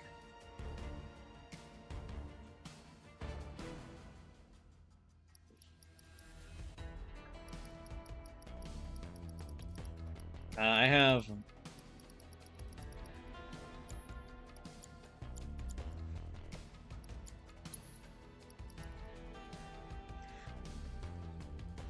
Slip says, for what it's worth, Nojima's the one who wanted to kill most of the cast in OG FF7, and Nomura is the one who put a stop to that. Oh no. Oh no. I just felt a shiver run through my soul.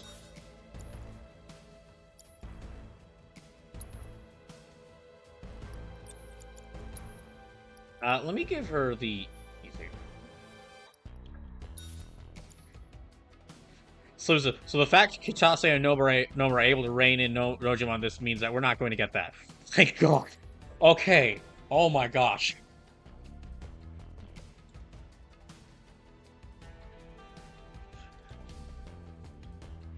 Sage says, oh good.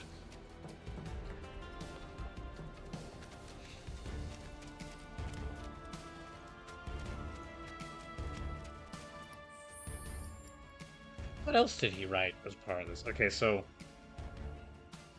Okay, Kingdom Hearts scenario writer. Let's see, Kingdom Hearts 2 scenario writer. So he worked a lot on on Final Fantasy VII and its spin-offs in Kingdom Hearts.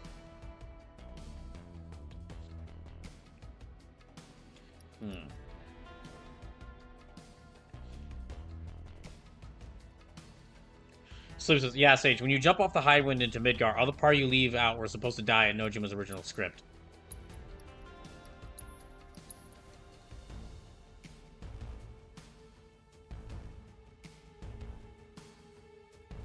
Is he the lead writer, though? I'm curious. Okay, who is the lead writer? Final Fantasy VII. Sage says, oh, hell no. Yeah, that would have been... we mentioned this when Sleepless mentioned this when I was playing through the original FF7. I personally might be thinking that would be a horrible idea. Okay, yeah, okay, so... Original Final Fantasy VII. Yoshinori Kitase and Kazushige Nojima. Sleep says, FF7 would be quite a different game if that happened. Yeah, if that happened, I could just imagine people, like, the opinion on FF7 changing. That sounds like one of those ending choices that from a mile away you could tell it just instantly would make people not like it, or not like a game. I would go so far as to say that's one of the game. I would go so far as to say that is a game ruining ending right there. Okay, FF7 Remake. Yeah, writers: Kazushige Nojima. Writers: Shintaro Takai, Tetsuya... Oh, wait, no, that's artists. My bad. Kazushige Nojima. Okay, so yeah. So whatever... Okay, so whatever happens... So, whatever happens in this remake, the Rebirth, and the third game, we should know, then it should be kept in mention, this was the fault of... That it was... Whatever... Good or bad, it was the fault of the same writer as the original FF7. Kinda in a rush, so...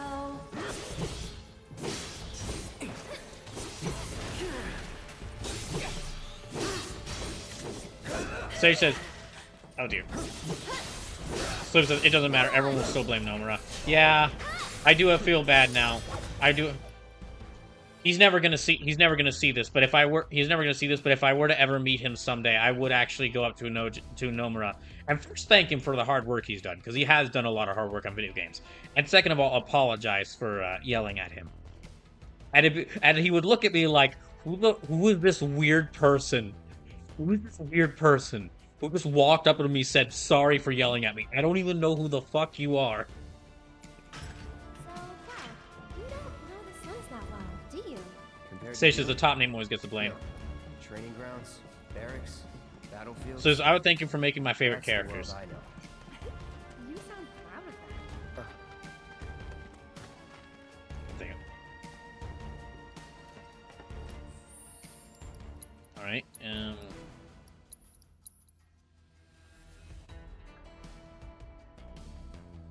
that actually is like, so despite, even for games I mock, if I were to meet the lead devs for it, I would probably say, first of all, thank you for your hard work. So I'm surprised you haven't tried playing as Aerith yet, though. I got distracted by the major revelation that the writer for this game, that the writer for this game and its sequel, which I've been seeing some people cry as like bringing shame upon the great name of Final Fantasy VII, is the writer of the original Final Fantasy VII.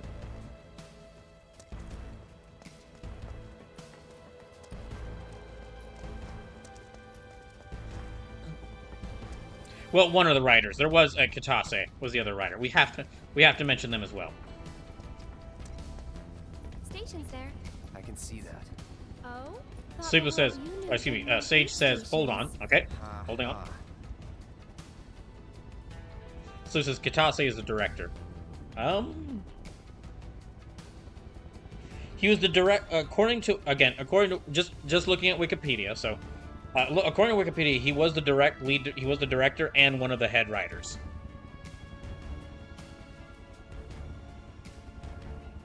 Actually, that leads me to a question. Hold on, I'm going to look up something. Was Nomura even a writer on the Kingdom Hearts games? Because everyone says Nomura for those.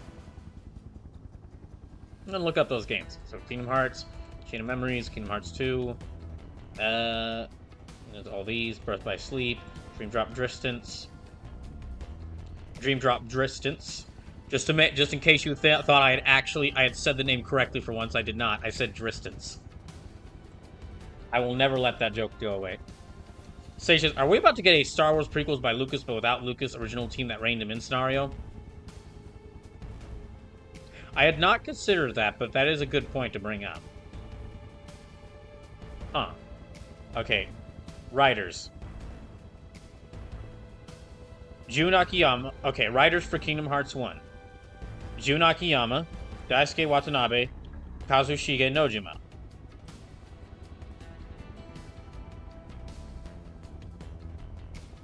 Kingdom Hearts Chain of Memories. Writer for that was Daisuke Watanabe. Kingdom Hearts 2, writer, Kazushige Nojima. Kingdom Hearts Birth by Sleep, writer. Okay, so that's Daisuke Watanabe, Masaru Oka, Tetsuya Nomura. Kingdom Hearts 3D, Dream Drop, Don't Stop Making the Joke, writer, Tetsuya Nomura. Kingdom Hearts 3's writer, Tetsuya Nomura. Okay, so there's... Okay, well that explains the shift in Kingdom Hearts and what happens to the series. The first couple of games were written, like, they had Kazushige Nojima writing on it, and it looks like for the main installments, after Kingdom Hearts 2, the main installments, yeah, one of the writers was Tetsuya Nomura, so he took even more of an active role in it. Sage Stop says, Dream Drop, come on, don't get stuck, don't stop till you get enough. Yes, I've been running that joke for 4 years. In case you want to know how far I'll carry a joke.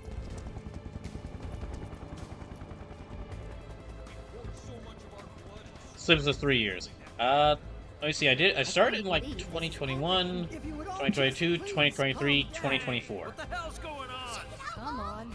There's no need to shout. Popular place. Yeah, well, it's got a good view of the reactor. Remember, I started streaming in 2019, like, only during the second half of 2019, so... It's on fire! Ain't a show. Years for me, as far as, like, stuff I do on streams are a bit off. It's, like, off by half a year. Oh, didn't expect to see you here. Huh? Yeah. Oh. So he says on Michael the way Jackson home from dance. the church? That's right. Well, I'm glad you're okay. Did any debris hit the church? Not debris, no. That's something at least, but you may not be so lucky next time. Hey, you know a way to get topside other than the train course? Sorry. You just hijack a helicopter. Figured as much. Goddamn pain in the ass.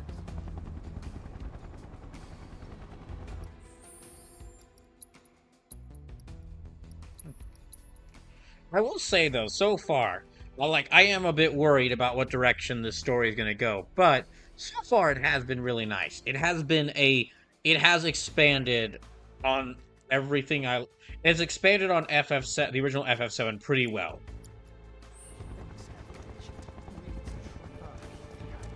It has expanded on the original FF7 very well.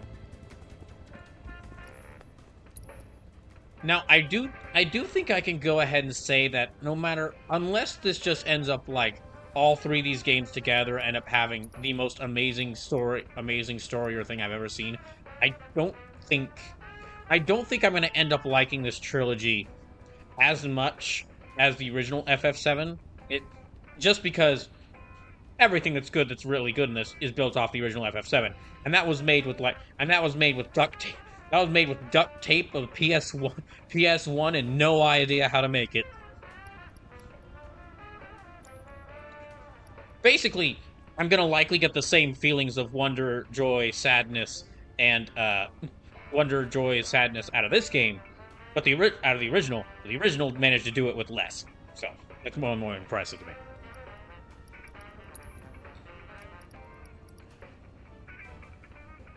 Love that album art though.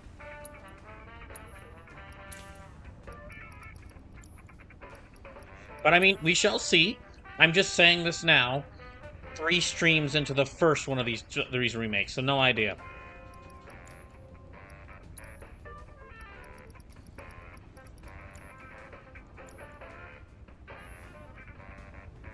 Now let us rest.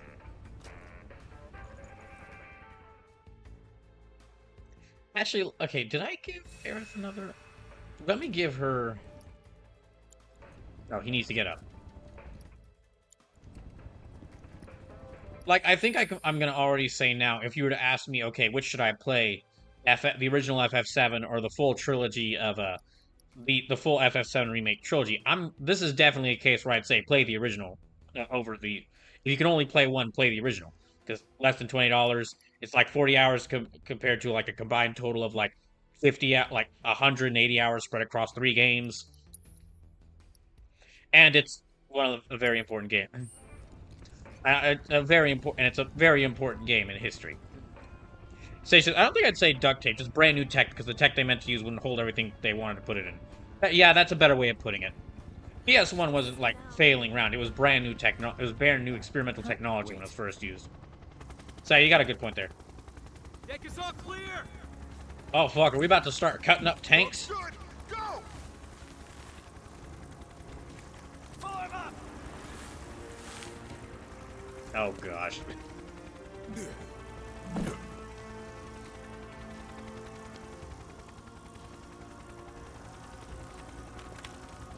Let's go.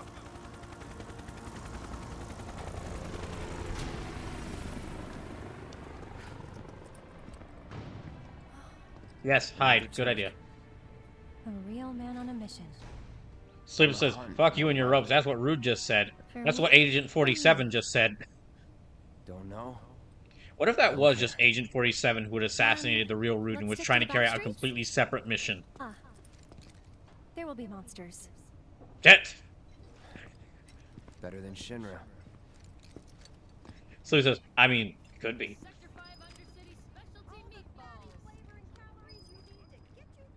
That would be a hell of a mission.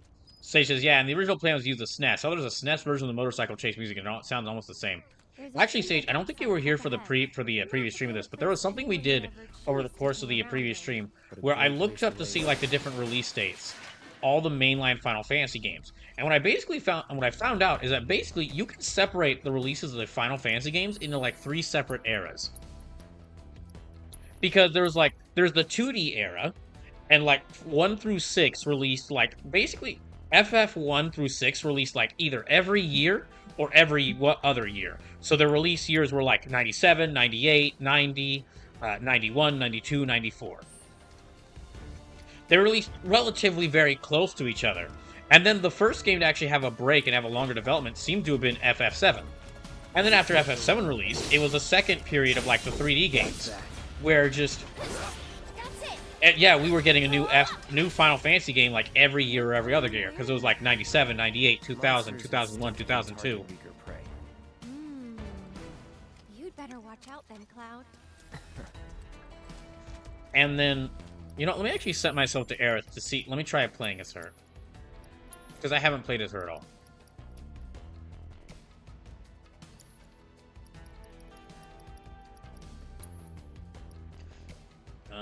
Let's see. Sage says, yeah, FF7 was 3 years on dev after FF6. But yeah, that's basically how it was through FF7 through 10. And then 11.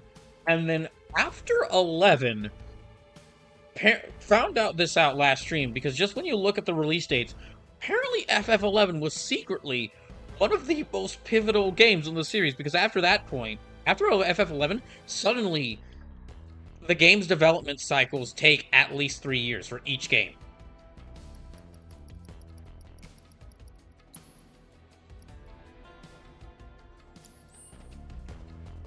Slip says, just use up down on the D-pad. Using resetting to the start control of the fight is set to. Oh, okay.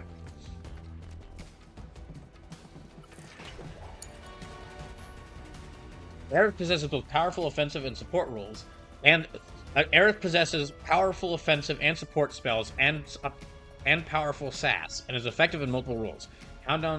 Hold down square, deliver a continuous stream of magic attacks. These combos attacks can target multiple enemies in the wild area. Okay, well, let's see what Tempest does.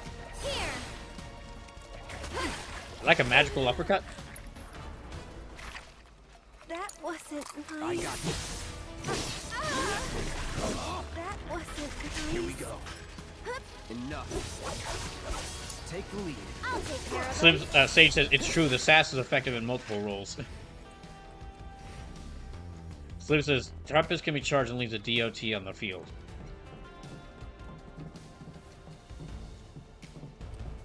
So that is something yeah, but basically after that point, yeah, Final Fantasy gets to the point where like they stop being turn-based RPG. Like there are one or two of them that are still turn-based RPGs, but they're not. They're always like some variation of it. They're never something like 1 through 10. Over here. Where like they're still the classic turn-based RPG. They just kind of changed the mechanics to it. No, post 11, they all feel like very different games. So yeah, 11's going to be a very interesting time when I get to it. Also might have to do some research for it to find out why is it. I might have to do some event, one of these like Game Amazing Journey things I plan on doing, which is, if you don't know what that is, I started the whole Brawl Kaiser fan of Super Wars 30. I'm kind of changing the name to Game Amazing Journey for the sequels of it. But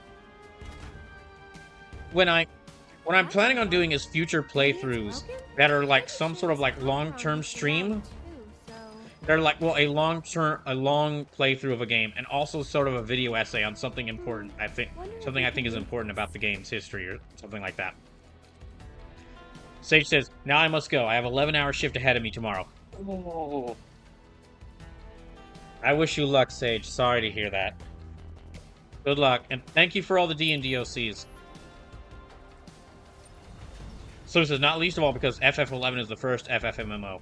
Yeah, basically what I was going to say there is like, I might have to, depending on what my plans end up being, by the time this second installment season, I guess you could say, ends, I might have to plan out a future season that is instead of about one game, is about a bunch of games, and it's like, why were there so many Japanese RPG MMOs? Like, what happened to cause so many companies to say, we need an MMO of our popular non-MMO series? Just like Phantasy Star got one, and Final Fantasy got one, Dragon Quest got one.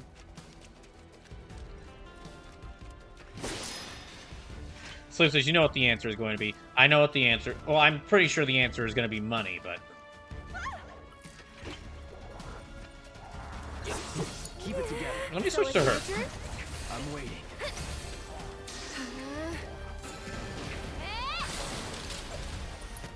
Okay. Abilities, Soul Drain. Ooh, she can drain their MIP. Thank you. As Aerith, you can hold down triangle to focus your magical energies and release to unleash Tempest, a powerful magical attack. The potency of Tempest depends on how much magical energy Aerith has stored up. Depending on the situation, you may want to store small amounts of energy and release spells in low power bursts, or bide your time and unleash a particularly devastating blast of magic.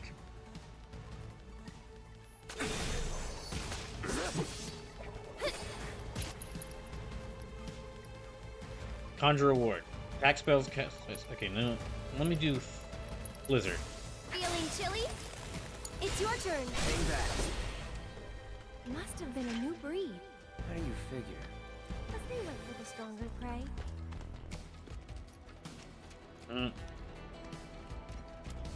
Her sass levels have become unmatched.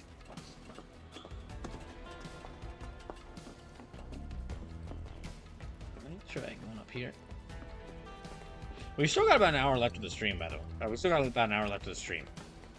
Just to let y'all know. Which means about an hour left to submit your DNDOCs. If you want to submit any. Because you're running out of time. I'm running out of time to play more of this game.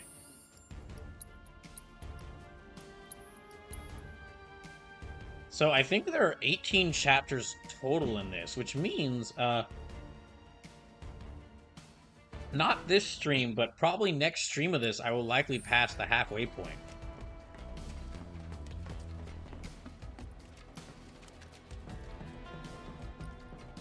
There, check it out. The heart of the slums. Also, I just realized, I was thinking there would be like a ton of side quests in this game, but so far there haven't really been many. And it's only really been in like certain parts that have side quests, like when you're exploring around Sector 7.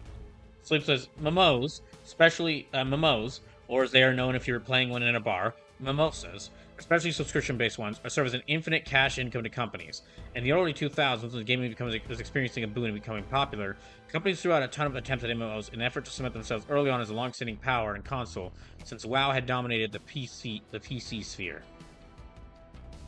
There's really only 4 chapters that side quests in them.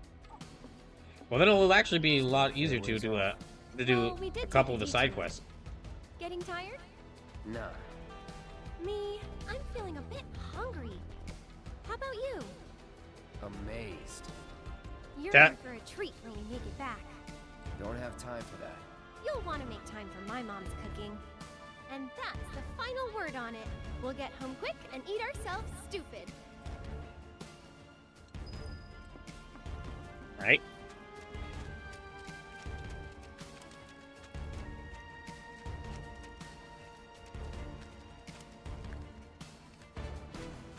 Well, I think we're about to get into a big fight.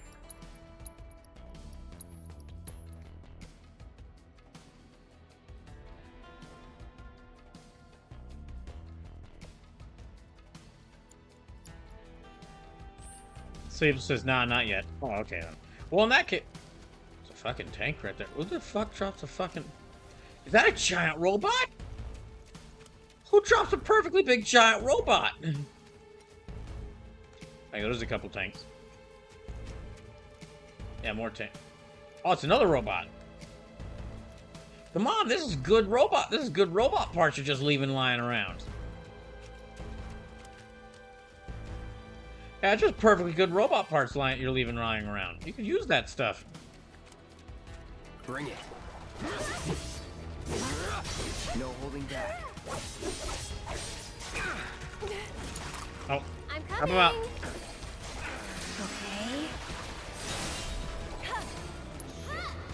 Okay. Okay, spells... Thunder! You jittery?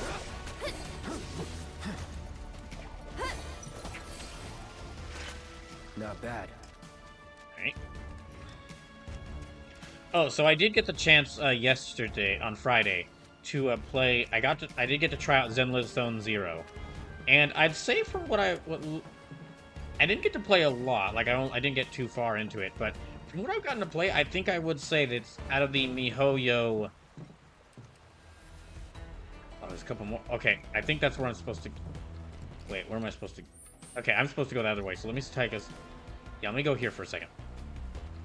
I think out of the MiHoYo games I've tried so far, which I've played so far, which is Genshin, Star Rail, and Zenless Zone Zero, I'd say I actually probably like Zenless Zone Zero the most. Now, it is still just a watered-down version of another genre, but in this case, like, it's got like it's a game and set in a specific genre that has like a watered-down version of the usual combat. So it's interesting you like ZZZ when to me it has the least amount of room to grow, so to speak. I think I like it the most because it's the most suited to what, like, it works better for me. It's a gacha game where it works better for me. Like, Genshin and Star Rail have like a bit of kind of watered down version of like RPG or like open world adventure game combat. but they have a really big world. Or a really big areas to go through. I'm just gonna stop and stare at those cool robots and say, here, I'm gonna take a picture of those. But yeah, they have like these really big worlds for you to explore through. Which means the game has to keep adding on with new big story chapters and new worlds.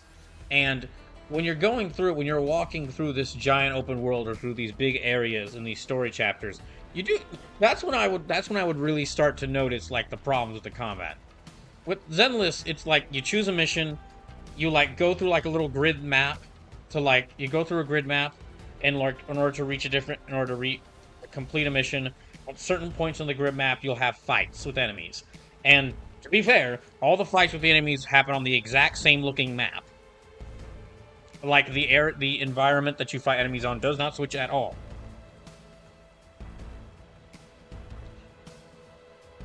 But and of course they have a couple groups of enemies, but not too many at the start. But I mean, they have like 3 or 4 groups of enemies, which is fine enough at the start. But because the game is much like that, combat's in short bursts, and like short bursts of missions instead of like you doing it constantly across a big open world or like these big areas, it doesn't start to bore me as much.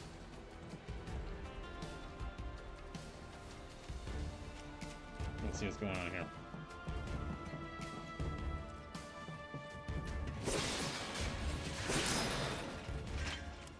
Slip says, I guess to my argument, ZZ has the same issue I have with games like Yakuza 0 through 6 and other beat-em-ups.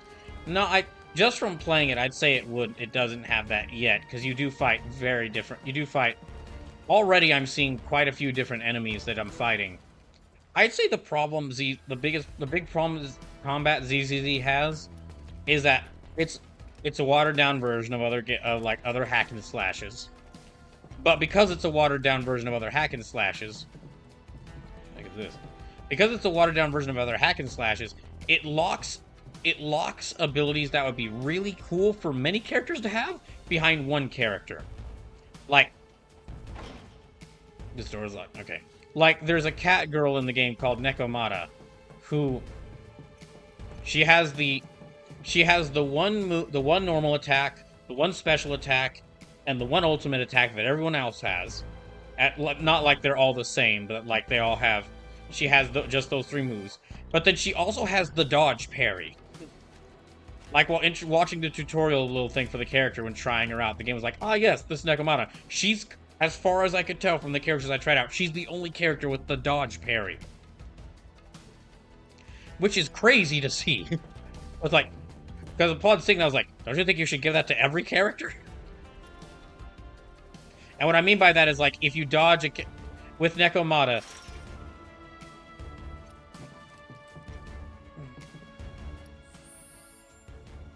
but it's like, what I mean by that is, if you dodge an enemy's attack at the perfect moment, like right as they're about to hit you, you gain a brief moment of slowdown, and then you can counterattack at that right moment.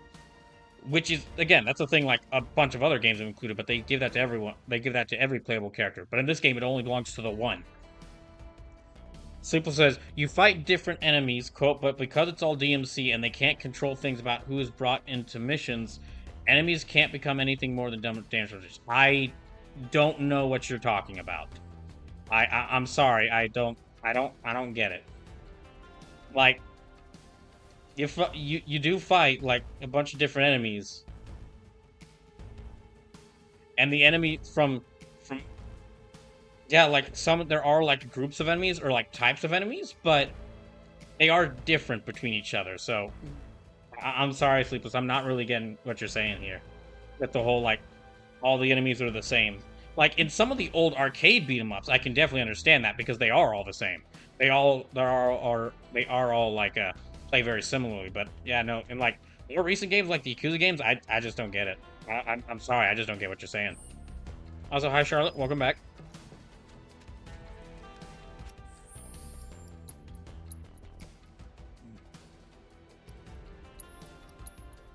I'm gonna save here.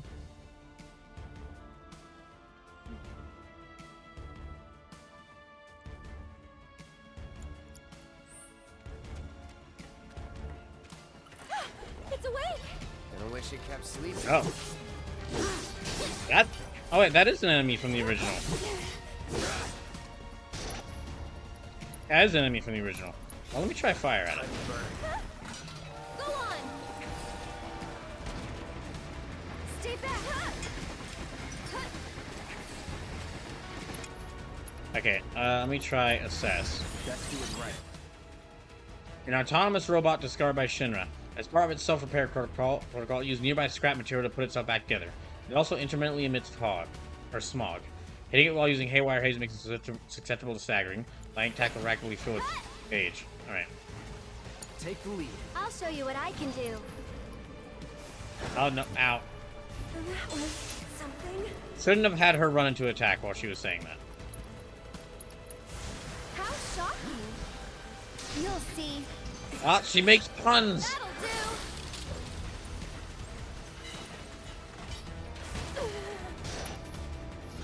So, sorry, says, I think I mentioned before, but after looking at the rule of this game, Groundhog actually went out silver. Oh yeah, no, you mentioned that. I think during the first stream of this.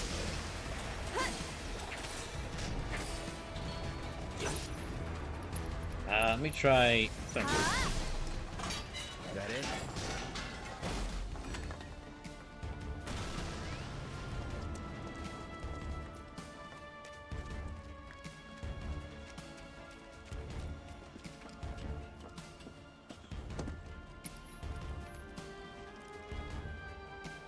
I guess I need to push this over.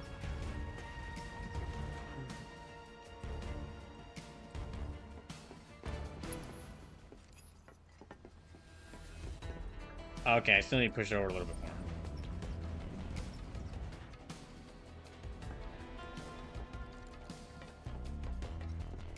I have to push it over more, or...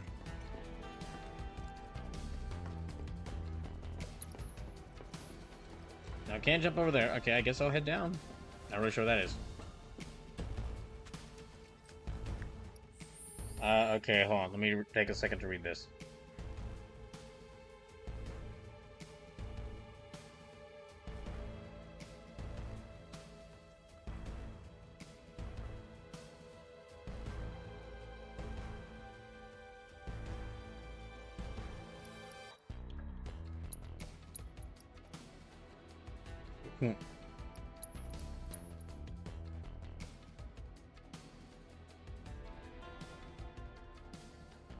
In Genshin, you have the elements that are present and requires elements to break enemies.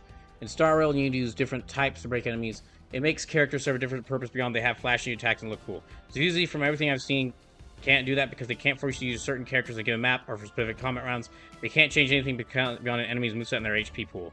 This makes them just damage sponge in my eyes because they don't need to do anything different to beat them. It's just a matter of time. But you do need everything to beat. You just answered your question there. You do need to do something different to beat them. You have to figure out a character who can deal with their moveset. They do have something like the whole elements that require the elements that need you to find a counter to an enemy's elemental weakness, or like a type that means you have to find a counter to an enemy's type weakness. It's just instead of an element, it's the moveset. If you have an enemy that can snipe you from that can constantly fire at you from long range, you need to use a character or maybe a set of moves that allows you to dodge those, that allows you to deal with that.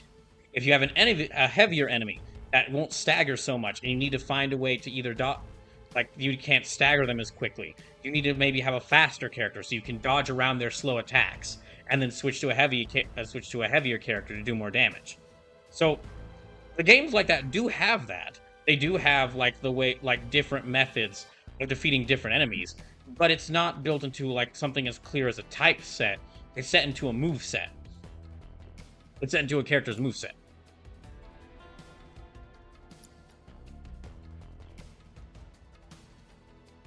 And like another example, Yakuza.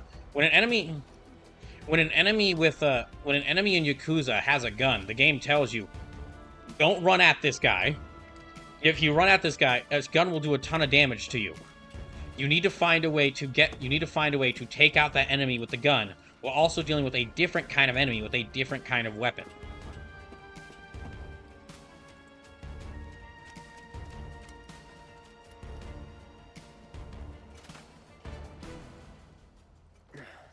Don't think it'll open. Would Okay, to do. let me go around That there. gate just doesn't want to open, does it? Maybe there's a way to get over it? For you, at least. Okay, let me go up here then. So it says Yakuza 0, you can beat the entire Kiryu side in B stance, and Majima side in Bat stance.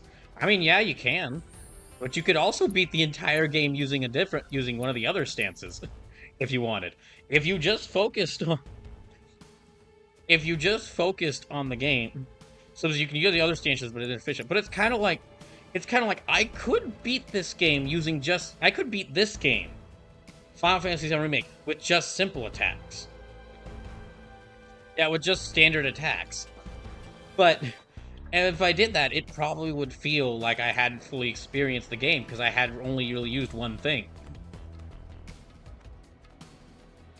Like, you can use B stance, or you can use one stance to beat the entire game, but the game is designed in mind with different stances, working better for fighting different kinds of enemies. Now, whether it fully accomplishes that, maybe it doesn't. Maybe the game is... Maybe they did end up setting it up to where, like, one stance is better than... One stance works slightly better than others. But when they designed it, they had it in mind that, okay, you have 3 different stances with 3 different movesets, and these movesets work better against certain enemies.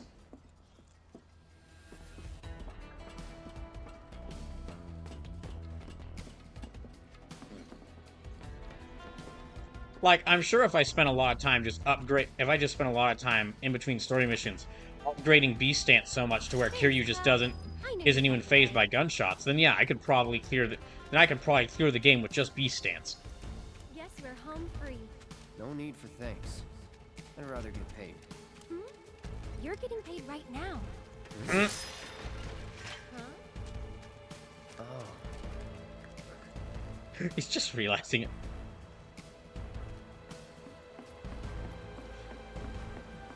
I mean, I'd say spending time with Aerith is payment enough. Spending time with Aerith is payment enough for having to try and defend her. So says, I get that. It might not be in its intent, but it almost always feels like in games like that there's just an obvious best choice and anything else doesn't feel worthwhile.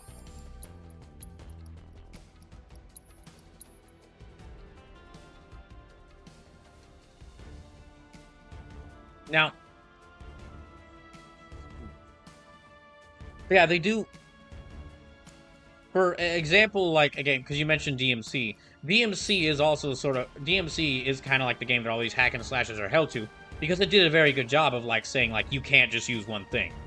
DMC had, like, a lot of different moveset, a lot of different enemies, which are designed to where you need to use one of different things. Well, you do not, like, you don't have to use one of the things. One of the things about the beat 'em up games and, like, the hack and slashes is they allow you, like, they allow a bit more freedom. Yeah, they allow a bit more freedom on what you can do. So, like,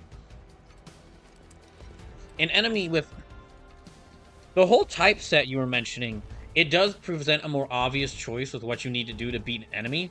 But, like, what it does do is it kind of ends up, a lot of times it can feel like it limits your choice to a player.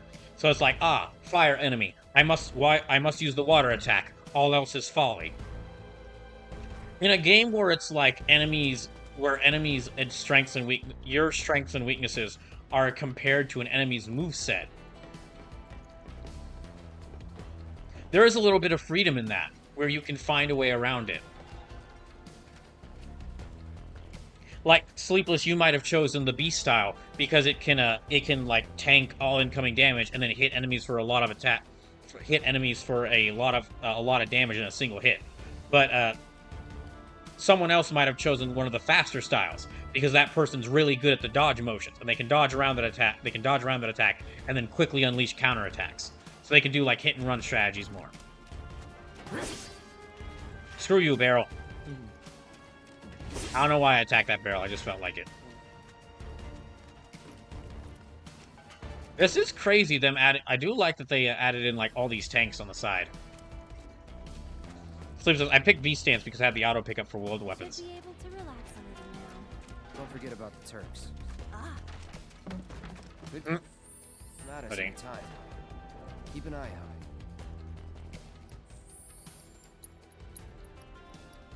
Let me see if I can think of another game that's like another hack and slash or action game that's like this. Oh, another action game that I've like played here that is kind of like this and has the whole different styles. Jedi Fallen Order. When I played that, in that game you have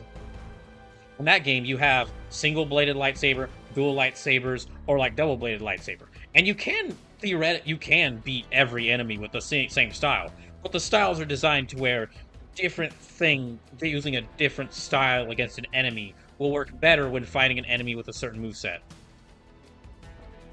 So it says, bro, all these tanks are scrap. They're down in the slums, but it's Shinra's evolved because Shinra's evolved past any of them. I mean, yeah, mechs are always superior to tanks. I just thought it was cool to see them. I just thought it was cool to see, like, basically Shinra, as soon as they're done with, I mean, it's very Shinra of Shinra, that they're just like, oh, we use these weapons of war. Well, we upgraded to the latest model. Let's just throw this, like, giant hunk of metal, which could be repurposed down here. So you saw mechs down here, too, though. I know, and I'm crying about it on the inside. This conversation has helped me I've been actually engaging in this conversation with you, Sleepless, so that I can not look and cry at the discarded mechs. But yeah, very Shinra of Shinra to be like, oh yeah, okay, we don't need this giant hunk, we don't need this tank or this mech anymore. Let's not repurpose anything from it, or like maybe melt it down or recycle it. Let's just dump it in a junkyard. It's almost like how they treat people. Metaphors. Or excuse me, it's just like how they treat people. Metaphors. Oh, what's up around here? That's the station. Somewhere else you'd rather be? Well, I was just trying to explore around, okay? I want to see if there were more mechs or tanks I could find, alright? I've been out here all night watching the Oh, here we go. Let me save before going in here.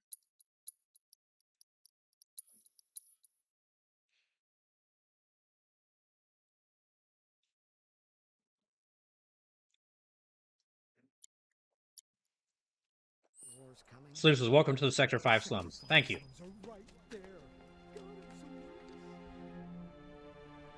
The most ominous town theme. What are they watching? Hey!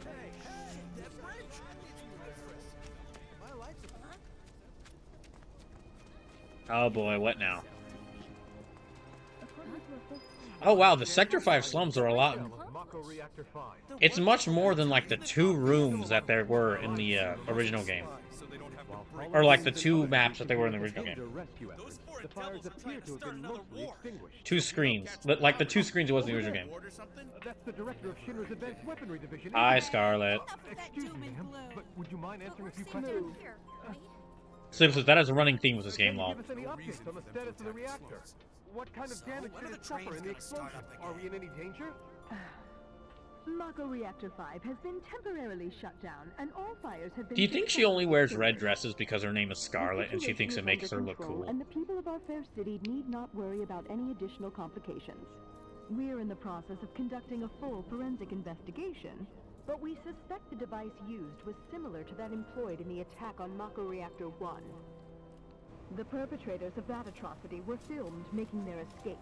These agents of the eco-terrorist group Avalanche are currently believed to be in hiding somewhere in Midgar. Oh, so they caught Bear... Oh no! Can they really be stopped before they strike again?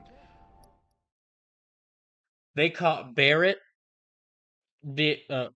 Biggs, Wedge, and Jesse on screen. They didn't catch Cloud or Tifa, which means people that they're going to be gunning for, besides Barrett, the people they're going to be gunning for are Jesse, Biggs, and Wedgie. Wedgie, oh my gosh, I'm sorry. Jesse, Biggs, and Wedge, the 3 members of the team, 2 of whom are injured, and they're the 3 weakest members of the team. Fuck. So I'm not convinced she only owns red dresses because they're dyed with the blood of her, and I'm not convinced she only owns red dresses because they're dyed with the blood of her enemies. Her enemies. No, Sleepless. She says that like, oh, my dress is dyed with the blood of her enemies, but it's not really not. She does like anytime like she sees like a like any sort of monster, she cowers in fear. What do you think? That's a bit rude. Have no fear. Shinra will keep Midgar safe. Okay, time's up. And nobody questioned that. Let's go. I knew deep down this day'd come eventually. Anyway, let me check to see. Oh, did I get any? Can I upgrade my weapons at all?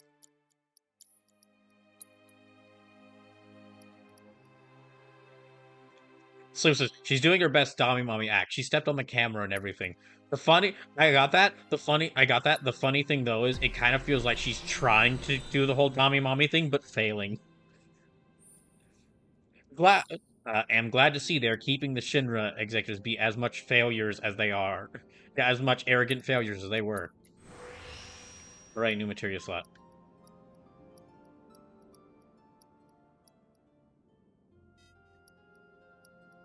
Oh, sorry to bring this up again, Sleep. I'm sorry if you're getting annoyed, if you're not liking this conversation, Sleepless. But to bring up another example, I was thinking of like the moveset works for different enemies. Because this one's an even more obvious example. The Tales games. All of your attacks or such are related to a moveset. And you really don't you don't really have like type advantages, but against different enemies, different moves are more effective. However, you could just win an entire fight with only simple attacks.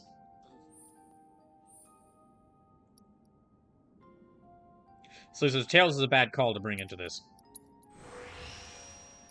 Well, no, because I mean it does kind of relate to that whole like it has. Well, I guess some of the games do get more repetitive with gameplay than others.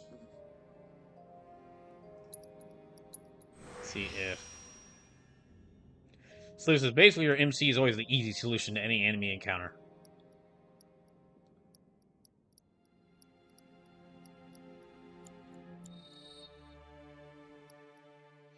It has been. Charlotte says, now a bad time to mention that I actually like Tales of Zestria. No.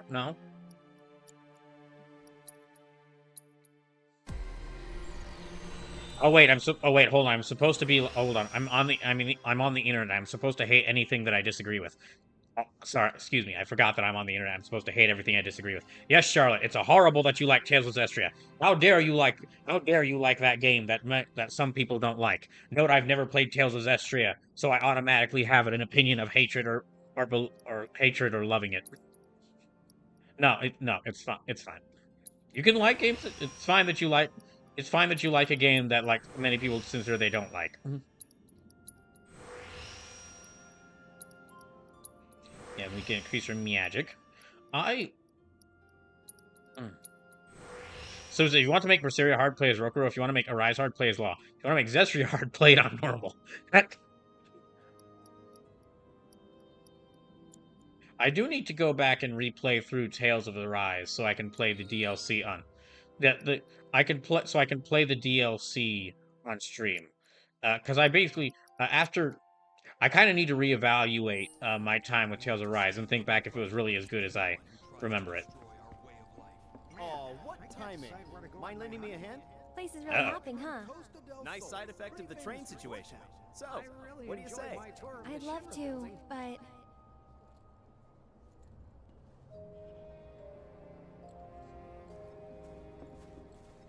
I help out every now and then. It's fun. But I mean, well, we'll be seeing how well Tales of Berseria's combat holds up, because I'll be playing that as part of People's Choice. Well. What are you doing all the way up there?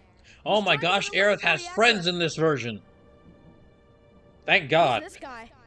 This is Cloud.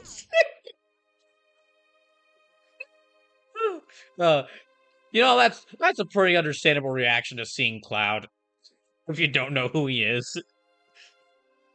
That's a pretty understandable reaction to him. But hooray, Aerith has friends. He's a mercenary. And currently my bodyguard. That's Oates. See you. Okay, bye, kid. 2 peas in a pod. She's talking about Cloud and Oates.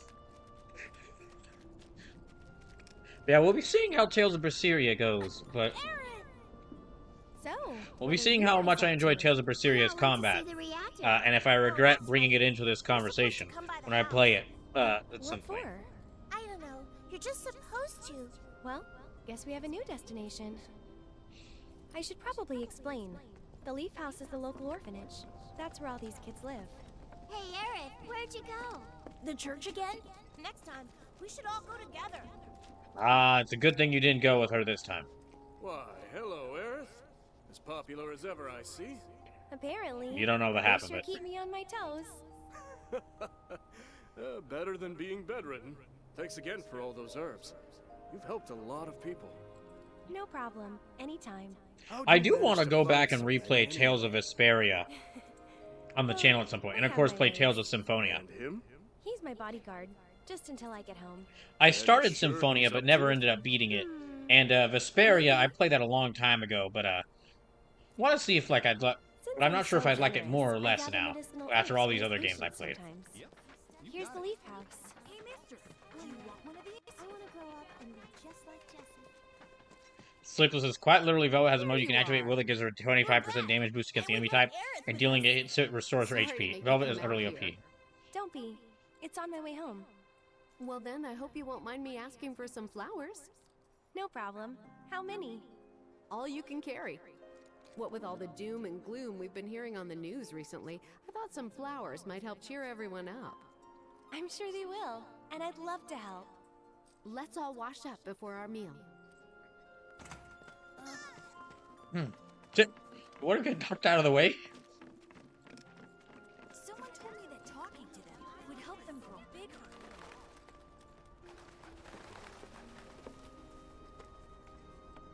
So, Cloud, what's your favorite flower? They're all the same to me. Huh. You sure you want to say that to a florist? Better.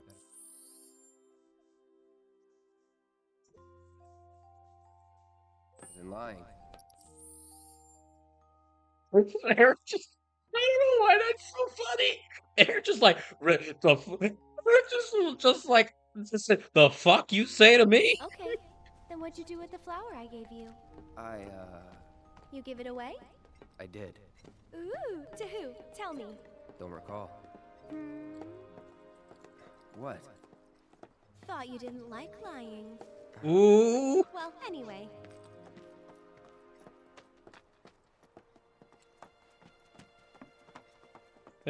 This chapter has mostly been Cloud just walking alongside Aerith, but I have very much enjoyed it. My house is just up this path. Mom should be home by now, so I'll introduce you. So this is, I'm curious how Arise holds up for you. Personally, I like playing it in 2021, but I also dread going back to some of those endgame fights in Rise because those enemies after the OP shift just have too much damn health. There you go. That's my house. Damn, that looks awesome.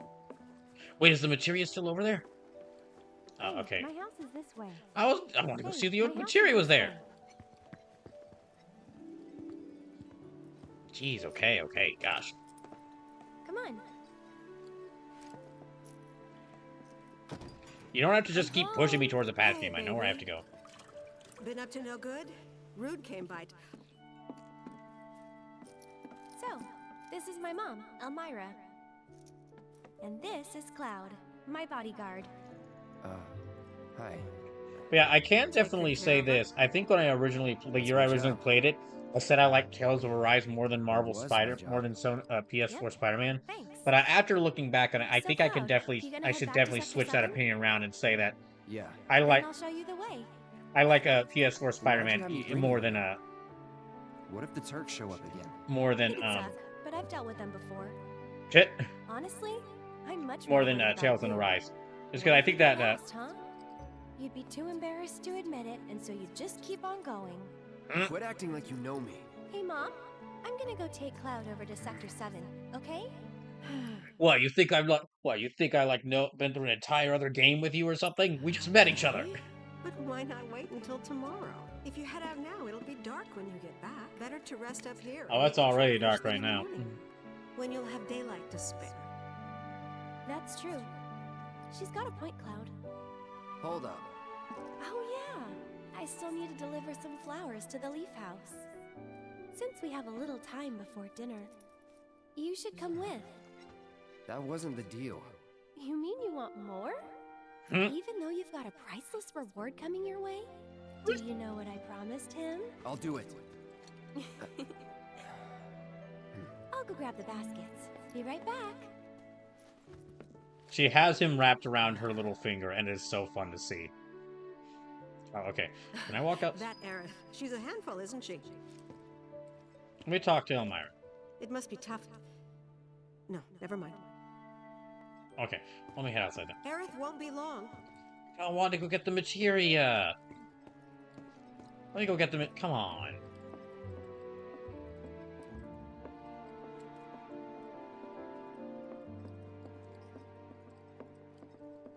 That's weird. Could have sworn I put them here. And let me go up. No, okay, no.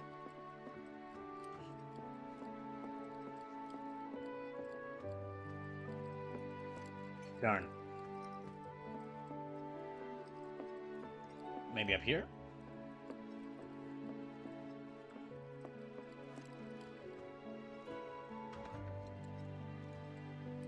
Definitely not here. Oh gosh, it's so bright. Ow. Oh my god. Okay. Okay, while we're here, is that materia over there? I don't see it, but I'm still gonna look.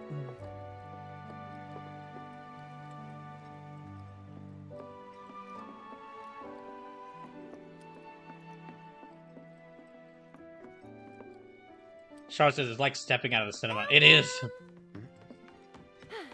You take this one. Take the basket, Cloud. Take it. Cloud, take the basket. Cloud. Good, good man. Off we go.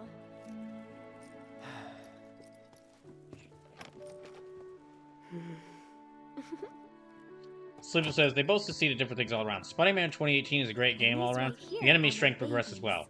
Rise, meanwhile, returns to what I think people wanted to see out of the series, which was a more intimate cast and a very real sense of story and character progression to them. That is true. They are two very different games. Okay. Let me go... Charlotte says, damn, she's cute. Wish I was that cute. I'm sure you are. Which ones do you think we should pick? Any of them. Oh, don't be like that. I know you have an eye for this kind of thing. Choose flowers to deliver. It's time for the flower picking minigame! Choose flowers delivered to the Leaf's house. Just triangle when you're close to a garden to pick flower. You know, if I had played the original FF7 a long time, I would have been accusing this game of padding. Might be accusing this game of padding with all the minigame sections it has. But having just played the original only like a few months ago, having all these random minigames is very true to the original FF7. Press triangle when you're close to a garden to pick flowers. The decoration to the leaf house change depending on the colors you select. Okay. What time is it? Okay, it's like 11:36. We don't have much longer. Charlotte says padding. It's a video game term for when you artificially inflate a section in order to stretch out the length of it. For example, adding a mini game, adding a random mini game to a section in order to progress. Hand it to you. I never would have thought of that. It'll definitely take them by surprise.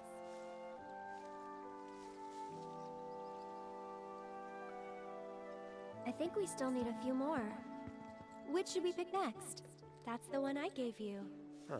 It is? Nice try, mister. You can't fool me.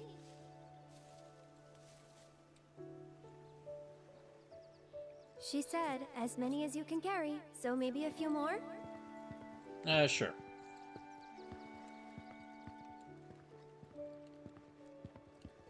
Wait, what? Well, I thought I was going to see if there are other flowers to grab, alright? Good eye. People used to give these to Charlotte says, oh, so padding is to games as fillers to anime? Oh, yeah, that's a good way of comparing it. I think we're good now. What do you say? Shall we go? But yeah, I'm certain if I had not played the original FF7, this would feel like a weird thing to make into a minigame, and it feels like they were just kind of stretch out this whole part. But having played the original FF7 over a few months ago, that is something the original game did, so... That is something the original game did, was just throw in mini games at weird points to make it feel Come like on, you were doing Charlie. stuff. We're not under the gun or anything. I'm not cut out for this crap. Sure Hey. you are. And when you're done, you'll be drowning in job offers. Mm.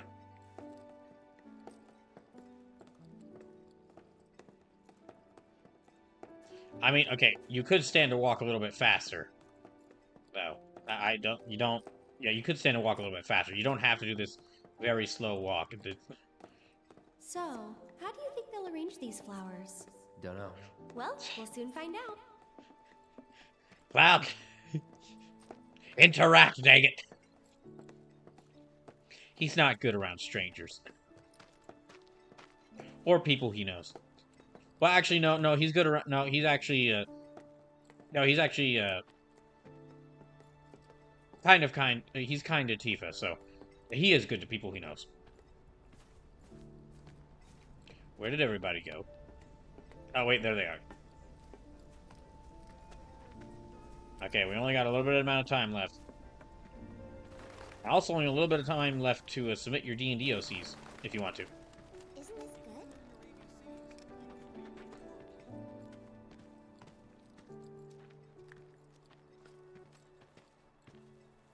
good? Charlotte says, he's just not good around the ladies in general. We've I'll seen wait how out he interacts with Jesse, right? Yes. Oh, okay. Yes. But I might be a while. Why not check out the town?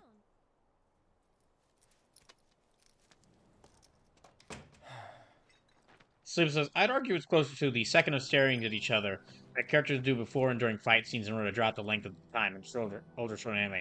They're screaming to build up to power up like in DBZ.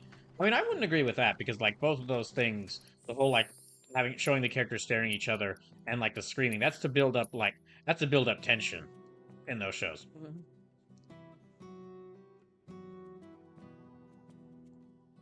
Ooh, guitar theme.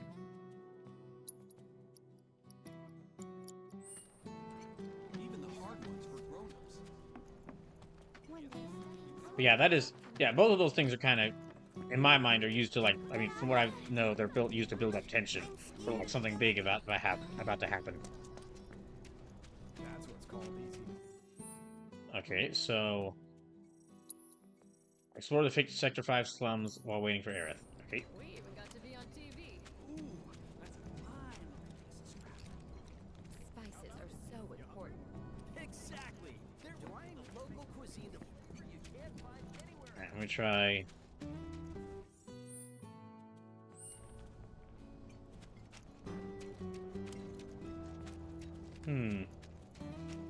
What are you doing up there? I thought they were talking to me for a second. Sarah says that reference is lost on me, never seen Dragon Ball. Sleep says Dragon Ball is fine. I think there's been better since I don't think it's the gold standard other anime fans hold it to. Charlotte says, spoken like someone with taste. But Charlotte, I thought you just said you'd never seen Dragon Ball. How do you know you don't like it?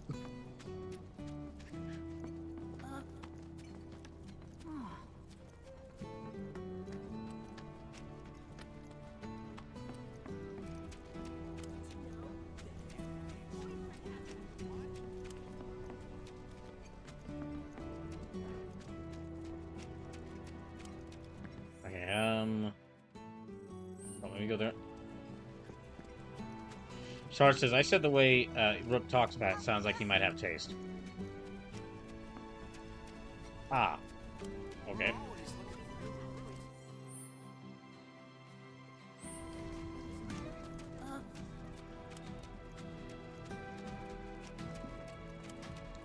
I feel like this is just me wandering around looking for where I'm supposed to go next while the game is like, no. No. Listen to the music we wrote here. We put this awesome guitar theme of this version of the theme in here. You will listen to it. Slip says, I'm trying to be respectful, even if I'm decrying popular thing. You get further with a kind word type thing. Want to help? Oh, wait, there's a weapons store there. What do you say? Ooh. Alright, let me go check here. Oh, even better, it's a weapon. It's like a weapon version of a food truck. Now that's something that needs to be, which I mean, it's just a which is just like a merchant caravan, but still, that needs to be something in more set in more like fictional stories. A food truck, but that sells armor and weapons. TV's Again, it's basically a merchant caravan, but If still. you don't look out for yourself, no one else will. That's a lesson for life on the ground floor.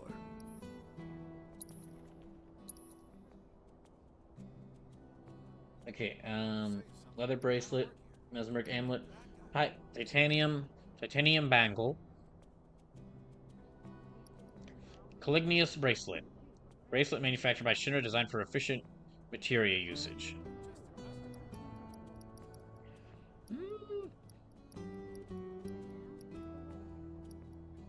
That reduces their stats by a lot, but mesmeric armlet. Okay, let me give.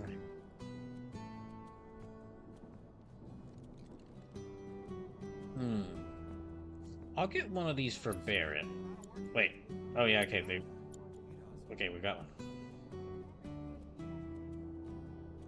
Slip says, "I love the theme in this town. It does the usual FF thing where it's just the instrumental version of the ending theme during the credits, but that also tells you how important the city and the people in it are." Charlotte says, "Props to nothing. I have almost necessary things for my upcoming trip to Los Angeles." Oh, nice. Hope it goes well.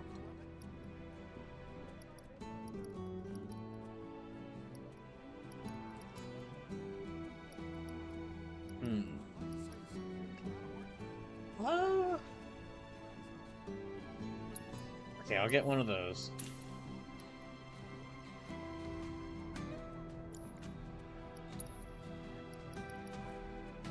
Five-point starts becomes immune to poison. Got what you need to Star stay says, "Got the safe? tickets for the Dodgers game, including one ticket package for Filipino Heritage Night, which includes a commemorative jersey. Now I just need to sort out the tickets for Universal Studios theme park. I hope we have a good time while there."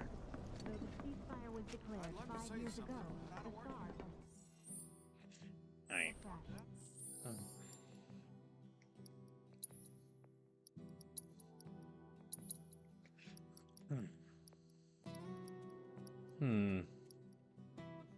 Titanium bangle. Okay, I will give him the titanium bangle.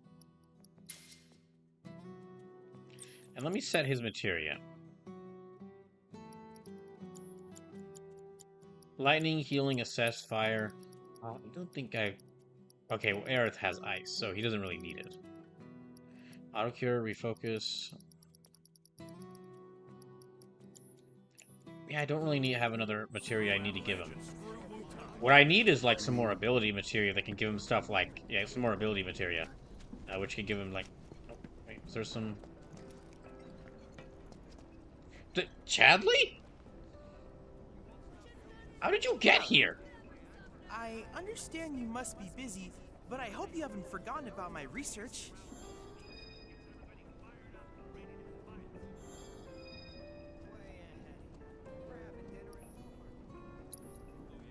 Okay, wind, assess, Atibib. Doubles Atib when activated. Cannot be used continuously. Oh, shoot, you get like a... Okay, so you get like a, building meter. First strike. Increases how full the Atib gauge is at the start of battle. Okay, that'd be good.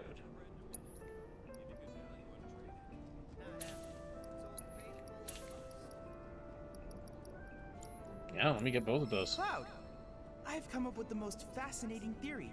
Oh boy. Perhaps you can lend me your assistance in gathering data to test it? Cloud, I have the most amazing news. I believe I might know how to develop summoning materia, something heretofore thought impossible. Scientists say that this materia can only be found in nature, but I may just be able to prove otherwise. I don't know if I like the idea of you artificially creating summoning materia. I would like to test this theory by way of my combat simulator. To wit, I want you to fight and defeat summon data in VR. I sense that you find my phrasing to be somewhat obtuse. Shadley has developed a new combat simulator, Rura missions. As you gather more battle intel, special missions allow you to battle summons will become available. Talk to Shadley if you want to give them a go. Oh, absolutely. Please let me know when you have made your preparations. We'll definitely do that. Okay, but first, I'm going to set his materia again. Let me see, let me swap that one there.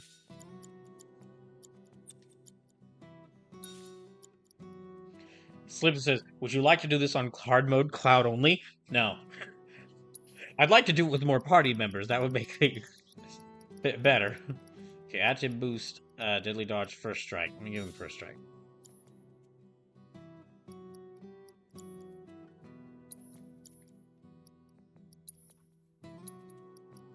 Bulletproof vest, do I have? Okay, no, bulletproof vest. Yeah.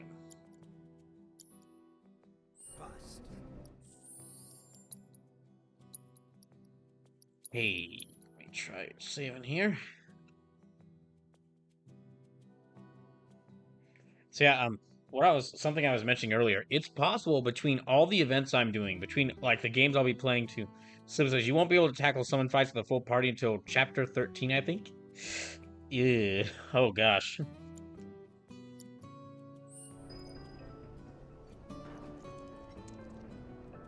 I have to tell you that I'm grateful for all of your help thus far.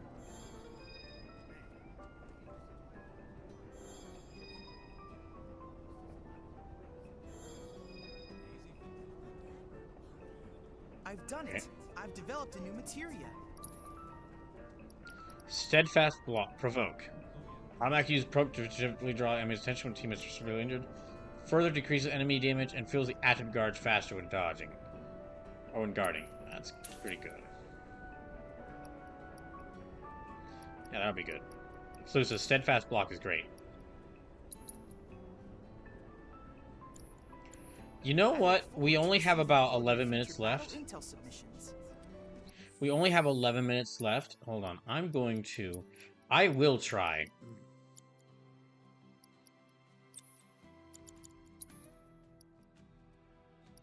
Oh wait, Air's got Ifrit. Okay, we'll keep that on. I will keep, I could try to fight Shiva with Ifrit, because, fire and ice are opposites. However, I will do the cooler option of fighting her with my boys, Chocobo and Moogle. So, yeah, we will let me try and fight Shiva. I hope you will continue to help me gather vital information for my research. Alright, try and fight her. This will probably be, we only got about 10 minutes left, so this will be the last thing I do for that. Then I invite you to ready your portable battle simulator. That's what I call my Switch when I want to make it sound cooler than it actually is. That's what I call my Switch when I'm playing Fire Emblem, and I want to make it sound cool to people who don't know what it is.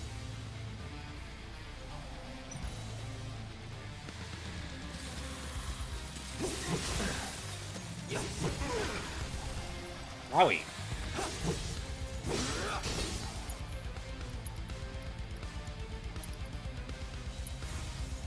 No escape. All right.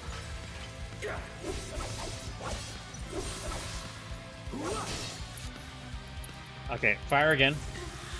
Need a light. That'll do. Ow. Steady.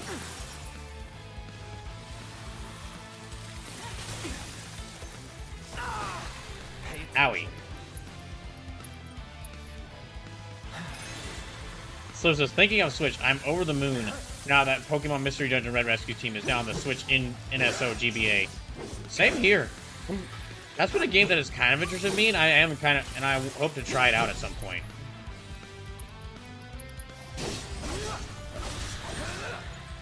Right, okay. Just like Sleepless Once, assess. Too bad.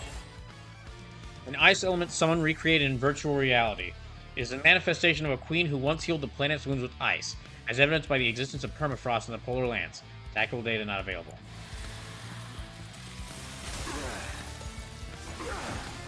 Owie. Wait, what's that?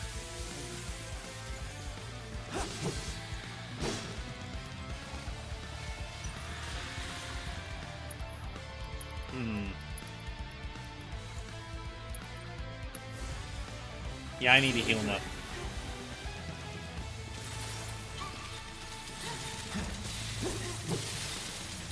No holding back. Damn. Bring it.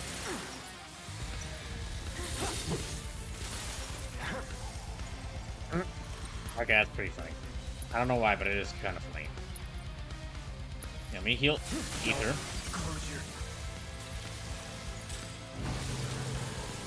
Uh-oh.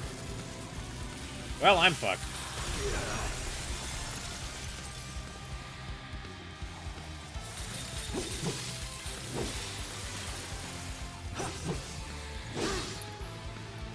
Let me use Mega Potion on Cloud. Come on.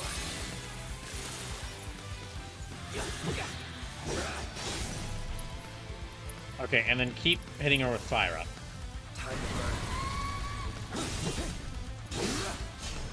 burn.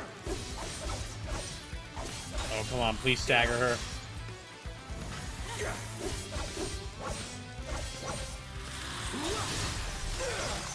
Damn, I didn't get it. Yeah, sorta. Yeah, I'm not so sure about that now, buddy. Burn. Oh, wait, okay, she dodged out of range of that. Well, let me try it again. No? Yay! You're done.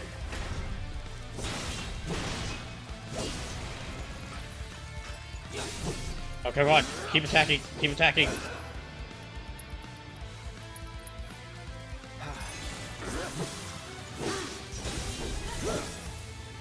Come on.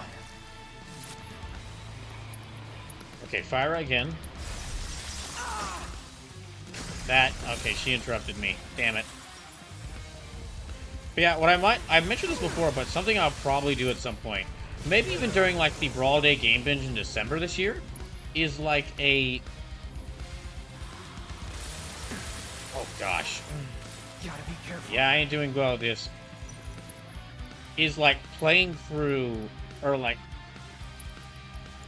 playing through as many of the Switch GBA game as the GBA games on Switch as I can in like in a couple of days in a row. So as I did say this version was hard out. You did, but I at least wanted to try it out. Let's do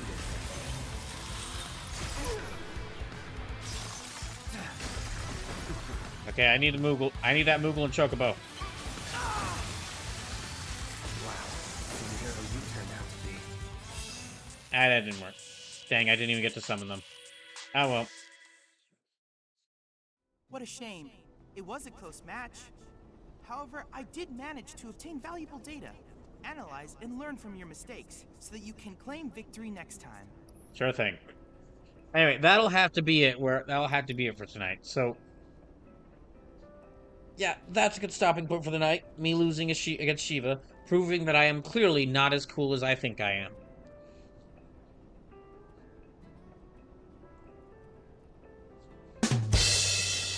Sleeper says you did well. First stagger hit and 50% HP percent down. Yeah, I think I just need to get Aerith on my team and then have her join me, and then I'll be able to be able to fight her. To receiving all of your future battle intel submissions. But let me rest here. So that'll be it for it tonight. That'll be it for tonight. I'll be back on. I had a lot of fun with this stream. Thank y'all. So thank y'all for coming out.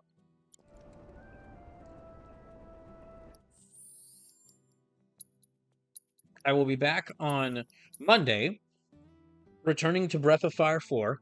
And in the meantime, well, I got to take a look at all these D&D OCs y'all submitted, and I got to start picking which game I should use them in, and start drawing some sprite portraits for them. So while I do that, I hope y'all have a good rest of y'all's weekend. And if you're preparing for the school semester, either because you either work at a school or are a student still, good luck. I don't think we could do it.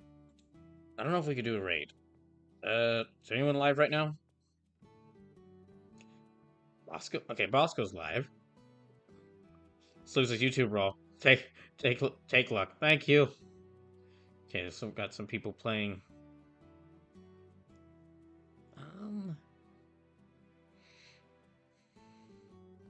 Okay, Monty Blue's playing some Pokemon Violet. TJ's playing Classic Resident Evil.